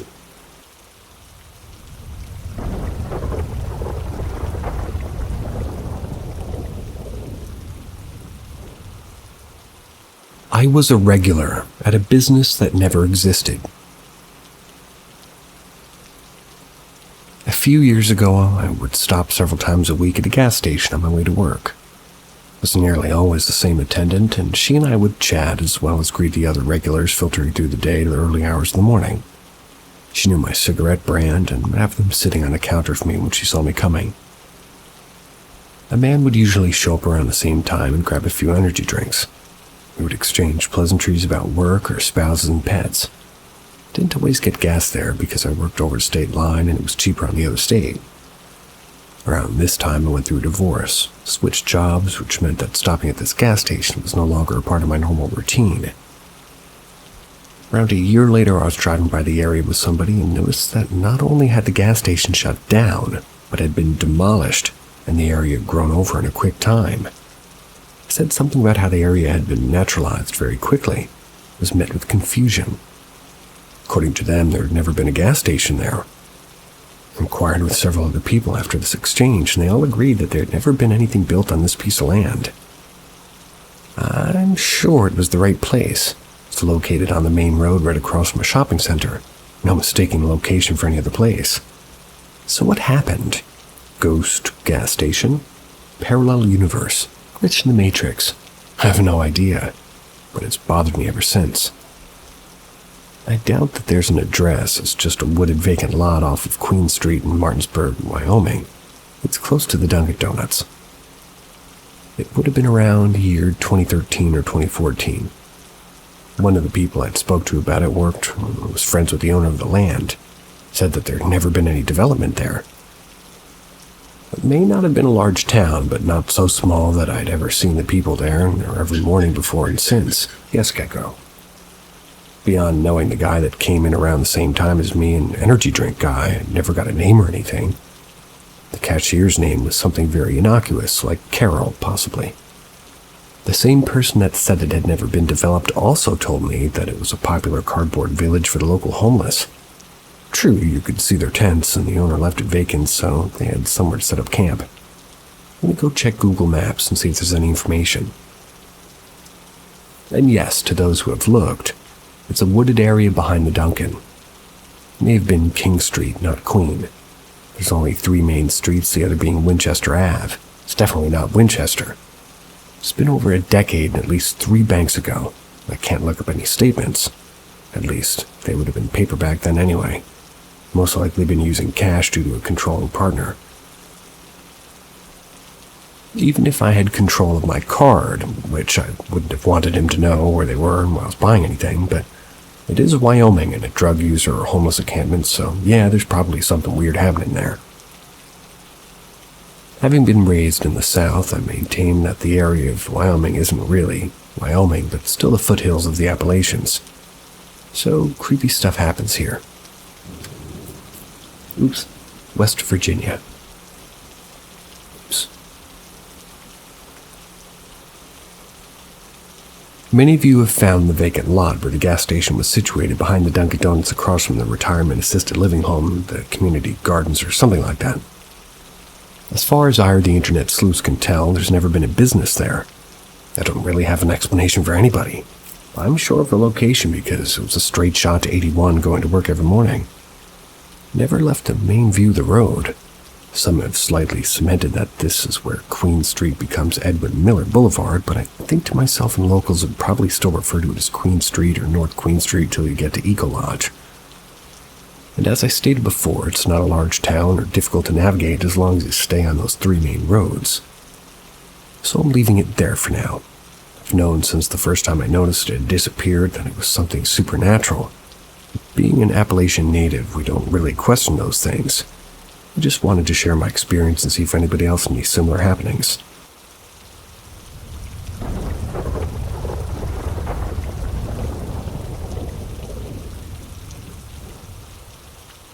There it stands in the car headlights. I've only shared this story with those closest to me, but every time I go back to it, fear twists my gut. I get goosebumps and tears welling up in my eyes. Before I tell you about it, a little background on me. At the time, I'm 40 years old, married with 2 children. I enjoy walking, nature, and the mountains. I take photos when the weather permits. I'm not religious, and I try to hold on to a Cartesian thinking. This evening of August 22nd, 2017, all the indicators are green to go. I go to take photos of the Milky Way in the mountains, hoping to get some nice shots with fir trees or at least trees. At 10 p.m. I throw my gear in my trunk and head up to a village 30 minutes away. Arriving at Bullet, everything's set up, but the weather decides to play a trick on me. The sky is filled with high-altitude clouds. It's not the first time, and after I look at the satellite animations a little further on, the sky seems more cooperative. I take to the road again, heading for La Creux Devant, a well-known geographical place in the region where I live. When I arrive near the parking lot that leads to the path to get there, I'm greeted by numerous flashing lights. Police, fire department, ambulance. Everybody's there. They're at the top of the mountain in the middle of the forest. I'm stopped and questioned about my presence. I explain why I want to go up there. The police explain that the site's not accessible and ask me to leave. I'm getting tired and I decide to go home empty-handed. That's for another time. Shiver runs down my spine. I've been driving through the forest for a few minutes. I then come to a clearing, driving slowly for fear of running over nocturnal animals. And there in my headlights, he's there. The side of the road, it's there. My eyes are riveted to his. I'll only see him for a few seconds in the end, the time it takes to overtake the car, but it feels like an eternity. He's tall, very tall, over 2 meters. He's also very skinny, sickly skinny, and his skin is as white as a full sledge, completely naked. He has a little black hair that's sort of tousled on his head. His arms are crossed over his chest, immense fingers dangling from the tips of his hands. He's covered in blood everywhere. He follows me with his eyes staring into mine. I'm overcome by primal fear. My whole body's screaming at me to flee, to get away as fast as I can. It's as if my survival instincts are begging me to get as far away from here as possible. By reflex, I mash the gas pedal and drive at breakneck speed to reach the edge of the lake and leave this forest that oppresses me. I keep looking to the rearview mirror, unaware of the danger I'm exposing myself to by driving at this speed. The tears of fear streaming down my face are absolutely uncontrollable. I'm terrified to the core, like a 5-year-old whose lights have gone out in the cellar. When I finally reach the edge of the lake, I pull over to the side of the road and try to regain my composure. Clinging to reality and rationality that's always built my life like a lifeline, I feel like I'm going mad. Thinking that maybe somebody had a car accident and was in distress, and I didn't stop to help. I hate myself for having reacted badly, for having been overwhelmed by unreasonable fear, so I call the police. I'm still breathing hard. Tell them who I am, that I haven't been drinking or taking drugs, and that they'll probably think I'm crazy. But no, they're benevolent and listen to me all the way. Finally get home, and my fear explodes into my belly. This look never leaving me. It's just piercing me again. Tell them what happened to me, and I start crying again. 2 hours later, at 3 a.m., the police ring my doorbell. There's 3 of them. They're obviously taking this very seriously. They asked me for more details about the time and place. Luckily, I know the place perfectly well. I gave them the GPS coordinates of what happened. The next day, where I was heading, made 2 headlines in the local papers. 2 people had died there in the middle of the night in a micro-light accident. Or a micro-light accident. With no news from the police after several days, I contacted them and also learned that a carcass had also been found several kilometers away with no one at the wheel. But I'd done the right thing by not stopping. Never hear the end of it. I'm now 47. I've been back there many times, day and night. It's a place I love. I've always found it hard to believe in the supernatural, even though I'm convinced that many things go beyond our understanding of the world and shatter our certainties.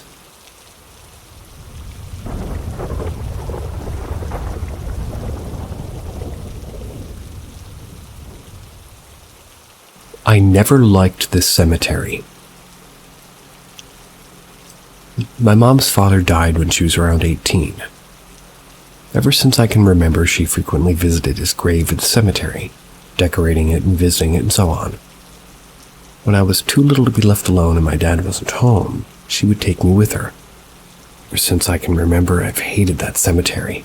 Being there always made me anxious, scared, and gave me bad vibes, whatever you want to call it. I'd always refused to get out of the car at first, until inevitably being alone sitting in the car got too scary, so I'd get out. The grave isn't far from where you'd park your car in the pathway thing, so I could get out and join my mom easily. Because of this, there's a tree nearby between the graves and the road. Getting out of the car always made the feeling worse. Even if I was going with my mom, I couldn't wait to go home. This went on for years, till a few years ago. I was around 16, I believe. My mom told me a story that literally made my jaw drop.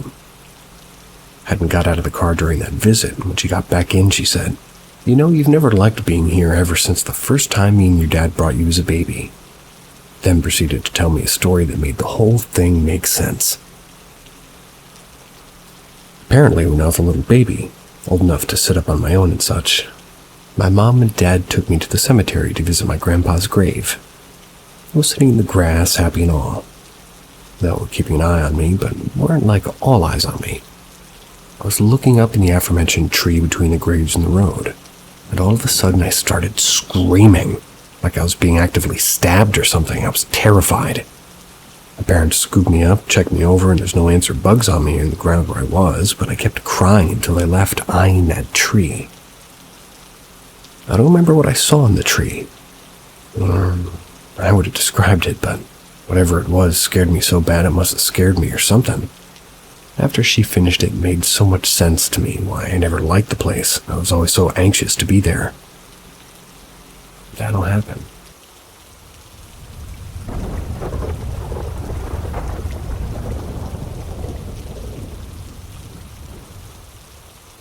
My friend's nephew got possessed. This happened when I was 16, staying with my best friend at an old plantation house. That's in Inverness.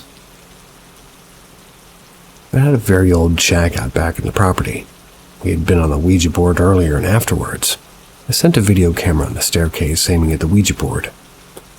After watching the recording, we noticed orbs coming out in the back into the Ouija board. Didn't even know about the orbs at the time, just thought it was cool. Didn't realize that we captured something very interesting. Really wish I still had that tape. But later that night at around 3 a.m., my friend's nephew, who's about 3 at that time, came out of his room walking in a daze. We asked him what he was doing. He didn't answer. So we asked again, but he said his name. He looks at us and says, "Izza, not Nicholas. My name is Samuel. I live out back in the slave house." This was not Nicholas's voice. He had never heard somebody speak in that slang. He then turned around, went back to his room, and went to sleep. Asked my friend if Nicholas had ever spoken like that, and he just slowly shook his head. We were freaked out, but not scared. Nothing ever felt benevolent. 42 now, starting to realize that my life is on a downward spiral to death. Honestly scares me. Just want to be with my family and friends again after this life. When I start to doubt myself about it, I remind myself about what I experienced that night. It hasn't been religion or anything like that makes me believe there's something after. It was that experience that night. I know what I experienced, and I know that somebody entered back into our reality for just a couple of minutes. So they had to be somewhere else. That's what makes me feel comfortable when thinking about death. I don't know if that would do it for me.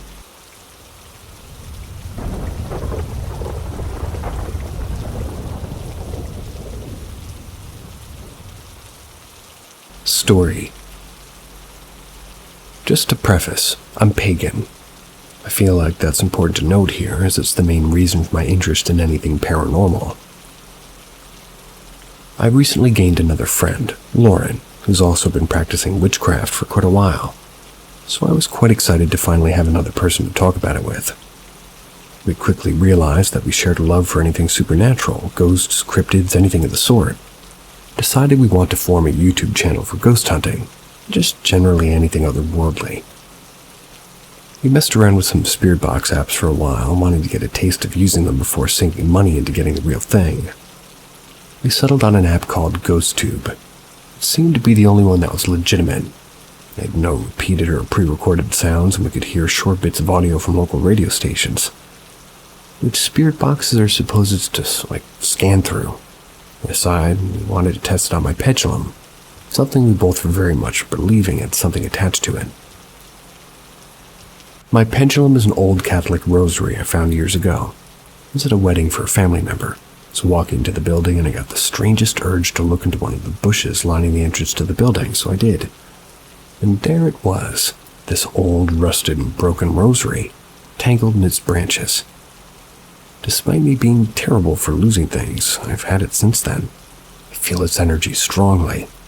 Cannot make myself get rid of it. Other friends feel extremely overwhelmed or made uncomfortable by it, but won't want to hold it. Well, they don't want to hold it. When used as a pendulum, it gives negative answers to anybody besides me. We were sitting in another friend's living room when we finally decided to try and speak to whatever entity was clearly possessing my pendulum. And for once the spirit box was completely silent. Besides the faint sound of static, nothing else was coming through. We had used the spirit box a couple of times before this. It had never been silent before now. There was always something coming through. I suggested that since the rosary was seemingly attached to me, they should try leaving the room and have me talk to it alone. They agreed. As soon as the door closed behind them, the spirit box immediately burst to life with non-stop noise. Couldn't make out a lot of it, as there were sounds overlapping each other, and it was a bit overwhelming. Finally, it went silent for a moment before saying emotional. I asked if it was talking to me or about me. It responded in the clearest voice I'd ever heard come through the box. No, not you. It was coherent and drawn out enough that it couldn't have been a clip of sounds from the box skimming through stations. I immediately called my friends back in and they walked in, with Lauren asking what it had said. As soon as they set foot back into the room, the spirit box loudly says, "Them." We all look at it in shock, and even more so for them when I explained what it had said before they walked in. After that, it went back to being silent. I didn't really feel upset, mostly just surprised. Despite that, I suddenly had tears rolling down my cheeks and turned cold to the touch. I know that sounds like some silly horror movie trope, but it happened. It was ice cold despite us being in a warm room in the summer with no AC. My friend Lauren wanted to go next, so my other friend and I left the room. For a few minutes, she frantically called us back in, clearly very unnerved. According to her, the spirit box wasn't really answering her until she mentioned me, to which the spirit box responded, "Ivy?" which is my name. She then asked for its name, and it started saying very slowly in an almost robotic way, "My name is," before being cut off by a female voice laughing, which is when she called us back in. It had all been a male voice leading up to this, which is why it was so odd. She said the voice absolutely felt malicious. She felt a chill go down her spine when it laughed. We all sat around attempting to speak to the female spirit, asking it why it laughed or if it could tell us its name. It said nothing until I said, "Well, you were certainly speaking fine when you were trying to scare my friend." I guess this got its attention as it then laughed again and then told me to shut up. We kind of laughed over this a bit, and it was finally my last friend's turn to go. When she was in the room alone, she essentially could barely get out a word out without, like, the spirit box was just telling her to shut up. She was trying to talk to the female spirit, but the male one was the only one responding. First, we thought it might have been malicious, but looking back, we think it might have been trying to stop her from speaking to the female entity. I tried by myself again, asked if the female spirit would tell me anything about itself. The only response I got was finally the woman's voice, and it loudly sighed before saying, "I'm over it." That was the last thing that was said.